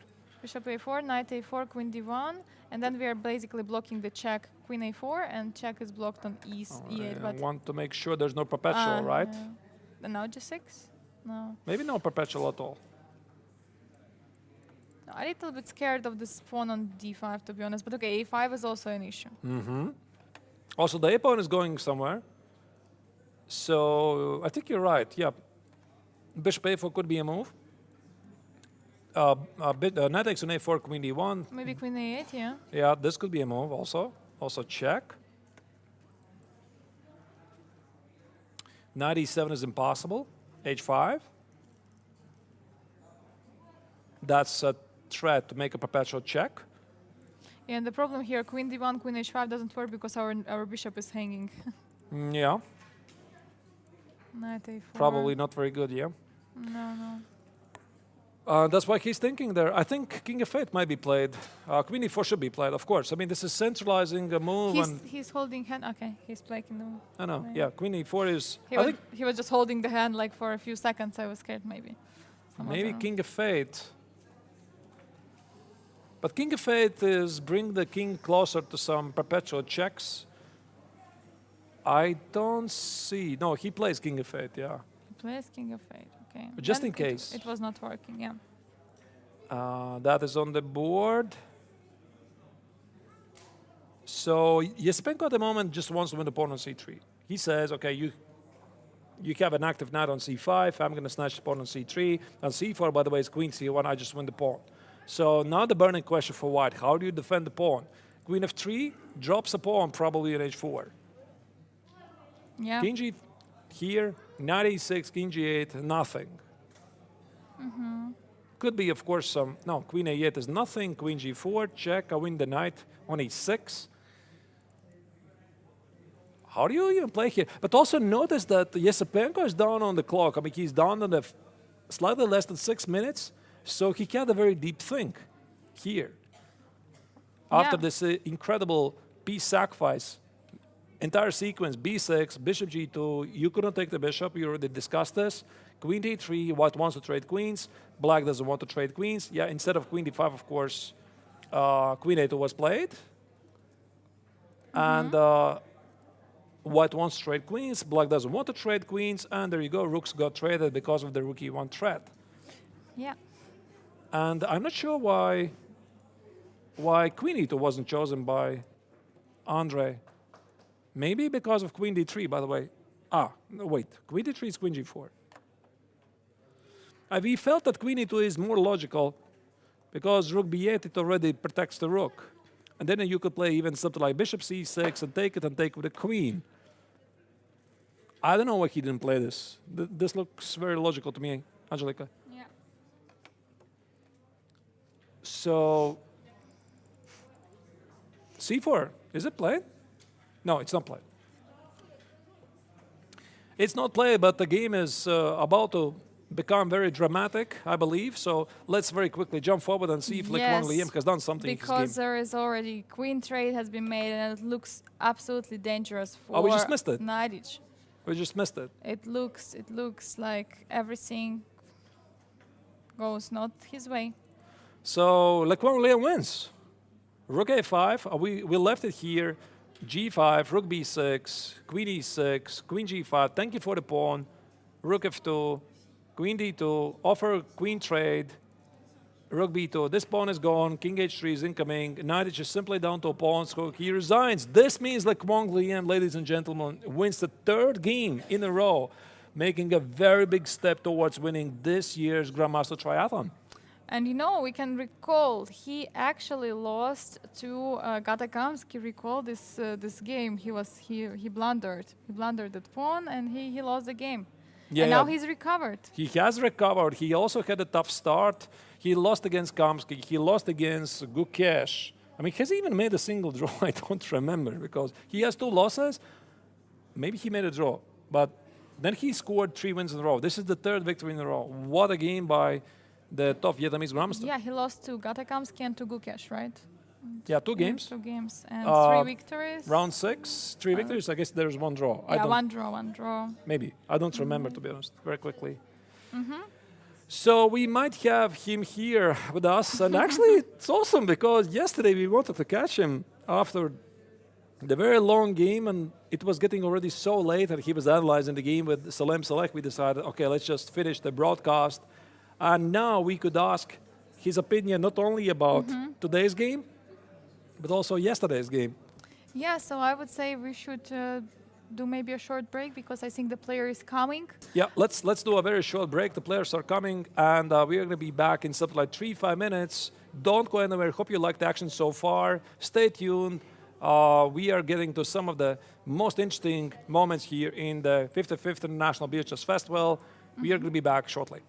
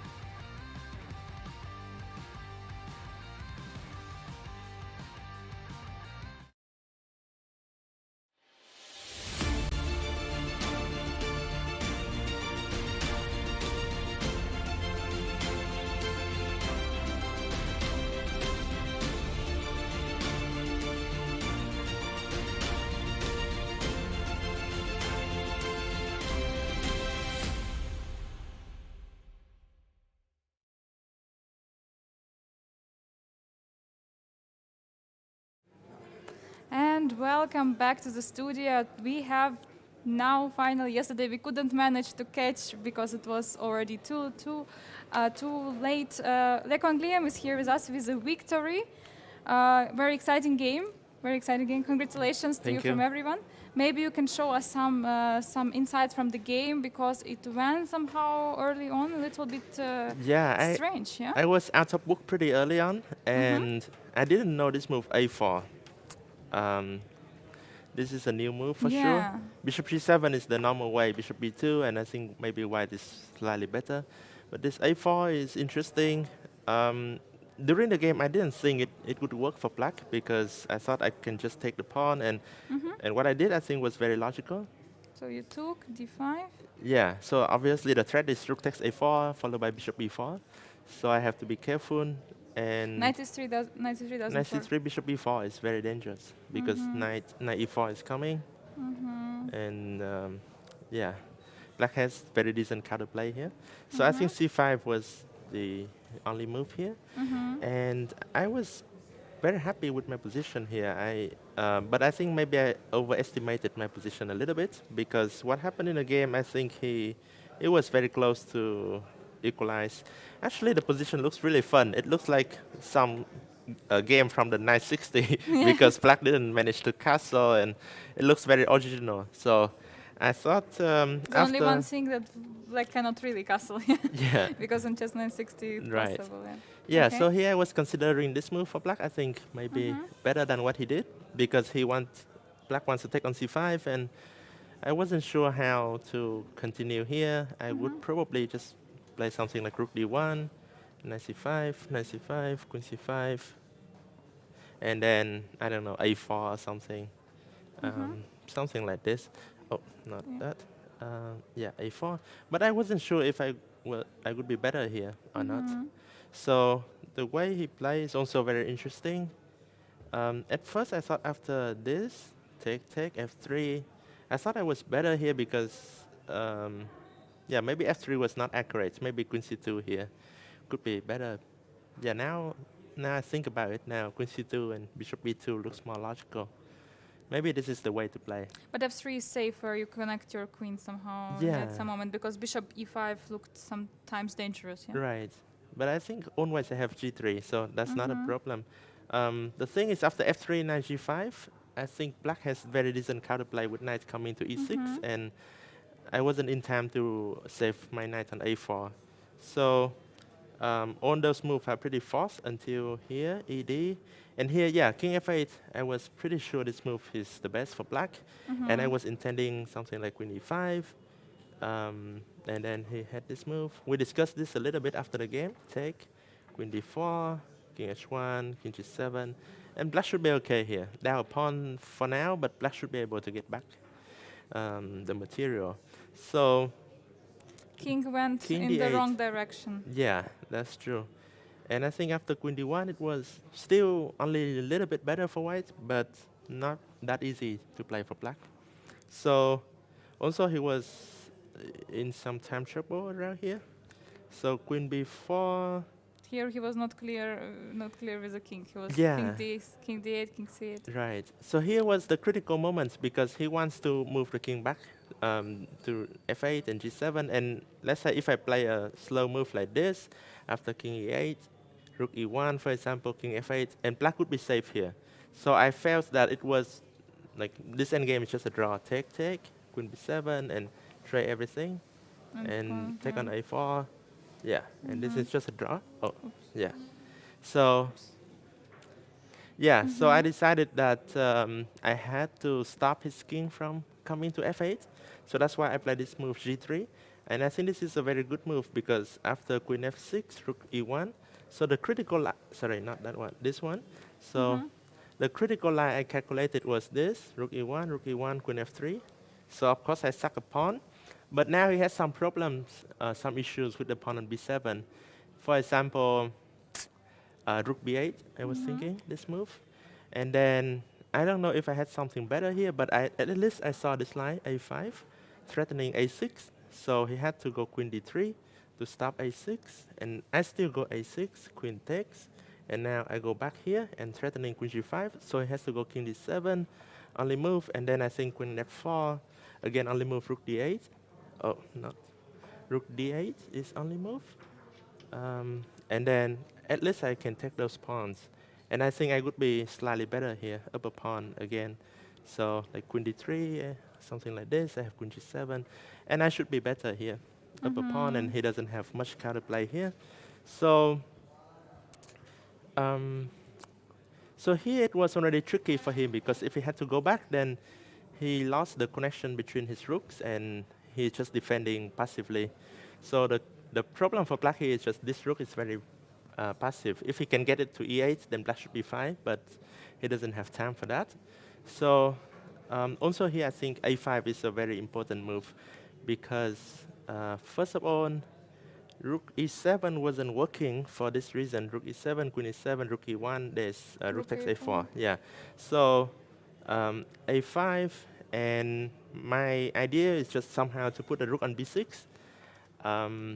And yeah, I was also considering this move, a3. The idea of a3 is just to defend my queen, so I can do the same thing, rook e7 and rook e1.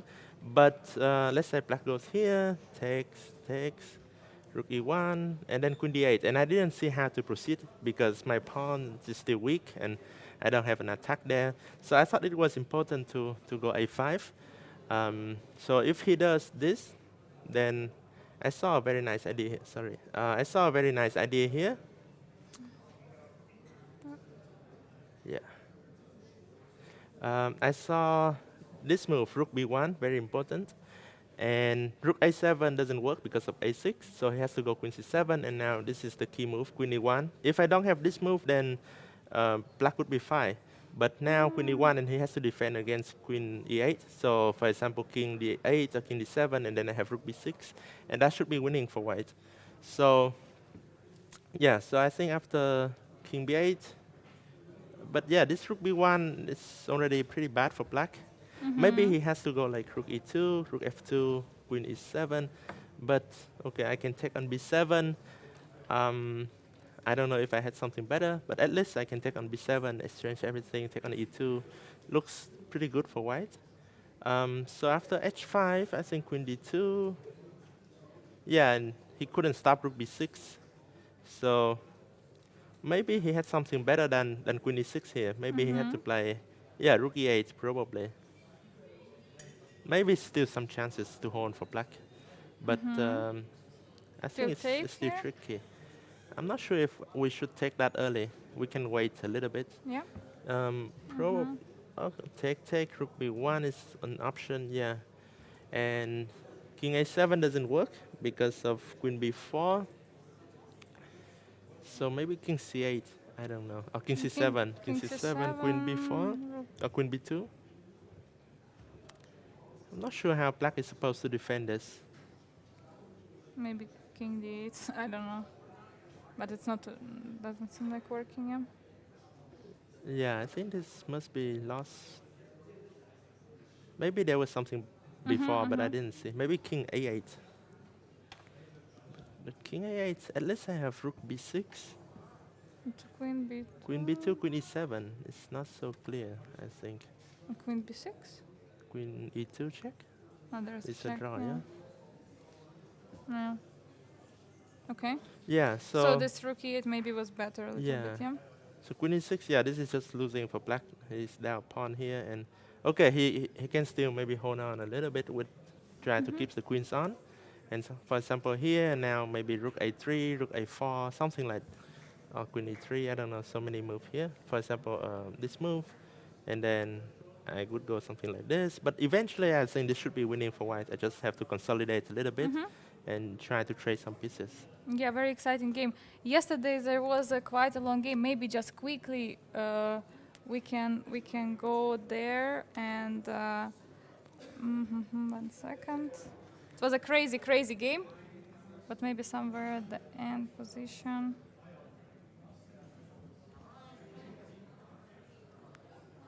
Somewhere here, Yeah, yesterday I think this Yesterday was it one was of my worst game ever, because I think everything until here I play a beautiful game. And also I found some nice move. F4 here is a key move, and this is very important. this is totally lost for white. And then also I found this rook b7, and then the crazy thing is I saw rook b1. I was pretty sure it was winning. Also rook b2 I saw it was winning as well. And then for some reason I thought, okay, I have rook b1 on the time, so why do I have to rush with it? Let's go to g4 first, because now I'm threatening rook b1 and checkmate him. And if gf, still rook b1 and should be mate. And then I completely missed this rook b8. Yeah. And after that, I was so upset. This is still winning, of course, but I felt like I had to start from the beginning again, because the best way is to do this and f3 and then e5. But okay, I felt like I was so close to finishing the game, and now I had to work so hard from the beginning again. So I didn't do that, and that was probably my mistake, because here again I should play f3. But yeah, I allow him to stabilize a little bit, and then it wasn't so easy. Yeah, and then Oops.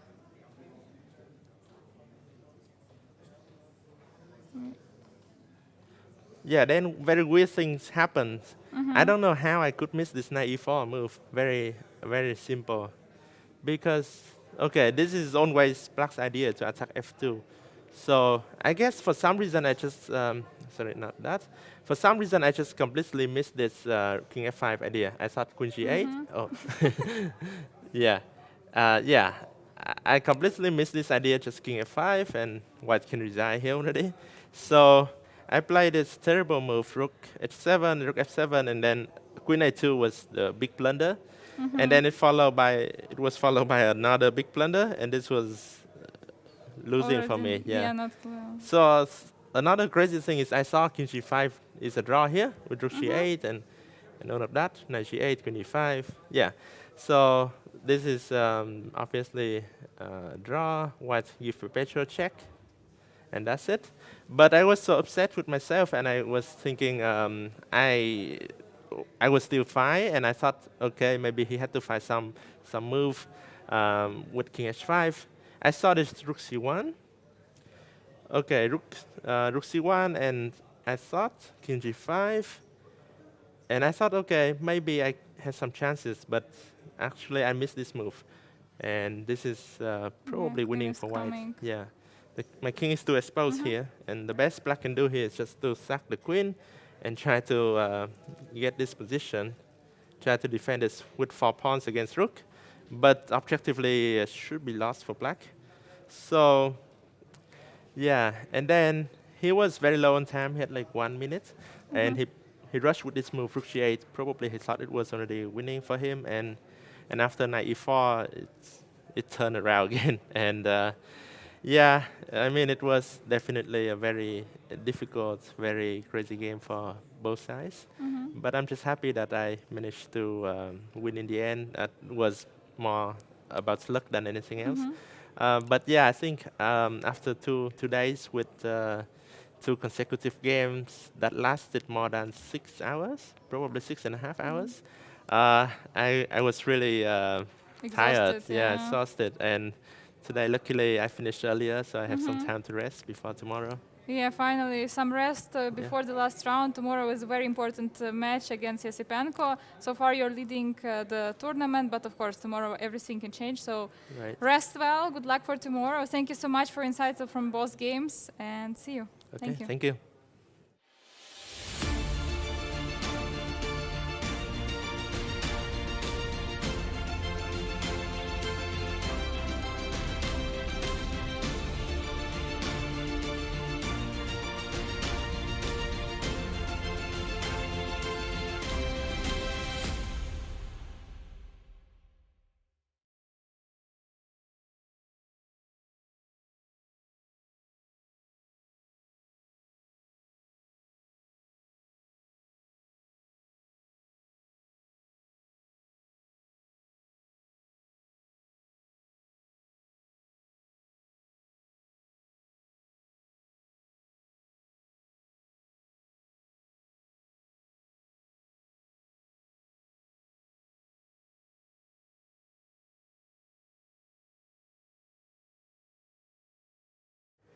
And another game has just finished.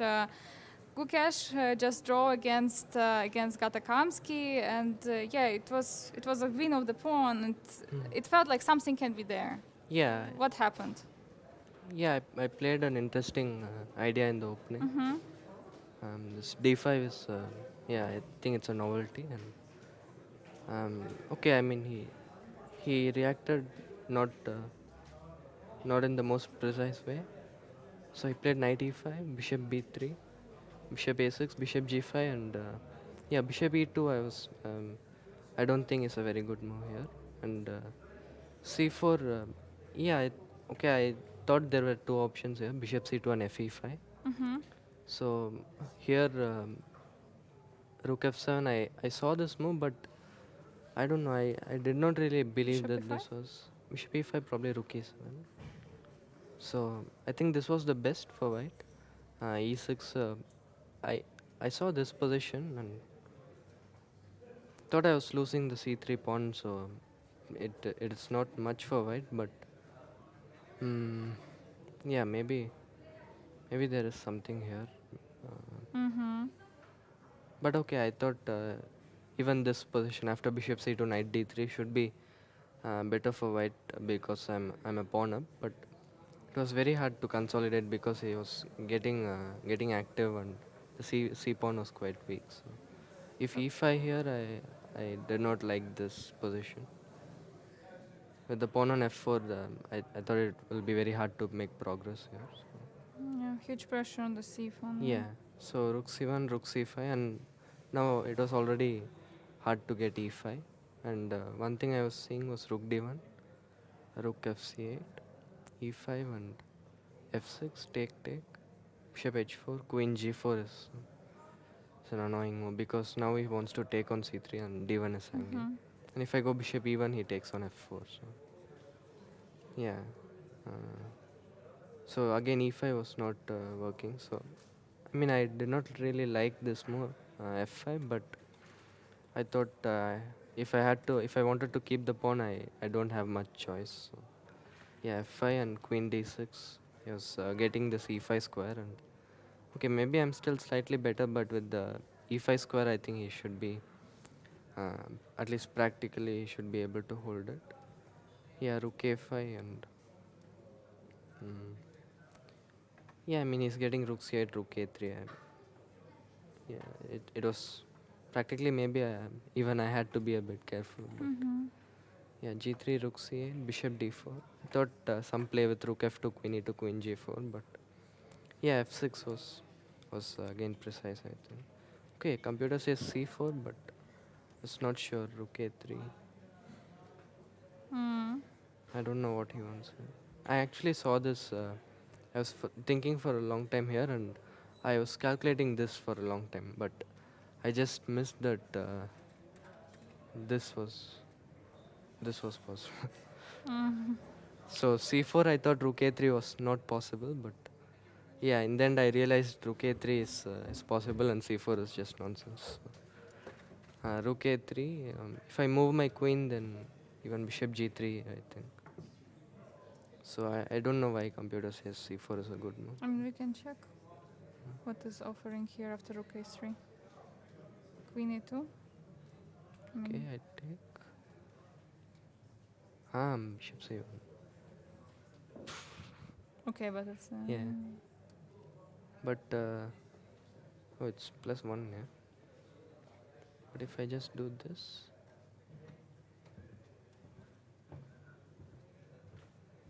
yeah, okay, it should be holdable, I think. Okay, king g7 and yeah, maybe it's definitely better than what I did in the game, but I think it still should be fine because he has the e5 square and if he gets g5, then not sure what I'm doing. Or maybe g5 is not required at all. So bishop d4, f6, and yeah, take rook f2, king rook f2, king g7. Here I was trying something with these kind of ideas, but it was always holding for black because yeah, this rook ending is just a draw. So. Rook d6, rook c3, and it's not much. So. Yeah, queen d1, rook a3. I thought maybe this was possible, but I didn't really see anything after rook c4.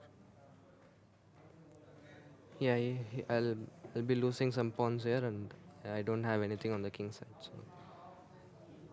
yeah, and yeah, okay. This ending was just a draw, I think.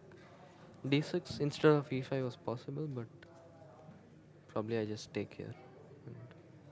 And this rook f6, rook e7. It's just a draw.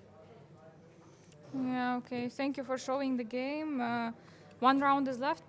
So, yeah, still maybe there is a chance. I don't know the points for now, but for sure you're somewhere at the top right now. So, good luck. Rest now. We are not going to tire you with questions because you have to rest before the last round. Last round, the most important. And, yeah, good luck. Yeah, thank you.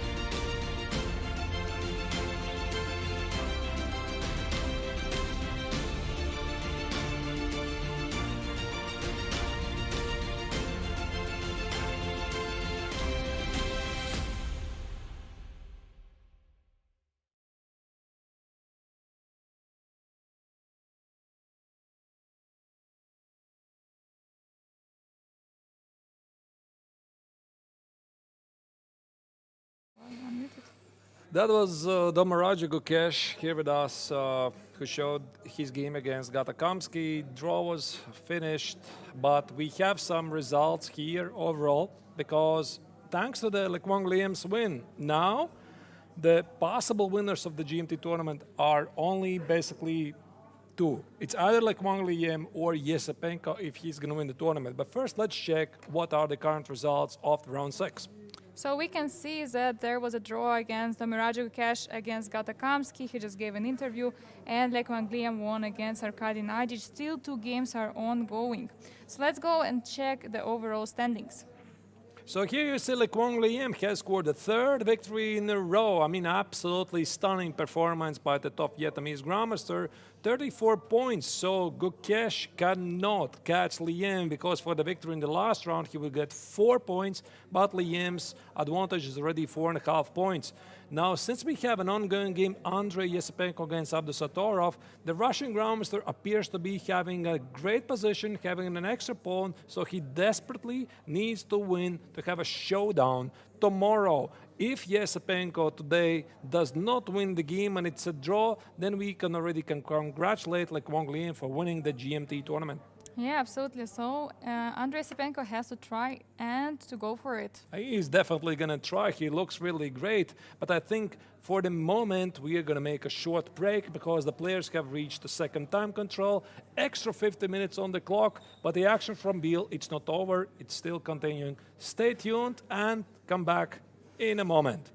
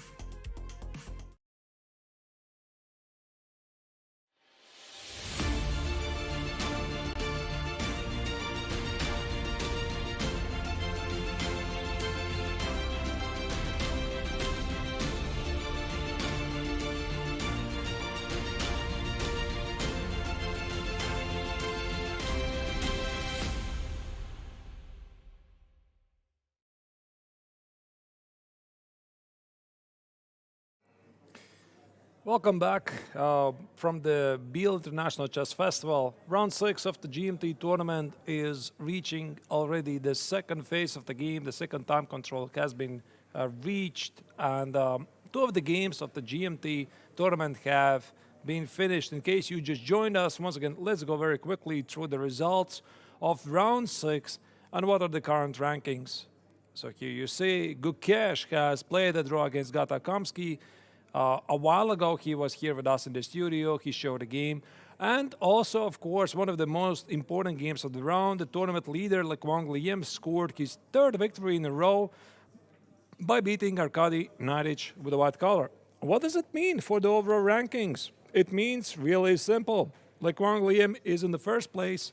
Gukesh cannot overtake him, and it's only in the final game of Andrei Yesepenko against Noderbek Abdusatorov, which could produce a thriller tomorrow. Because at the moment, Yesepenko has an extra pawn and is pressing with the black color against Abdusatorov. If he wins, this means we are going to have a showdown tomorrow, Yesepenko against Lekwang Liem for the title of the GMT.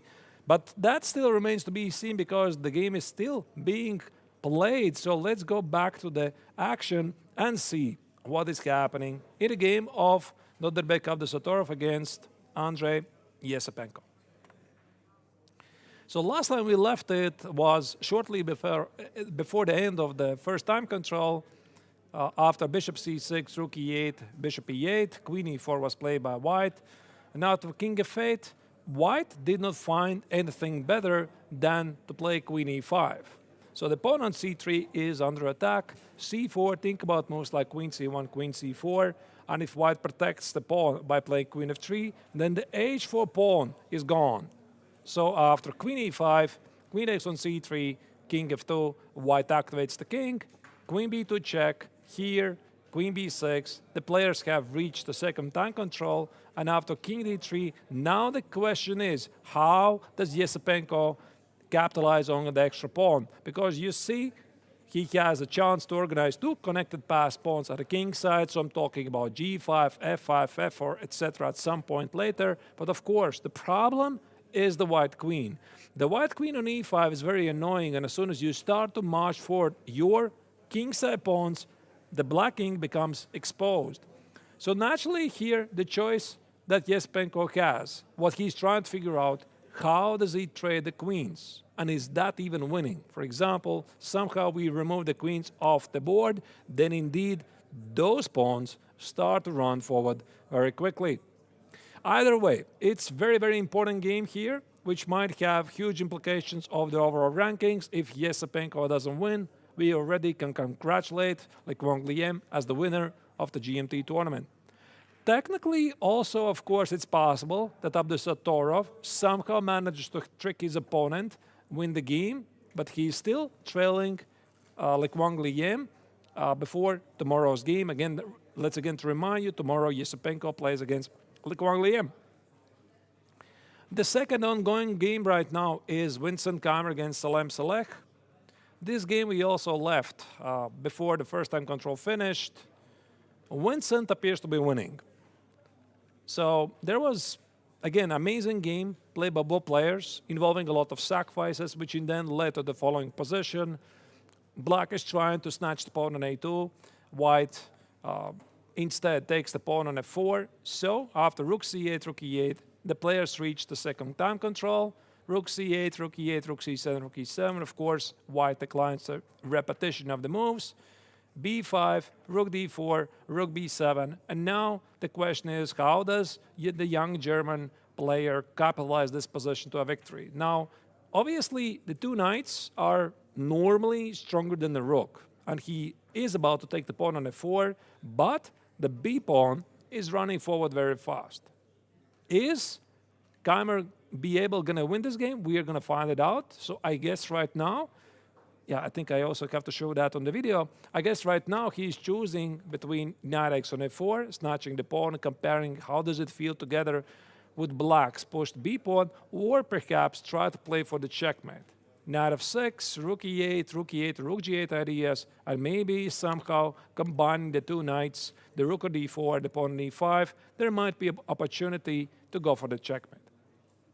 So that is the current standings right now. Keimer's game against Salem Saleh doesn't have really direct implications to the overall rankings. They are, unfortunately, placed slightly below the leaders. However, the game of Abdusatorov against Yesipenko, like I already said, is going to have huge implications.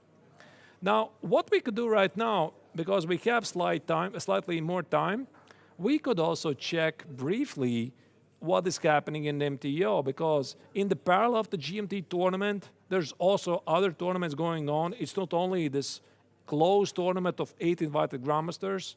There's in total about 15 tournaments, and one of them is MTO, the Masters Open tournament, which features many strong grandmasters, just yourselves, right? Here you go. Here you see the top 10 seeded players in the MTO. It's the Chinese grandmaster Yu Yangyi, Kirill Alexeyenko, former candidates player. These two players are over 2,700, and then we have many grandmasters over 2,600. In addition, they're also fighting for very good prize money. You see, it's actually more than the GMT tournament, 37,000 Swiss francs, from which 6,000 will head to the winner. So yeah, indeed, let's check the round 8 of the MTO while we are waiting for an update in the GMT and see what's going on. So here you see the call. I can update you the results. Alexeyenko has played a draw against Visak. So before the round, at the start of round 8, Kirill Alexeyenko was the sole leader of the MTO tournament with 6 points out of 7. He lost in round 2. Then he scored a bunch of wins. And today he had a very, very important game against Visak.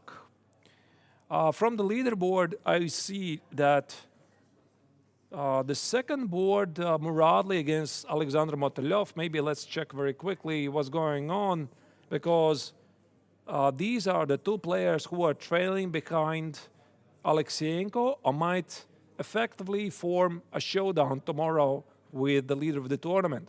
So again, Alexeyenko has 6.5 out of 8. Muradli against Motylev have 5.5 out of 8. So if one of them wins, then this could be a showdown for the championship title tomorrow. So the players have reached the second time control. Muradli appears to be slightly pressing, at least judging from the position. It's about material equality on the board. Yeah, it's actually pretty equalish, but black has a weakness on h5. I guess knight g1, white is trying to somehow improve the knight. So it looks pretty tough for Motylev. So bishop e7 is played to guard the h pawn, so that after knight e2, I guess the idea is to play h4. Welcome back, Angelika. Welcome, yeah. Thank you. Yeah, so we're watching now the games of the MTO, as I understand, yeah? Yeah, I tried to figure out what's going on because in the GMT for the moment, I don't think we are going to see a lot of moves because the second time control in the Grandmaster Triathlon is pretty long one. I mean, it's extra 50 minutes. And we have already seen that players really like to spend 20, 30 minutes trying to figure out the current assessment of the position before executing a lot of moves. So, yep, perfect moment to check what's happening there, and maybe let's review the game of Visak against Alexeyenko. Yeah, so as I understand, Alexeyenko now is still leading the tournament. Yep, still doing great. He was yesterday here with us in the studio. He shared about his experiences, how he likes it in Biel, how it's going so far. Of course, he was not very happy losing in round 2, but as he already said, there's so many strong players here. Indians have brought a lot of very good players here to Biel, so it's understandable you lose sometimes. It's not easy to expect something, like it's very, very not easy to understand what is going to happen. Again, Carlsbad, they really like it. They really like the Carlsbad structure, Angelika. Yeah, this is Super popular topic here in Biel. Wow, knight c6, okay, slightly aggressive. I mean, normally in these positions, black tries to play c6, bishop d6, and then try to get the bishop on f5. Knight c6 is something else. Yeah, knight c6. Usually knight does not belong there, but of course, if there are some particular concrete ideas with it, of course, it's possible. Yep. H5 again. I think we have seen it like 20 times already before. Right? Yes. Very, very hot topic here in Biel. I guess the idea of H4 is knight E4. Try to get to the bishop. Not necessarily white is going to like the changes of the position. Bishop B5, bishop E5, short castle. This looks theoretical, to be honest. I think I've seen it before. Quite paradoxical. I mean, look at this. So black plays G5, H5 with intentions to play H4, knight E4. And then after bishop B5, bishop E5, they castle short. What about that? I mean, normally this is not how you're supposed to play. You push forward your kings, pawns, and then you castle. But chess is so amazing that black claims that these pawns on H5 and G4, they're actually doing good for him. I mean, it's incredible, isn't it? Yeah, I mean, I'm just thinking what happens in case of long castle, let's say. But okay, then there is also semi-open b file, yeah? Yeah, so bishop takes on c6 seems to be necessary because at some point black already is threatening to take on e5. So take it, knight e2, knight g4, knight e5, and queen e7. This is what was played. So the game was incredibly sharp here. White decided to sacrifice a pawn. Yeah? Queen e5, knight e4, I guess some tricks with knight c6. Knight a4, so white will have very good blockade. Knight c5, queen c5, queen d6. Visually, I like white more because despite the fact that white has lost a pawn, these are weak pawns. The bishop on d7 is slightly passive. But the question is what is going to do with the pawn on b2, and this is exactly what was played in the game. Rook b8, b4. b4. Not b3. Yeah, because b4, you immediately jump under a5, right? You want to properly understand what's happening there. Okay, so b4 was played. Rook b6 protecting, and e4. e4, very aggressive Very counterattack. aggressive, absolutely, yeah. Rook e1, rook e3, very sharp game. So It feels like white is better now. I have no idea. Visually, yeah. Looks Visually, like white looks okay. so many, yeah, like every pawn is basically isolated for black. Yeah, I mean, definitely black is not playing for the win. Right? We can agree on this. So knight c5, white won back the pawn. Black activated the pieces, and probably he was out of the woods. Yeah, okay, but the bishop on d5, I guess you're no longer risking it. And they traded more pieces. This is where they agreed to draw, because after rook a3, knight b5, rook b5, king g5 is an obvious draw. I mean, very fighting game. Yeah, I mean, the draws are very fighting even in the MTO tournament. Of course, you know, Isak had this chance, you know, to win this game, you know, try to overtake Alexeyenko. Because it's very important now, and now Kirill actually has an extra half point. Now I'm going to check with the engine. Because I'm just very curious about this endgame with the rooks. I mean, it looks like... okay, so far everything is normal. I think this is still theory. Knight e4, brilliant pawn sacrifice. Knight c5, white is slightly better. That's what the engine is saying. Yeah, b3. Yeah, I was also wondering about this move. Why b4? Because you can always play b4 later. b3, maybe he didn't like a5. And then if you want at some point to take on c6, the pawn on b3 is under attack. So engine says maybe b3 was the better move. And a5, yeah, a5 should have been played. For some reason, Alexeyenko didn't play it. a5, b takes, rook a6 looks very natural to me. Yeah. This was not chosen by the Russian Grandmaster. Rook b6, e4. Yeah, and you're right. White was a lot better. Actually, the engine says white was technically winning. So this could have been a major result for the Indian Grandmaster. Rook e3 still is good. Rook a5. f3 perhaps was slightly premature. And what the engine is saying here, rook e8, bishop e8, knight f3. Passive rook on b6. Very passive rook on b6, knight h4. This could have been essentially the end of Alexeyenko's campaign here in Biel. Yeah, actually, this makes sense, right? I mean, again, f3, take it, and rook e8, and a knight f3. That pawn is gone, rook is gone, and even probably the endgame after rook b5 could be just lost. Let's say take it, something like. You could even just take it right away.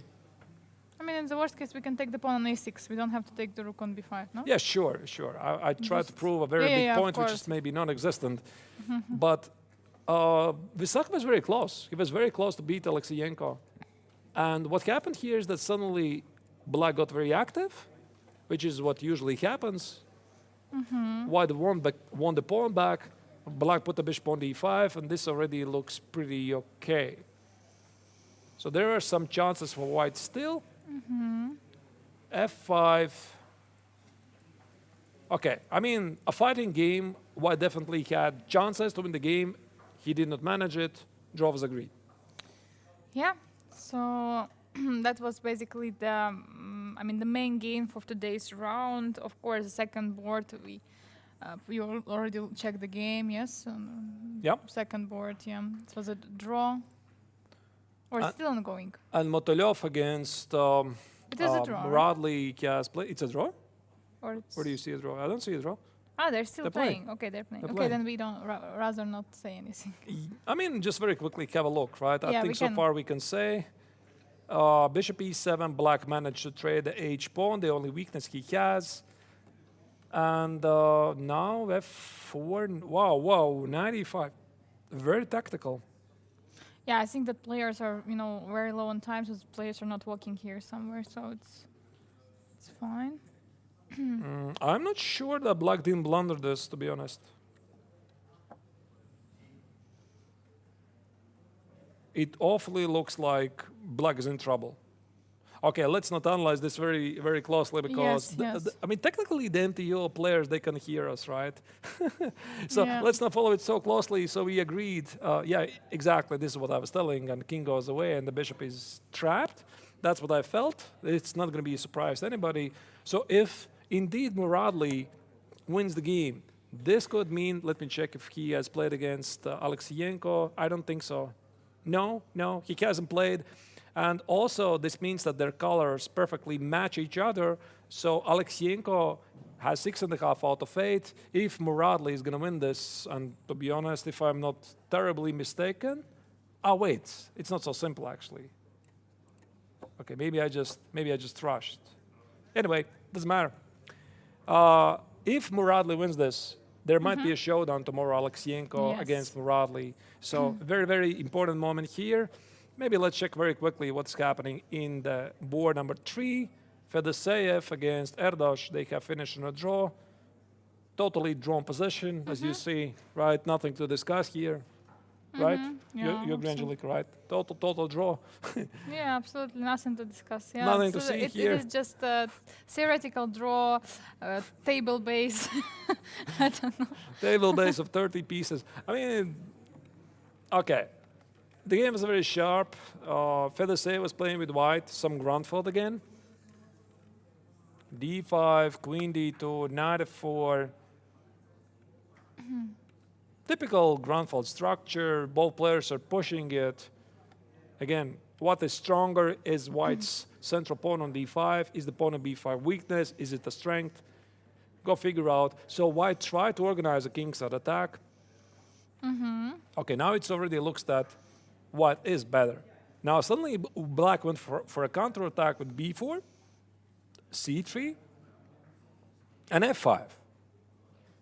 This probably really scared Fedoseev that he played knight c6 not for the draw, which was agreed. Let me check it, by the way. So, what was it? Queen d3, f5, knight c6. Black indeed is better, slightly better, but not winning. So I guess you could take it. Take it. Queen d5. Trade. This didn't happen, by the way, in the game. Take it. Take on before? Oh, no. Yeah, the rook is under attack. Yeah. First rook d6, yeah. And b8. somehow this is a 3 against 2, I mean... draw, yeah? Okay, maybe he saw it this far. But I think Black definitely could have continued to play on. But that's the advantage that the strong players have. I've seen this many times because when you're nominally stronger player, at least on the paper, and you're playing with white against a low-rated opponent, I mean, still a very good opponent, obviously. Yes, of course. And you're slightly in trouble. This is a known strategy. You offer a draw, and your opponent sometimes accepts because, I mean, he doesn't see the win. Maybe he suspects he's slightly better, but this is how sometimes very strong players, they get out of the trouble. So this was a very powerful sequence by the Hungarian Grandmaster. Again, b4, c3, f5. Again, d takes. We didn't discuss this. Queen e1 looks very good. Yeah, I think just queen e1. Rook e1, and black has two rooks with a very strong pass pawn. But maybe also just take on Queen d5. d5, yeah. Yeah, and there's bishop c6 ideas, some problems. So the draw was agreed. And after that, after the board tree, we have a lot of players with 5 points. So before we continue checking the MTO games, I think what we're going to do, we're going to switch back to the action of the GMT because I think there some moves should have already been played. And if nothing is happening, then we're going to jump in back to the MTO and see what was played in the remaining boards. Okay. So I think Abdusarov against Stepanko, not much was played. I don't know at which moment you left the game, but... So Abdusarov against Stepanko, of course, one of the most critical games of the round. Yeah, this usually happens. They reach the second time control. The pace dramatically drops, of course. I mean, before the first time control finish, there's a lot of moves, there's drama, etc. And now, yeah, just one move has been made, queen d8, attacking Queen the f4 board. yeah. Queen f4, and I guess something like queen d5 could be played, centralizing the queen. Actually, queen f4, I don't like it. It removes the queen from the center. Why not h5? Maybe there was something he didn't like. Because now you look at this. If you play queen f4, at least visually, I don't like this move. Yeah, you're allowing queen d5. Queen is getting to the more active square, and yeah. It looks logical to And me. then g5 it sounds like also can be. Yeah, that's exactly what I mean. Yeah, the queen on That's d5. a hook, actually, a hook. Where's the hook? After queen is on the 4. This is a hook. Yeah, technically it's a hook. All right. So, but the idea of queen f4 obviously is knight e6. This is not going to happen. So queen d5, very logical move. King g8 also is a possibility. Yeah, I'm not sure. queen d5 is just too good not to be played. Yeah, I would have played it very quickly, to be honest, because I think if the queens get traded, something like whatever. I mean, queen e4, I should be a very happy person. This simplifies yes. my task so much. And despite the fact that white trades a couple of pawns, black has excellent winning chances. I mean, create 2 pass pawns. Now, I'm not saying it's completely winning, but very good chances to win the game. Yeah, for sure. Big problems for white. Even though it feels like, okay, maybe somewhere white is holding, and the pair, queen and the knight, is actually coordinating better, cooperating better than the queen and the bishop. But, okay, the pawn is a pawn, and that's what Yasipenko has to show us here. Yeah. How do you stop knight e6? Queen d5? Maybe king g8? Queen e7, maybe a little bit more passive, but... Maybe he doesn't want to give up the last rank. Maybe that's what slightly bothers him. Queen b8. The bishop is slightly stuck, and if you play something like king e7, you might lose the a pawn. Maybe that's actually the reason, why he's not blitzing it out, because queen b8, if you go after this pawn, you always need to watch out for some counterplay with knight e7 or queen d6. Indeed. Yeah, and that's the reason, because he has 40 minutes and Abdusarov only 20, so of course he has a lot of time to spend at this position and to be more as precise as possible. Right. So g5, takes, and I think he's looking at something like this and trying to evaluate what is this. Let's say queen a7 going after the pawn, or maybe even a bit more annoying queen b6, just in case includes some checks here. But should be good, right? Some sort of a race. Sort of, because the pawn is 2 squares away from promoting. Yeah. And this pawn is not going anywhere, and maybe white is somehow still alive here. So that's what he's trying to figure out. And if not queen d5, then what? He didn't play queen d5, by the way. He played something else. King h8, king g8. So he played king g8. There was something he didn't like about it. And queen e4. So now, of course, he doesn't want to allow this this d5, queen d5. Yeah, I think white wants to push forward the d pawn. So now the problem is that queen is actually pinned to the bishop on e7. It's on e8. It's protecting. So yeah, some complications. The yeah. problem is the bishop. You need to activate the bishop very fast. Maybe Yespenko's idea is f6, bishop f7. Look at this. Maybe this is the idea. It also helps him to play g5 later. Without this bishop, it's going to be difficult to win because the queen is pinned to defend the bishop. And the pawn on a4 is effectively defended. And maybe he's looking for some ways to win this pawn, but I don't see how. Maybe queen b8 and some tactical tricks. Queen g3. Maybe. By the way, this is a way to trade the queen, by the way. But again, d5, the queen defends, you give a check, he goes here, you trade. And can I play this? Because this pawn is getting a monster. And now I just went the other way. Yes. Right? The king was just on f8. So he could have played king e7 already. So probably now he already doesn't want to trade the queens. Yeah, maybe. As you said, king is going away from the center. Okay, what about d5? So f6, d5, bishop f7. I mean, there is also bishop g6. Oh my goodness, what a tactic. Very beautiful. Wow. Queen d5, nicely spotted. Queen c5, and assume that's not a draw because this is not a perpetual check. Okay, we have a 5 at the end. So once again, f6, d5. Wow. Now, this could be easily missed because white would expect something like bishop f7 because black plays f6 to play bishop g6, and it's very difficult to spot something which was not available a move before because of your blunder, right? Yes. So here bishop g6 is unthinkable, of course. And then suddenly after d5, bishop g6 becomes a thing. But of course, Yesipenko is not going to stop with this. He sees this idea probably, and now he's trying to figure out what happens if white doesn't do that, because f6 square weakens d6 square. There might be knight e6. And as you said previously, black always to have to count on some ideas to create a perpetual check from white. So white has to be really, really careful. Also, the move of f6, which may be slightly worrying Andre, it's limiting the queen's activity. Because here the queen was sort of looking at the pawn on h4, and now it's slightly cramped and not doing much.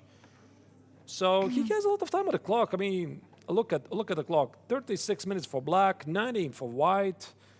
No need to rush. This is a critical moment. Huge decision. He knows the results. He knows the standings because I think on the second floor in the big hall where they're playing, it's on the wall. He sees, he knows, he gets 4 points. I mean, I don't think Andre is going to make the second mistake again by not checking the rankings. This time he's up to date. Yeah, I think so too. And of course, we can see the whole game. He's trying, he's fighting, he's creating these wonderful ideas of, sacrificing the piece. Absolutely incredible. And of course, Substor didn't take it. So yeah, what happened? What has happened in the other game? We have another game ongoing. Of course, it's not really influencing the overall standings, but still a pretty exciting game. Vincent Keimer against Alex Salem. So yeah, 2 knights against the rook. Knight h4 was played by Vincent. The bar doesn't like it, but his idea is, of course, not to put the knights on the edge of the board, but he's going for the mate. Knight f5, knight f6, rook d8. So we left it, basically after the second time control, it started rook e7. White does not want to trade the rooks, otherwise these pawns are going to become very strong. So in white's best interest is to keep the pair of rooks on the board. So that's why he keeps it. Also have some mating pattern ideas. b5, black needs to push forward that b pawn very fast. And now after a very long thing, I think it was something like 20 minutes, Winston played knight h4. So how do you stop this idea? Knight f5, knight f6, rook d8. The bar says it's a draw. Yeah, totally draw. I agree with you, dear engine. Yeah, I mean, absolutely not, especially when there are some material imbalances, because, you know, I mean, normally we're not used to play in the positions with material imbalance. For example, two rooks against two rooks, this position we could evaluate it maybe a little bit faster and more, it would be more clear. But two knights against a rook, it's already something different. And we have here also two passing pawns on the A and B files for the black. So yeah, this is something special. So let's try to push forward the B pawn, see what happens.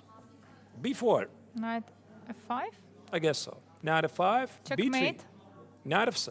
But there is a checkmate. Ah, already checkmate. Oh my goodness, I missed that. Yeah, I thought I need the knight on f6, but of course that's a mate in one. Okay, knight f5. Rook b8, king, because king e8, there is knight. That's a mate. Yeah. That's a mate on the board. So rook b8. Okay, rook b8. I play knight f6. Wait.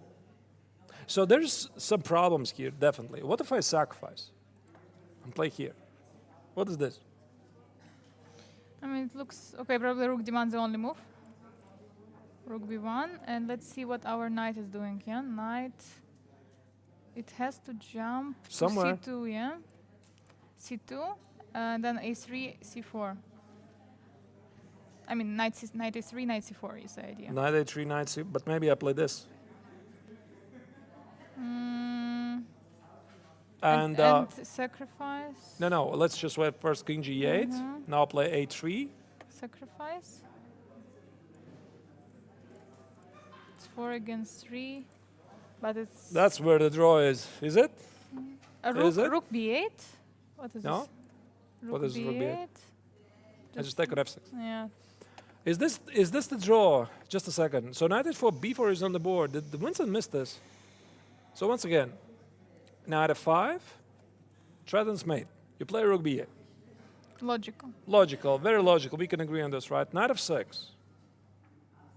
Maybe he just miscalculated this entire sequence because also, by the way, there's some mate threats here. Rook d7, knight h6, threat to mate on f7. So this looks very logical. Take, b3. All right. So b2 looks like a huge threat. I don't think I'm in time to do any mate threats here or here, right? Just not enough material, right? So my best guess, I go here, b2.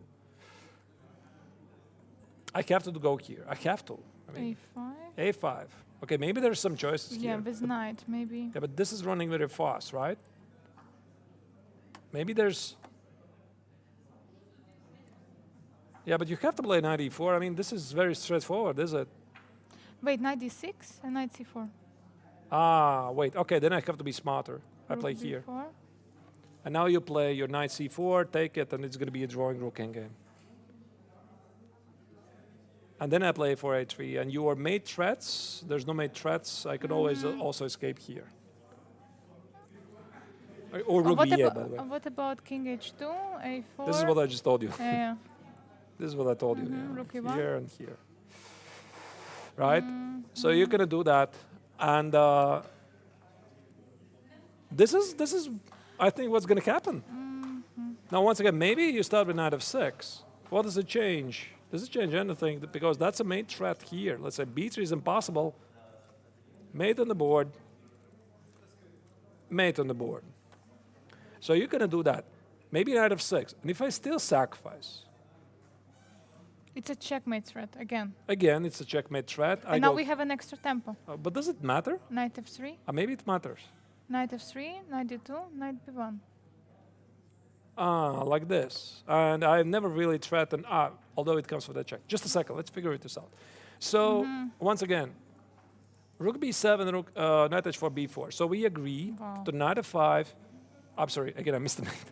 Rook b8, knight f6, takes, b3, b2, a5, a4, rook b3, white goes here, let's say go here. Maybe you can be smart, right? Like king e1, although I'm not really sure where you're going, really, the king, because the knight is here. Maybe I can just afford to do nothing, yeah, and just play king g6. And Is Wait. 94 possible? yeah, I tried to calculate this. Rook b2. No. b2. Just rook b2, yeah, even rook b2, and the knight protects. But okay, maybe all of this is not even necessary. And now after king e1, a3, takes, rook b2, this looks more like a draw than a win. Okay, even this is a draw. So even somehow, if miraculously white wins the pawn on f4, this is just a draw. And this is a theoretical draw, 3 against 2 at the king side, nothing happens. You can, of course, play forever. But it's a draw. So it's we discussed about knight f5. What about knight f6 here? And if I rook b8, I can do it's knight h7. If I sacrifice again, Knight f6 was played. knight f6 is played, okay. But the bar says it's still a draw, by the way. So here, so we try to play this. Maybe a5. Maybe. a5. My best guess is this. There could be, by the way, knight e5. Suddenly win a tempo for this, so knight e3. Okay, let's try to push b3. It's sort of forcing, right? Not allowed to play knight e5. Knight d2. Knight e2. b2. Knight b1. Rook c8. Rook d1. Oh wait, there's rook b4. You're not in time to take because the Checkmate. checkmate. Here Maybe king g8. king g8, King h2. king h2, and something like a5. Rook a4. And now. And now I play here. And rook, this, rook a2. what? Rook a2. But it's actually not so bad for Black because he has 2 pawns for the piece, right? And the pawn on f6 will be gone. I mean, 1 pawn for the piece. But these pawns are very strong. Maybe That actually something looks like a else, draw to me. But no, king e7 was played. Something else. And now knight f5. What is this? So King you're saying there's no e6. mate, yeah? I mean, he's okay. King You have to play king e6. This is rook simply- d5. Is it somehow I don't know. knight d Do you knight see a mate? d4, knight g7?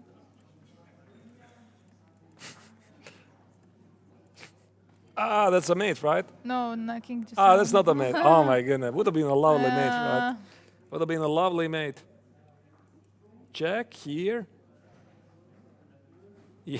Crazy. Crazy, yeah? So that might be a draw. I actually, sorry, can we go again to this line? There was some knight h5. So knight, yeah. Knight g7, let's say. Knight g8. Knight h5. Rook d8. What do you have there? Knight f6. I'll just take it. You take it. Or even king g6, king f5 also is yeah. good. No, I mean, this looks like, despite the craziness what was happening in the game, it looks like it's going to be a draw because I don't see how Vincent can capitalize on this. The game is still incredibly sharp, of course, but the b pawn is going very strong, and the bar did say that knight h4 is a mistake, but it's such a human move. Yeah, absolutely. I mean, what engine saying here? Let me check. Let me check very quickly. Knight f6. Knight f6 was the move, and after knight f6, king e7. What's the human move here? Definitely not king h2. We can agree on this. Knight g8. No, that's the repetition. Engine doesn't see, by the way. Engine gives top choice king h2, which makes no sense to me at all. And if I play b4, check. Wait, it just wins the pawn. Yeah. Yeah, Actually, okay. that makes sense. So king h2 is like a waiting move just in case give away black a tempo. And this somehow helps, but there's moves like king e6, you know, you need to figure it out, and b4, you might lose this actually if you're not careful. So actually, So Keimer's that's- idea, knight h4, is very human. So that's the difference, because when knight is on h2, this idea of okay, knight f6, there is still this, there is still this knight d5. So in the real position now. You mean in here? the real position, yeah, in the current position. Yeah. So there is also knight e5 winning the opponent b4, but the problem is that e5 is not protected. That's the problem, yeah? With this knight Yeah, h4. so knight e5, king e6. That's the whole difference. Yeah, knight f4, king e5. This is what the engine is suggesting here. But I mean, maybe something like this could be played. King g7, knight b4, rook a4. That potentially is a long game, for Rook example. g4. Yeah, rook g4, remove the knight. But more likely, it looks like a draw. Yeah, More likely, it looks like a draw. knight e5 was actually played. 95's play, okay. So maybe knight f3, but okay, I don't know if it makes sense. Knight f3. Knight f3 is a move. Knight f4 is a move. played. King f4, this is going to be played, pretty sure. Unless, no, there's no other move simply. Knight f3, king f6. Now we're strictly following the engine's recommendation here. And check. Engine says this is the best. Knight b4. Check. Rook a4, equal. Equal. That's what the engine is saying here. And after king d6, this is a draw. And if we trade the rooks, then despite the fact that white has two knights against the rook, this pawn is too strong. So most likely white will have to give away the one knight against the pawn and then simply make some kind of a fortress. Yeah, So we slightly cheated. we checked what the engine is saying there. Let's not do that again. But incredibly complex position. And king f6 is then displayed. Yeah, king f6, of course. Yeah, this we already discussed. knight e5. Yeah, knight e5. And now the big moment. King e6 or king g7. I think already here Salem Saleh is trying to figure out how to enter this endgame because the pawn on b4 is gone. He needs to trade a pair of rooks. Otherwise, the safe pawn is not going to go anywhere. So does the king better feel here or here? Not on g6, definitely. Because if you go on g6, you're asking for some trouble somehow. Yeah. Okay, let's go back to the Yespenko game against Abdusatorov, which might have big implications to the overall rankings. Yeah, so few moves been played as we discussed d5 and actually queen b1. Check. Queen b1, king d4. And actually queen a1 has been played. So he is not sure that this endgame is actually winning. That is clear. Take it. Yeah, because king is too far somehow. Yeah, here, king d. Yeah, this is something you simply don't want to do. Too strong, this pawn looks. So Yespenko is going to keep the queens on the board, so queen a1 was played. And it's the correct strategy, I think, because he is the stronger side, and you can always trade queens if you want. Queen king d3 was played by white. Queen So what? king d3. King d3. Okay, let me reload the board. King d3. So here the problem is that bishop on a8 is in trouble. So Yeah. queen a3, king d4 probably. Queen That can be a3, an idea. attacking the knight. King d4. Wait, just wins, no? Something. He could enter a queen endgame with a very strong pass pawn for white. But it's possible also after king d4 to take on a4. It is possible. Absolutely. d6. But Yeah, it's, yeah, d6. Yeah, very good point. But d6 actually. Okay, queen b4 doesn't work. Maybe. Because I thought king d5 and bishop c6, but queen is protected by the knight. Unfortunately, there's no bishop Yeah. c6. Yeah, you're right. And if this is this winning? Yeah, this is winning, by the way. Should be winning. D pawn is not going anywhere. Now black has two pawns. So maybe this is what Yespenko has figured out. So once again, king d3, queen a3 check looks very tempting. Of course, white doesn't have to play king d4. But yeah. we're just, king e2 is also thinking about possible, but let's say king d2. I could enter this endgame, of course. Oh, wait, it drops a pawn. And then again, you need to evaluate everything. queen f8 probably. That looks incredibly passive, no? I mean, I don't want to exclude my queen from the game. No, there's no way white is going to lose this. So, for example, yeah, queen b4 check, d6. It looks like more like a draw, to be honest. I wouldn't want to trade the bishop so easily. So this queen endgame has a very high drawing tendency. And yeah, by the way, why this board is not refreshing for some reason. Okay. So once again, queen a3 check. Let's say king d2. Maybe this is the move. I mean, you could also play king f8. You don't have to rush by entering the queen endgame. Maybe king f8 is the way to go. Maybe queen b4? Yeah, but you can lose like that. No? Yeah. So queen It's not b4 good. unfortunately doesn't work. Not like this. Not allowing white to create a pass pawn.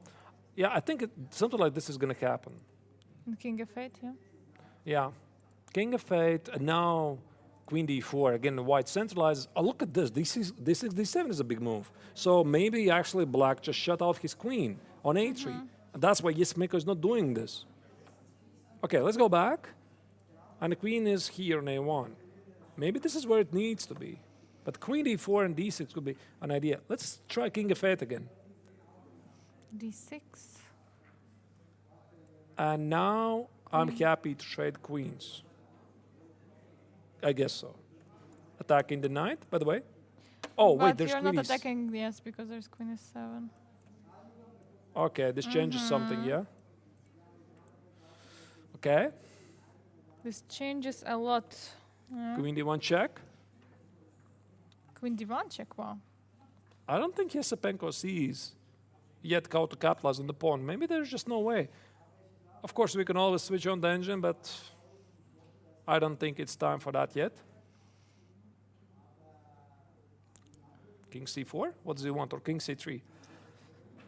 He doesn't want to lose a pawn on a4. King c3 is played.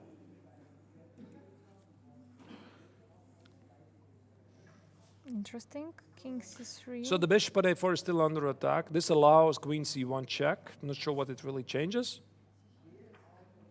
I think king f8 now, because the d pawn is not going anywhere. Actually, this was possible immediately, was it? Ah, wait, white still plays. No, wait, maybe it was possible to play here king f8. Because queen d4, now I can trade and play king e7. And king is in time to stop the pawn.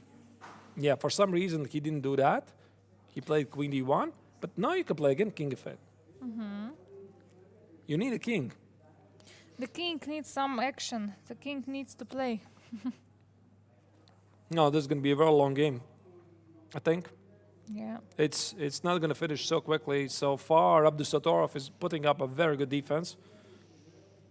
He's in the shape. He has won how many games in a row? 2, yeah?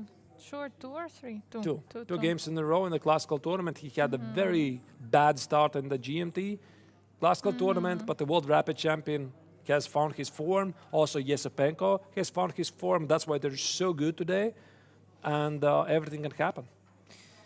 And you know, now I'm just recalling the Rapid tournament, how it was not so easy for Yesipenko. You know, this luck which turned away from him now actually makes him to win this game. You know, it basically challenges him and says, okay, remember that those 2 points, you didn't get them.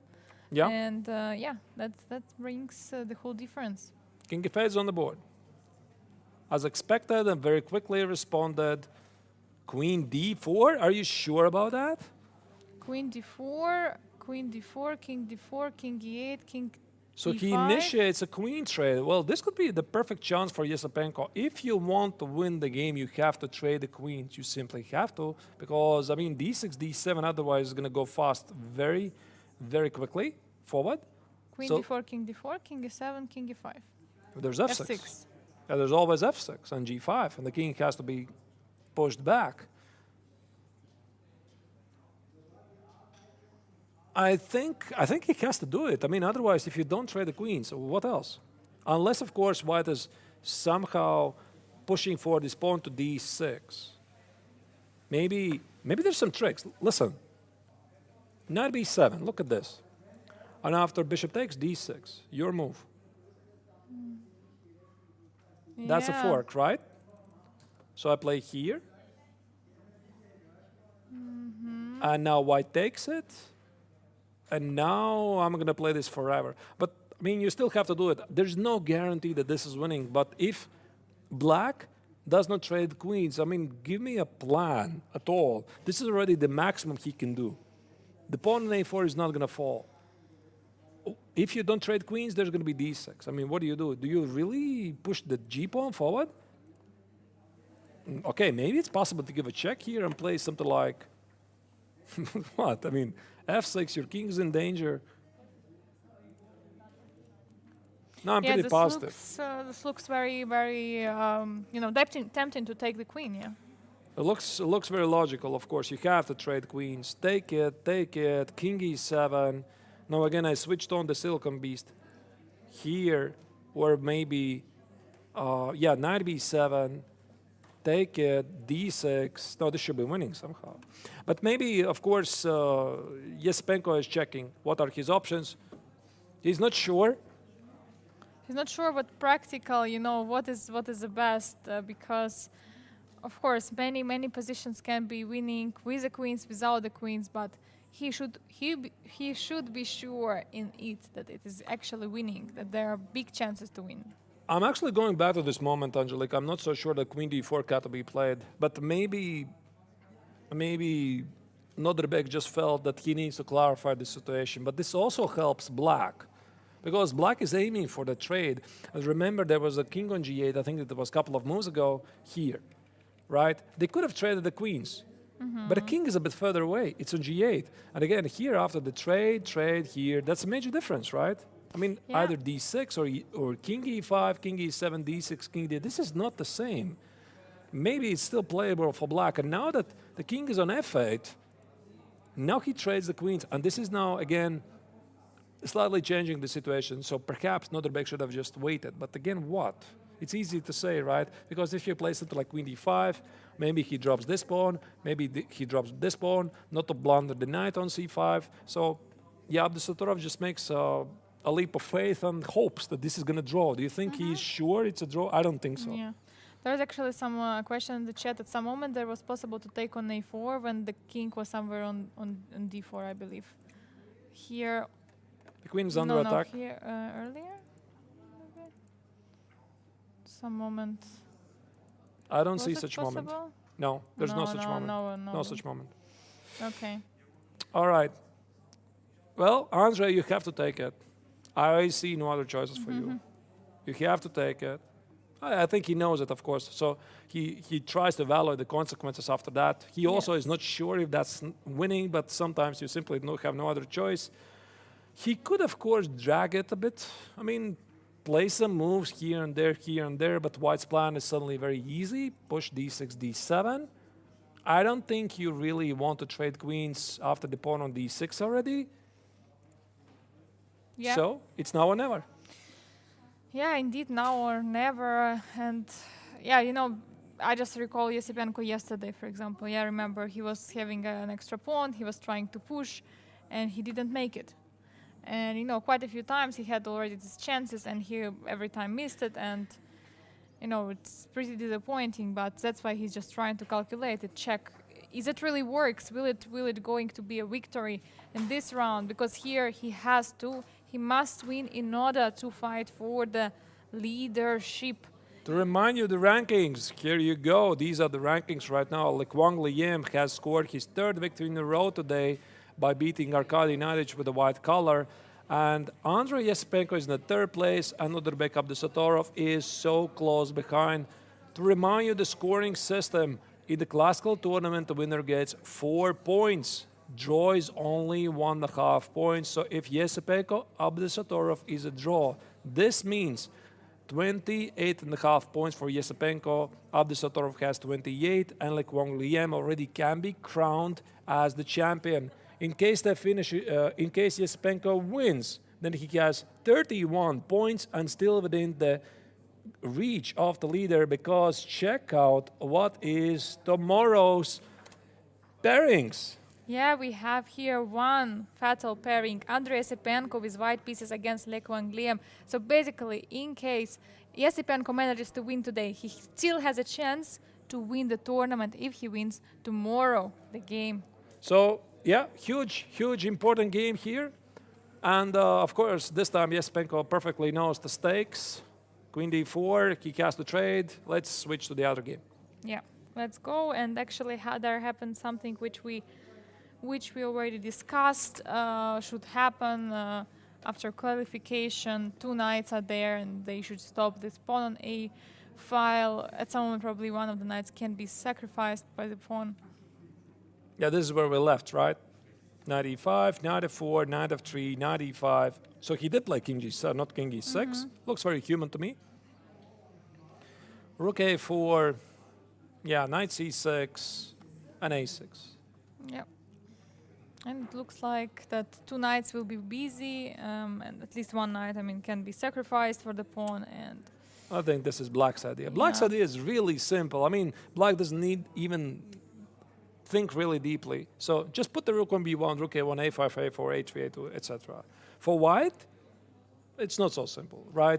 What do you do? Do I rearrange the knights? Do I bring the king? Yeah, I guess you want to move the king closer. For example, king f1, check here, rook a1, king d3, try to push it here, and then you also at the same time need to watch out what's happening at the king side. For example, just something like this.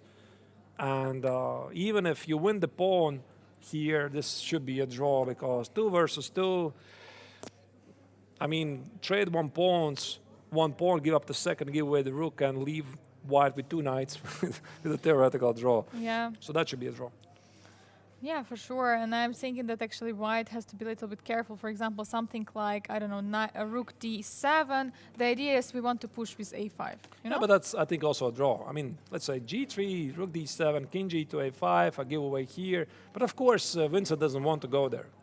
This should be a draw, but you don't want to test it, yeah? Yeah, for you just sure. don't want to test it. And at some moment, knight can be also a little bit trapped because when knight was on c6, there can be like something like rook e4.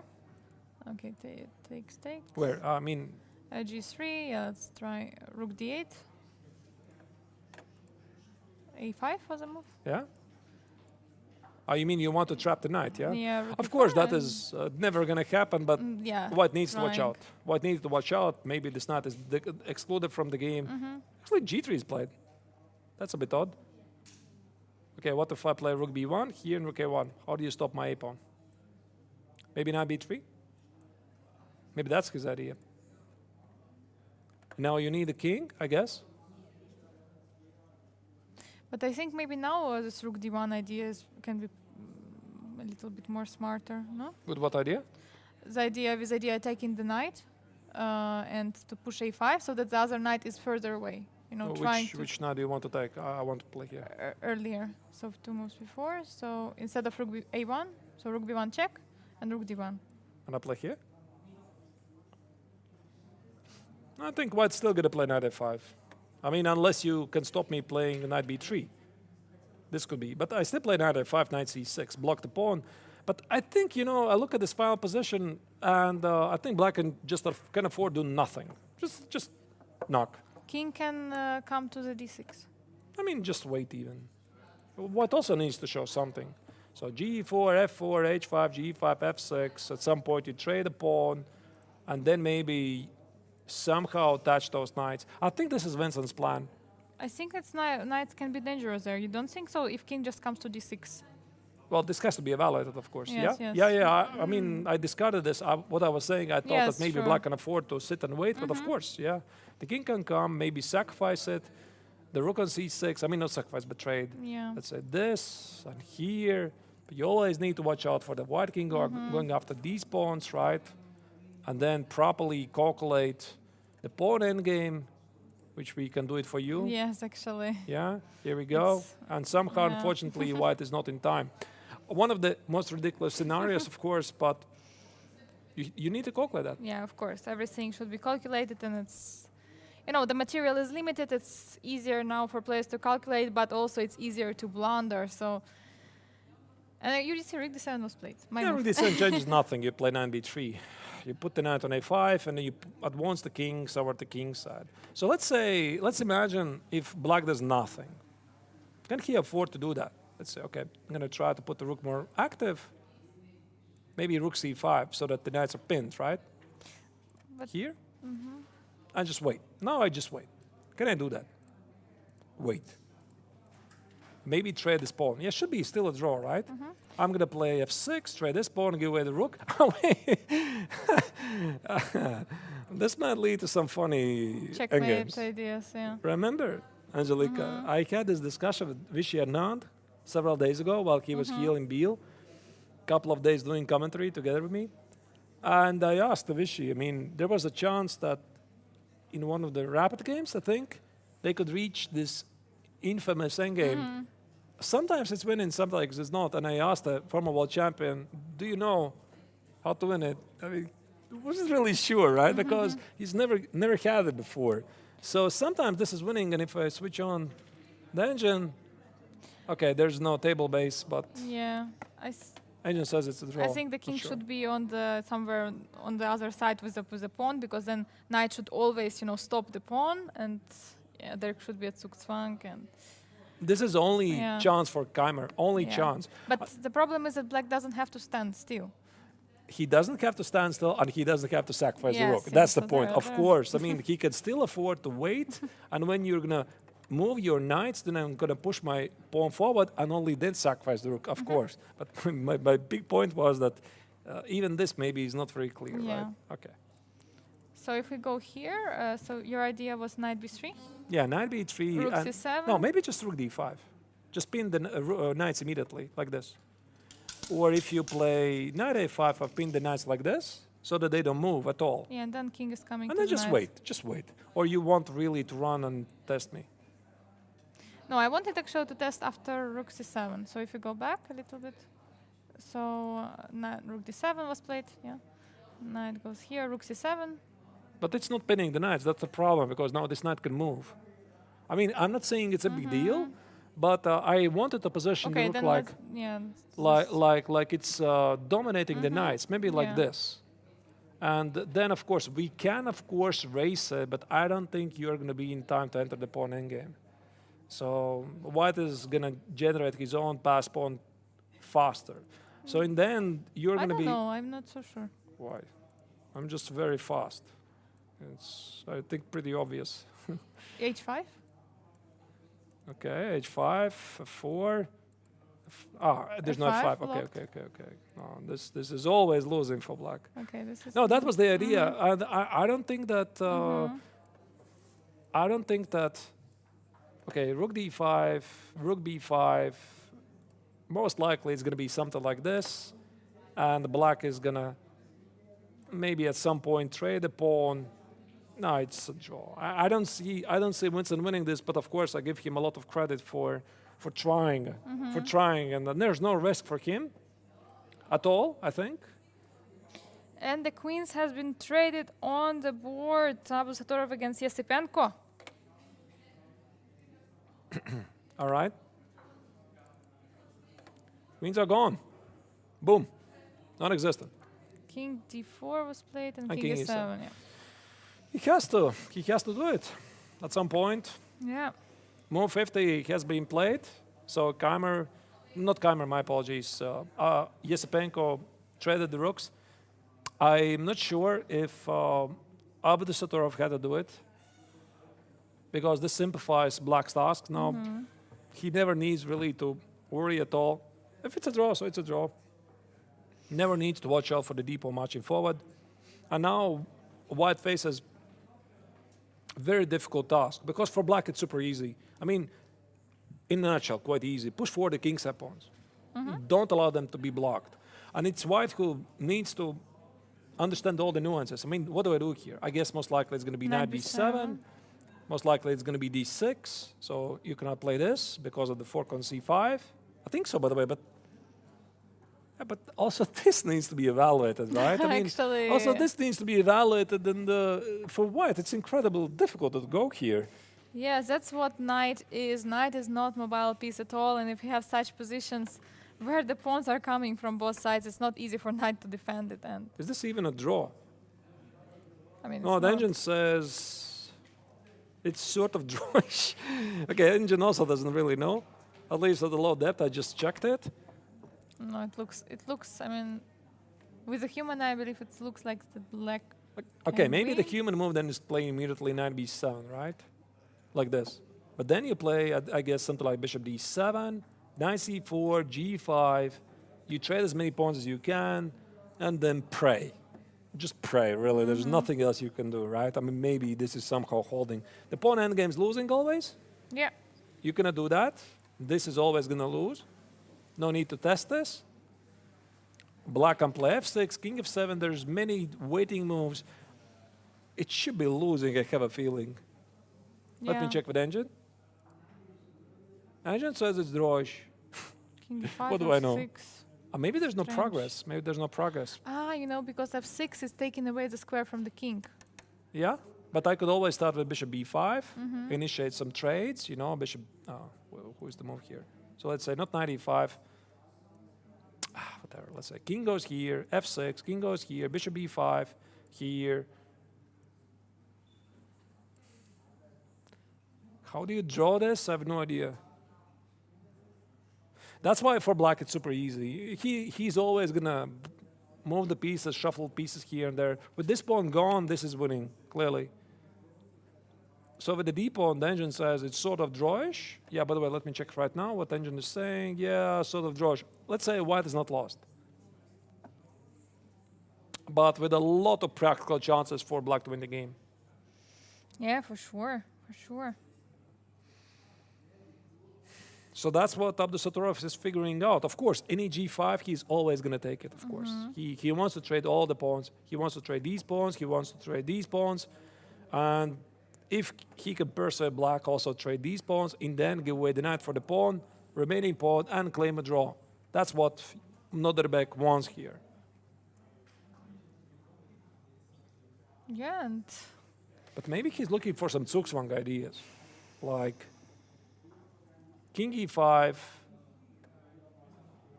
f6, go here. king d6 is King, not yeah, good. that's the point. King d6 is knight b7. Maybe this is what he's looking at.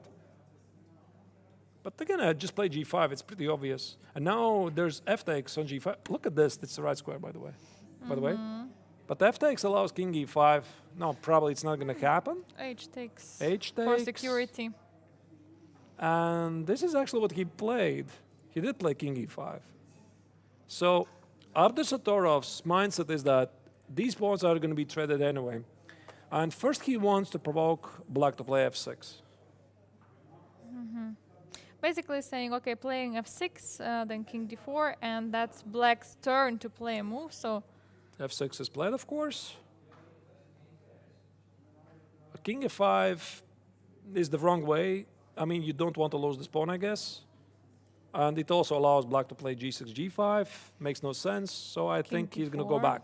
Yeah, this is Abdusatorov's idea. So, wait. Maybe he felt that black might have access to some king f6, king f5.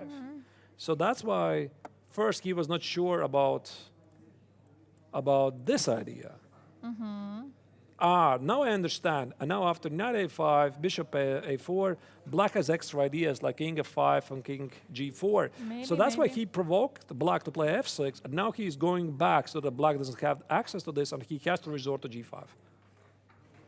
But now there are many moves. I mean, g5, h5, and then g5. I don't know. No, I think it's g5 because h5, maybe there's some Zugzwang. And look at the bar, actually. Oh, the bar says white is busted. So this king e5 idea was not good. It was very human, But but not according to the engine. The engine says, dear humans, you have no chance Wow. against me. I completely agree with Noderbek's mindset, but there must be something wrong with what he calculated. Maybe there's something else. But you know, Maybe h5. Maybe it's a yeah. Zugzwang.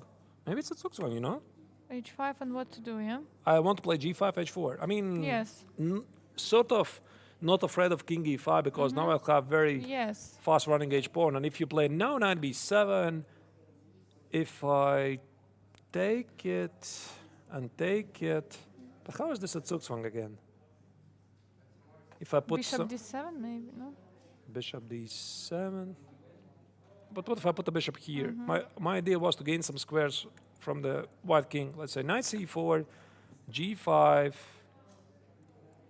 Is this really winning?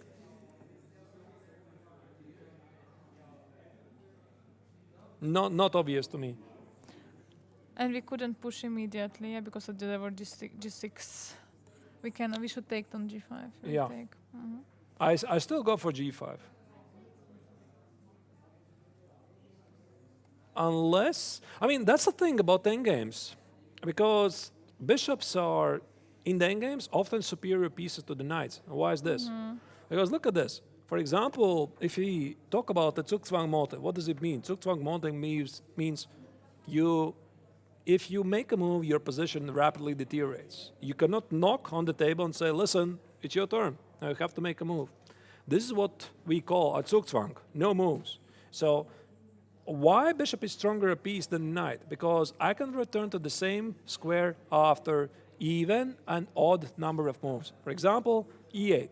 I can play bishop F7, bishop G6, bishop E8. Sometimes in endgames, this is done to force a Zugzwang to the opponent. The knight cannot do that. You cannot get to the C5 square in odd number of moves. It's always even. 2 moves, 4 moves, 6 moves, 8 moves. There's so many motives in endgames. So that's why this gives Jespenko some ideas. I don't see it yet. I'm really guessing. But maybe he's looking for some Zugzwangs here. Yeah, and also another point that there are still 2 pawns on the A file, A4 and A5. You know, if we just remove those 2 pawns from the board, that would be already a different story. But knight has to reach the A5 square, and from A5, knight has to go back.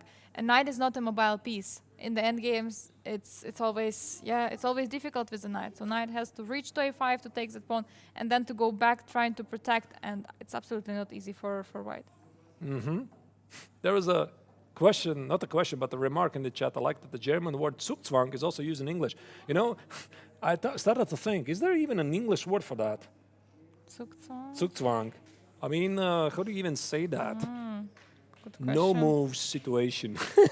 How do you even say that? But I heard even players saying this Zwischenzug, you know, intermediate move also in German. Okay, How- Zwischenzug, sometimes I use it, by the way, myself. I don't say Zwischenzug, I say intermezzo. Intermezzo, I Yeah. believe it's from the Italian. Yeah. And from the French language, a very popular word is en passant.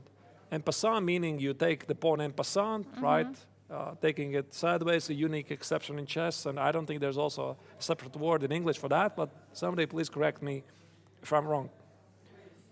There have been some moves. H5, he did play H5. I mean, so Jespenko is claiming I found the Zugzwang. Is this the Zugzwang? So you need a move, right? Again, you cannot knock on the table. Let's check this again. Knight Yeah, B7. the H5 I like, yeah. What if I ignore the pawn on A4? What if I play G5? Take, King E5, H4. Wait, yeah, by the way, how do you stop this pawn? Because King E5, this pawn is not going anywhere. Just play something like King F8. The knight is a bit far away to stop the pawn. A little bit far away. Yeah, slightly, you know. And then you take the pawn when the knight is rushing back to the H pawn. Actually, this makes perfect sense. So black is not going to trade the pawn on A4 for A5, but instead, Jespenko is going to create a pass pawn. Yeah. So let's say knight B7, I play G5. Take it. Let's say King E4. I play H4. King goes here.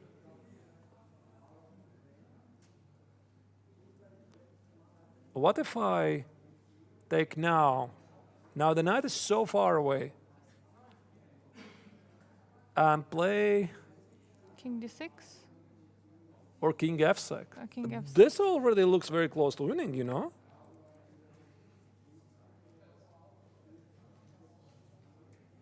This must be Jespenko's idea, h5. I love this move. Let me check with Yeah. engine. What engine is saying?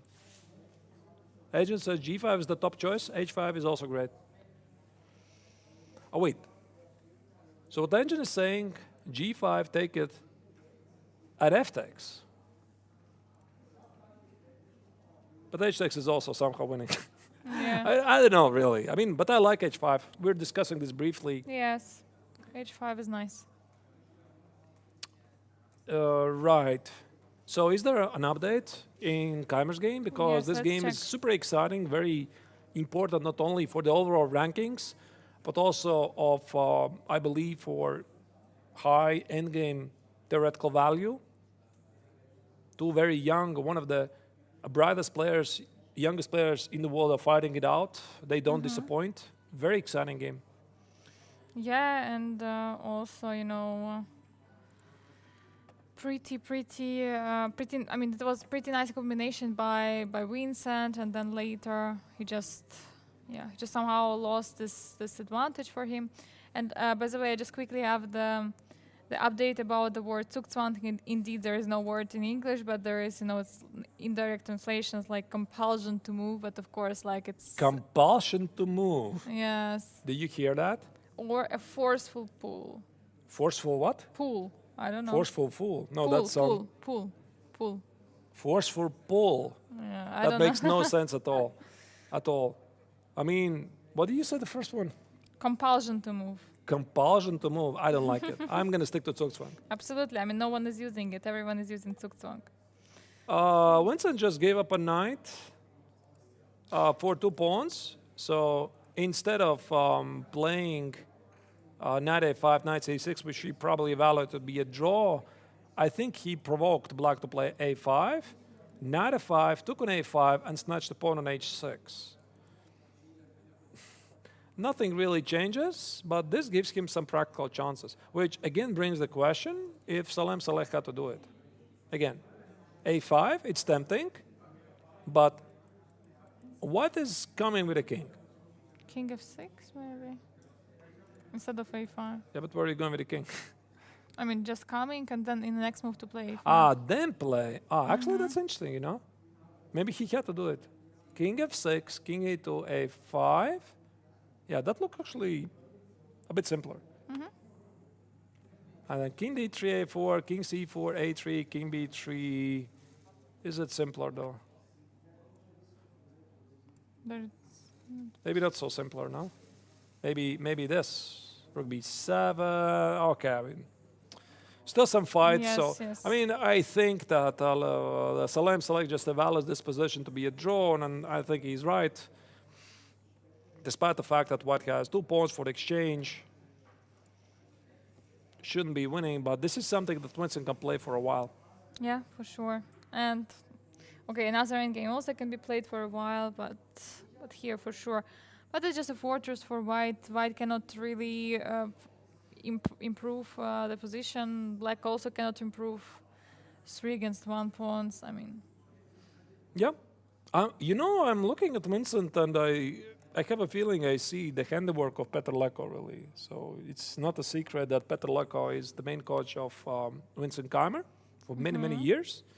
And Petr Leko arguably was one of the strongest positional players. So it's an amazing technique that Vincent is showing, right? He's finding these resources in simple positions. Actually, it sort of reminds me Magnus's approach, right? He also was, I mean, he's still, of course, very good. But at his young age, Magnus was also showing, I mean, he was not playing sharp games, but showing very good nuanced understanding of positional games, right? And also Yeah. Vincent, despite his very young age, he's finding these resources, he's fighting it out. Fantastic. yeah, absolutely fantastic. And now we have the rook against knight. I mean, it looks like there is no chance. But Vincent doesn't need to be disappointed. I mean, again, he's only 17 years old. I mean, this is sometimes that we forget. He's a teenager, right? Yeah. And he's been playing in the circuit for already so long that people just forget it. Everything is still ahead of him. He's going to soon become one of the youngest players to reach 2700. It's only a matter of time. It's no secret. with his amazing skills that he's showing.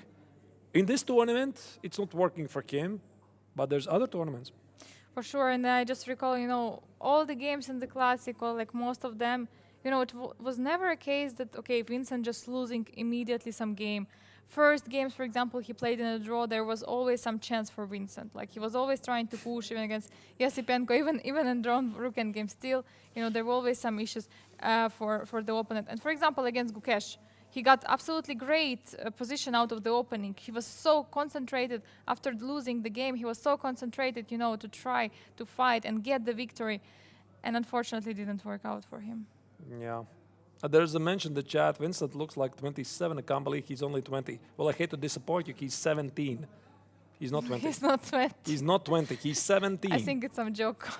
It's a good one. I like it. Yes. All right. Sorry, wanted to say just quickly. Even in the restaurant when we were together, at some moment, someone offered beer to him. One of the waiters, because simply, couldn't know the age. Right. Of course, White is going to still press it. At some point, Black should be able to force a draw because, let's say, nothing happens. G4. King G3, nothing happens, and sooner or later, you're going to have to play G5, and Black is going to give away the rook, and this is going to be a draw, because you have the knight, congratulations, but it's not going to help you because all the pawns are gone. They're not there. So maybe what Keimer is going to try to do here, he's going to try to avoid it for as long as he can. For example, try to play something like King H4, and then G5, and King G4, and then F5, and not allow the rook sacrifice for the 2 pawns. But I don't believe that Salem Saleh is going to blow it. Yeah. So, should be a draw. It should be a draw, and actually we have some progress in the game. Avestadorov against Yasipenko, and I feel like very soon it's going to be over because we have already these 2 pawns which are marching all the way till the H1 and G1, and Knight B7 was played, G5. Yeah, so this is what we looked at, right? Knight B7, G5, F takes, H takes. And here Knight A5 was played. In the computer language, engine says plus 2.5 for Black. That should be a win. Yes. But, I mean, it doesn't mean that there's no technical problems for Black. So Knight A5 was played the move. We don't see it on the board yet, but... Knight A5 and I already. guess H4. Yes. I don't think he's going to rush with this pawn. Let's say Yes. Knight A5, H4. Wait, does this knight make it to defend the H-pawn? No, he does not. So Knight E2 or Knight E3 doesn't really help because this pawn is promoting. So I think this is what's going to happen. Oh, this is our analysis, of course. So Knight A5, H4. I think this should be played.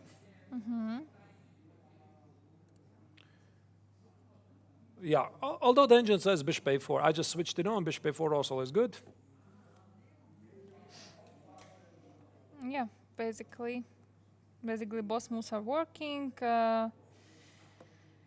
Of course, Black has to be a little bit careful, but yes, Knight is just too far away. That's what I said earlier, that if there were no pawns on A file, and Knight is on C5, then Knight is easily coming and tries to stop those pawns, even though I believe it's not so easy, but okay, Knight could start protecting, from the promotion of those pawns, but... Right. To remind you the time control of the tournament, they are going to get extra 15 minutes after move 60. This is move 55.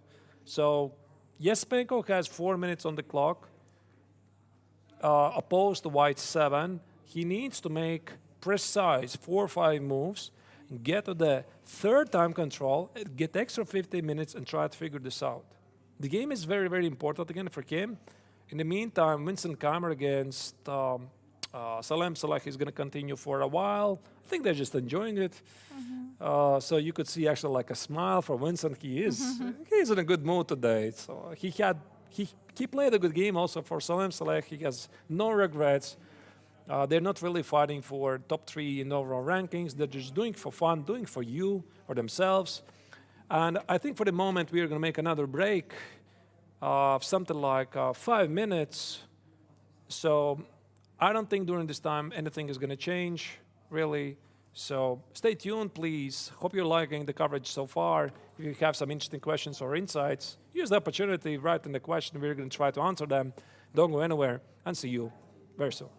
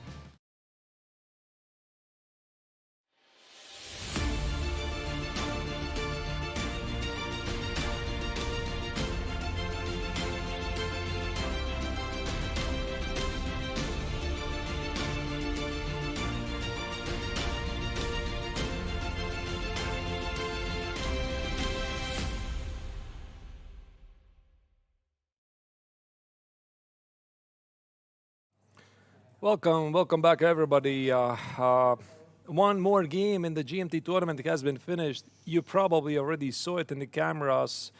Vincent Keimer played a draw against Salem Saleh after King E5 here. White decided, okay, I don't really have any chances to push forward those 2 pawns because the knight on E3 is under attack. King F4 is incoming, so draw was agreed. You're not showing. I'm not showing it, yeah. Now I am showing. Yeah. Right, so King F4 is incoming, and this is still a draw. So well-fought game for both players. Hopefully, either one of them or two of them are going to join us. I hope so, because the game was absolutely incredible. We would love to follow it, at least here in the commentary studio. So one more game is ongoing, and what an important game it is, because this might have major changes in the overall rankings, because Andrei Yesipenko is fighting still with black against Norbek Abdusatorov. If he wins, this means he's going to be in the second place with very real chances to take over the leader in tomorrow's showdown, because tomorrow in the 7th round, Yesipenko is scheduled to play against the tournament leader, Wang Liam. Yeah, and I love this bishop here absolutely on c2. It just well nicely restricted the knight on c5, and yeah, the pawns are just going forward. Wait, how do you even stop the H pawn? Is it just H3 and that's it? Call it a day? How do you even stop it? So the final chance for white is to rely on the D pawn. That's where the bishop is going to come into play. Let's say H3, D6, and you need to play very precise. Something like King e8. King E8 or King D8. I don't know. I cannot guess. I mean, which is the right move. Let's say King D8. So you play King E6. This is a very big idea. Yeah, how do you stop that, actually? Maybe play something like Bishop A4. What about Bishop f5? Bishop F5, King F5, H2. Oh, that's smart. And King E6 is H1 queen, and it stops the B7 square. And this is on the board, by the way. This has been played, so Yesipenko has figured it out. He's now sure that he's going to win the game. Hopefully, also we are going to get Vincent Keimer and or Salem Saleh, or both of them here. I don't know where they are. I don't see them. They're maybe still analyzing the game, or they're following the game. Let me check them. Let me check on the big camera. This is the one. This is the second. I don't see them there. Yeah, they should come. Maybe they escaped us. No, I don't think so. I think they would love to come to join us. Right? They're not like Gata and Arkady, always escaping from us. Always escaping, yeah? So D6 check is played. King F7. King F7. Even King F7. That's it. H-pawn is unstoppable. And that's it. I think Yesipenko has done it. He has done it. He has won on demand. Oh my I mean, God. let's not jinx it yet. Yes. He has done it on demand because now H-pawn is unstoppable. The bishop here on C2, it takes care of the knight. So apparently what white made the last mistake was knight B7. Maybe knight C4 should have been tried. Beautiful technique by the young Russian. Bishop C2 excluding the knight from the game. Now this pawn is unstoppable. D6, King F7, D7, King E7. This pawn is not going anywhere. How do you even play here? Absolutely incredible. Knight E6, is it even possible to try? Knight E6 idea, D7 and D8. But That's actually a good try. There is at least Bishop A4. I mean, at least. Yeah, but your pawn on G5 is sort of under attack now. Yeah, because it's with a check. Okay, and if I play H2, D7, Queen, here, I mean, check. Thank you for the piece. I mean, okay, you can still play this. Oh wait, no, you cannot because they trade queens. You cannot play that. So that's probably the final resource for Abdusatorov. Try to play knight E6 because I mean maybe let's check knight this. B7 maybe. What about this one? D7 here, knight E6. It doesn't help, right? No. This pawn is unstoppable. And what about knight B7 instead of knight E6? Knight B. Knight B7. But then queen. That's pretty much the same, no? Check. Queen. Queen takes. Queen. Or. Oh wait, it's not the same. It's not really the same. Maybe there are some tricks, yeah? which we don't see. Maybe this is the way, by the way. Yeah, knight b7, final try, but you can always play just this, yeah? And now the knight is so far again. Again, he played knight b7, knight c5 to catch the pawn, and now you have to go back. No, bishop a4 should be completely winning. What has been played? Knight e6 is Knight played. e6. Yeah, same idea, but it looks like should beat. h2 should seal the deal. h2 should seal the deal, yeah. Looks good. h2 is on the board. Not very difficult stuff for Yesipenko. So, final attempt, d7, queen, queen, queen e4. Again, let's put it on the board so that everybody sees. We already discussed this. Queen e4 check, queen e6. The queens get traded, and that's it. The end of the story.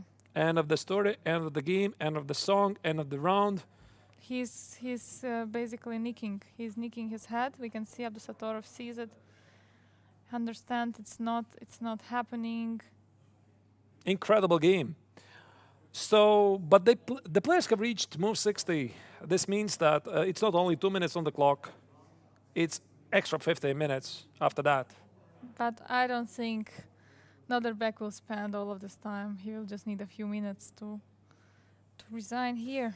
It really depends, because we already have seen some games, like I remember certain Grandmaster who maybe is going to join us here in a while if he is not escaped through emergency doors. He played one game very long for completely lost game for a long time. So, I mean, this is essentially also end of the quest for the top 3 for Abdusatorov. And, I mean, why not just play a couple of moves, right? Because you can always resign, but by now, I think he knows this is it. Yeah, no chance, not time to review the game. And Yesipenko has done it. He tries to make as boring face as possible to send the message to my opponent, just resign. I've got this. Yeah, he's ready. He's sitting there ready. He is waiting. Yeah, this is usually the moment when you wait for Yeah. the resignation. You don't leave the board, despite the fact that you have 2 minutes, there's extra 15 minutes because move 60 has been reached. But for the respect of your opponent, you stay at the board because you expect that opponent is going to resign, probably. Yeah, But, I mean, what a game by Abdusatorov, right? So, despite the fact that he loses this game, I mean, it's been fantastic comeback by resignation. the Uzbek Grandmaster. He resigned. Yeah, he found so many nice resources, to defend. I mean, incredible game, but Yesipenko wins. Despite heroic efforts of Abdusatorov trying to save the game, something went wrong for the Uzbeki Grandmaster after the opening, because one could feel that the Russian Grandmaster understood the position better. Amazing move, c6 on b5, bishop d7, bishop c6. From here, White was struggling. This very powerful bishop remained until the end and sealed the deal in favor for black. And even was tried to be sacrificed at some So what does moment. it mean? What does it mean for the results? Again, you see we have 2 decisive results. Andrei Yesipenko beat Abdusatorov on demand with the black color to make a showdown tomorrow, because you look at the rankings. And we have Lech Wanglia with 34 points and Andrei Stepenko with 31. So basically tomorrow, Andrei has to win the game in order to win the Grandmaster Triathlon here in Biel 55th International Chess Festival. But yeah, in case of the draw, it's not going to be it. It's not going to be enough. It's not going to be enough. So yeah, he needs to win on demand. Tomorrow, Yesipenko plays with the white color. And I'm actually slightly happy. Of course, I feel sorry for Notherbeck, right? Because he fought back. He started the classical tournament with 2 losses. But that's sport, right? That's sport. And he fought well. But his opponent today was slightly stronger, and well-deserved victory by the Russian Grandmaster. I just hope that one of them is going to join us here. Yes. Because all the games are finished. All the games in the GMT tournament are finished. And one of the pairs we didn't even notice. I smell a conspiracy. I think they found a secret exit. Because, when the players play a very long game, sometimes they don't really want to talk, right? And but they never decline. I mean, when we asked interview for the players Absolutely, to yeah. give an interview, they never decline, right? Yeah, but and for example, but they yeah. sometimes don't appear at all. Yeah, They, but they disappear. for Sorry. example, yesterday was a very, very long game, and like when Gleeman came to us for the interview, and we said, okay, we are letting you go, we are letting you rest. Maybe it was actually important in his victory today that he got enough rest, not got interviewed. But yeah, maybe we're going to do a short break and try to find I think Andrei so. at least. I think so. Let's make a short break of something like 3 minutes. I'm not sure how much time we need. Let's say 3 minutes, so we can always update it to 5 minutes. We are going to be back in a moment. Don't go anywhere because we have to hear the thoughts of the grandmasters who are playing in that tournament.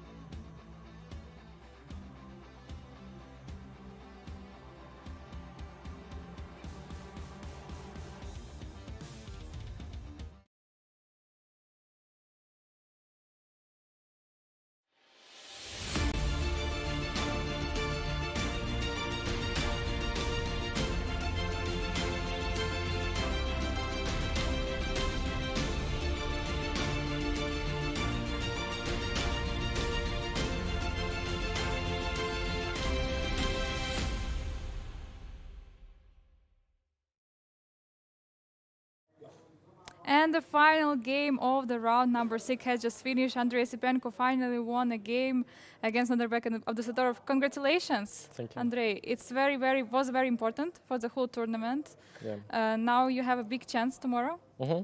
Yeah. So tell us something about your game. How was it? Maybe some highlights. Yes, the opening was kind of boring. Yeah. Yes, thank you. A4, A5, B5. Yes. Yes, bishop is 3. I'm not sure about this move because after this, I think I take. That's how I played. Castle, and I have a simple plan to play knight g6, c6, d5. Then I think I'm more than just fine. Even maybe better a bit, I thought. Yes, but he played knight d2. Yeah, makes sense. Yes, d4. D4, c6, rook b1, d5. Yeah, rook b1. I'm not sure about rook b1 because he could just play bishop d3 and just play this position h3, queen c2, then just complicate position. But he played rook b1. I think he missed d5 because he can't take here because of knight g4. So he has to play bishop d3. Yes, I take. He can't take with the knight because of knight d5, I thought, and then e5 and e4. Yeah, he needs to take with a bishop. Okay. Yes, I took, and I thought this position it should be better for me because I take. If he takes with a pawn, I play bishop e6. I thought it should be better for me. After rook b5, bishop d7. Yeah, rook b2. He has to play bishop c6. Yes, he played queen b1, and after rook e3, I thought I'm actually almost winning because after knight c5, that's how he played. Yeah, after knight g3, I thought I'm just better. Any moves? Yeah, After once any your moves? bishop was on c6, it was Yeah. already. Yeah, he played. Yeah, knight c5, rook e3. Yes, and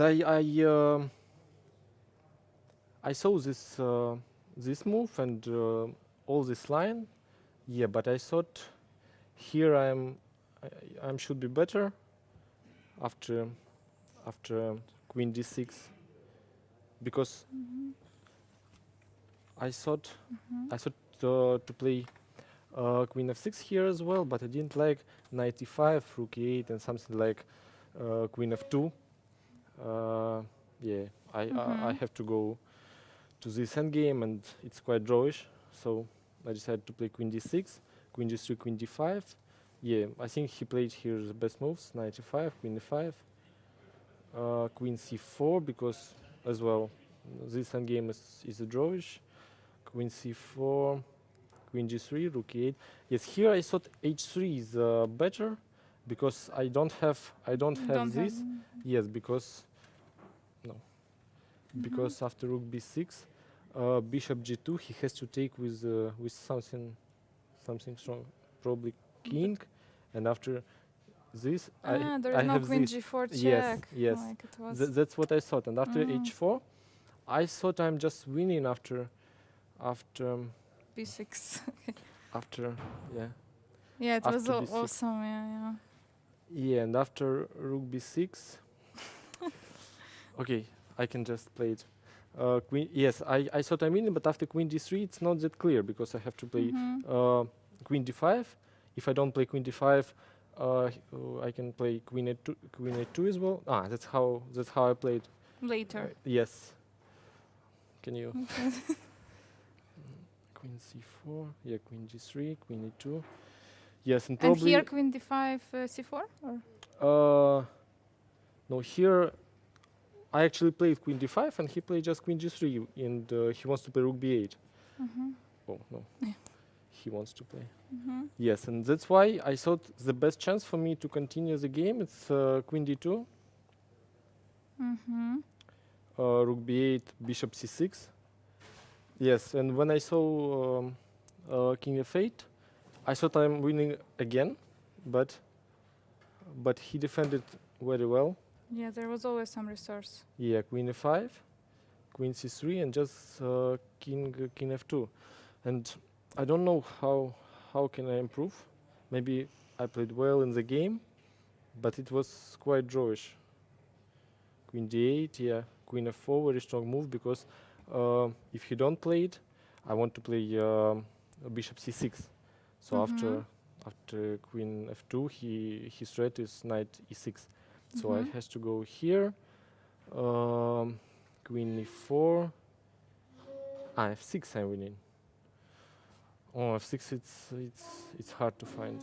Yeah, because it's weakening, yeah, some squares. Yes, here f6. Yes, I found this idea only later when it didn't work. So probably f6 here, yes, was strong. But after queen b8, d5, queen b1, yes, it's. Yes, I saw this endgame, and I thought it should be a draw, but still some chances. Yes, knight b7. I thought it's much stronger because I have to play something. He just gave me some tempos. Yeah, so f6 anyway at some moment you have to play. Yes, yes. So that king is not coming. Yes. So I played f6, h5, just 3 tempos. Yeah. F6, knight d4, h5. And here probably he realized that he needs to take this pawn anyway because, yeah. There is no move basically for Yes. white, yeah. Yes. The knight is just too far away. Yeah. Okay, yeah, I can play it. Yeah. Here it should be winning, no? Yeah, I don't know. It's winning? It should. Yeah, it was winning after basically this after this king e5. It's winning already. I thought it should be a draw, but yes, probably. So I played well. You're just this. very I Mm. mean, actually, G5 was also working in a way, but Yeah, I H5 see. was also good. So you're just basically waiting. Yeah. So okay, then it's just no. Here I thought instead of knight c5, I thought he can play something like d6. I have to play probably King e8. king e8. I didn't like because of maybe king e8. I just want to play king f6, but I wasn't sure. King Because e4. Yes, no, here bishop c6. Yeah, bishop. Yeah, so I thought he needs to play something like knight c5, and I play h3, and it should be winning, but I was in time trouble, so I wasn't sure exactly that it's winning or not. I just hope that it's winning. So after bishop c2, I was kind of confident that Yes. it should be. Yes, after king f7, it's winning. Okay, congratulations on the big victory. Very important for the whole tournament. We're not going to tire you with the questions for today. You just have to rest, prepare for tomorrow. We are playing with white. Do you feel confident? Yes, I always feel confident. Okay, so best of luck to you from everyone, and see you tomorrow. Yeah, thank you. Thank you.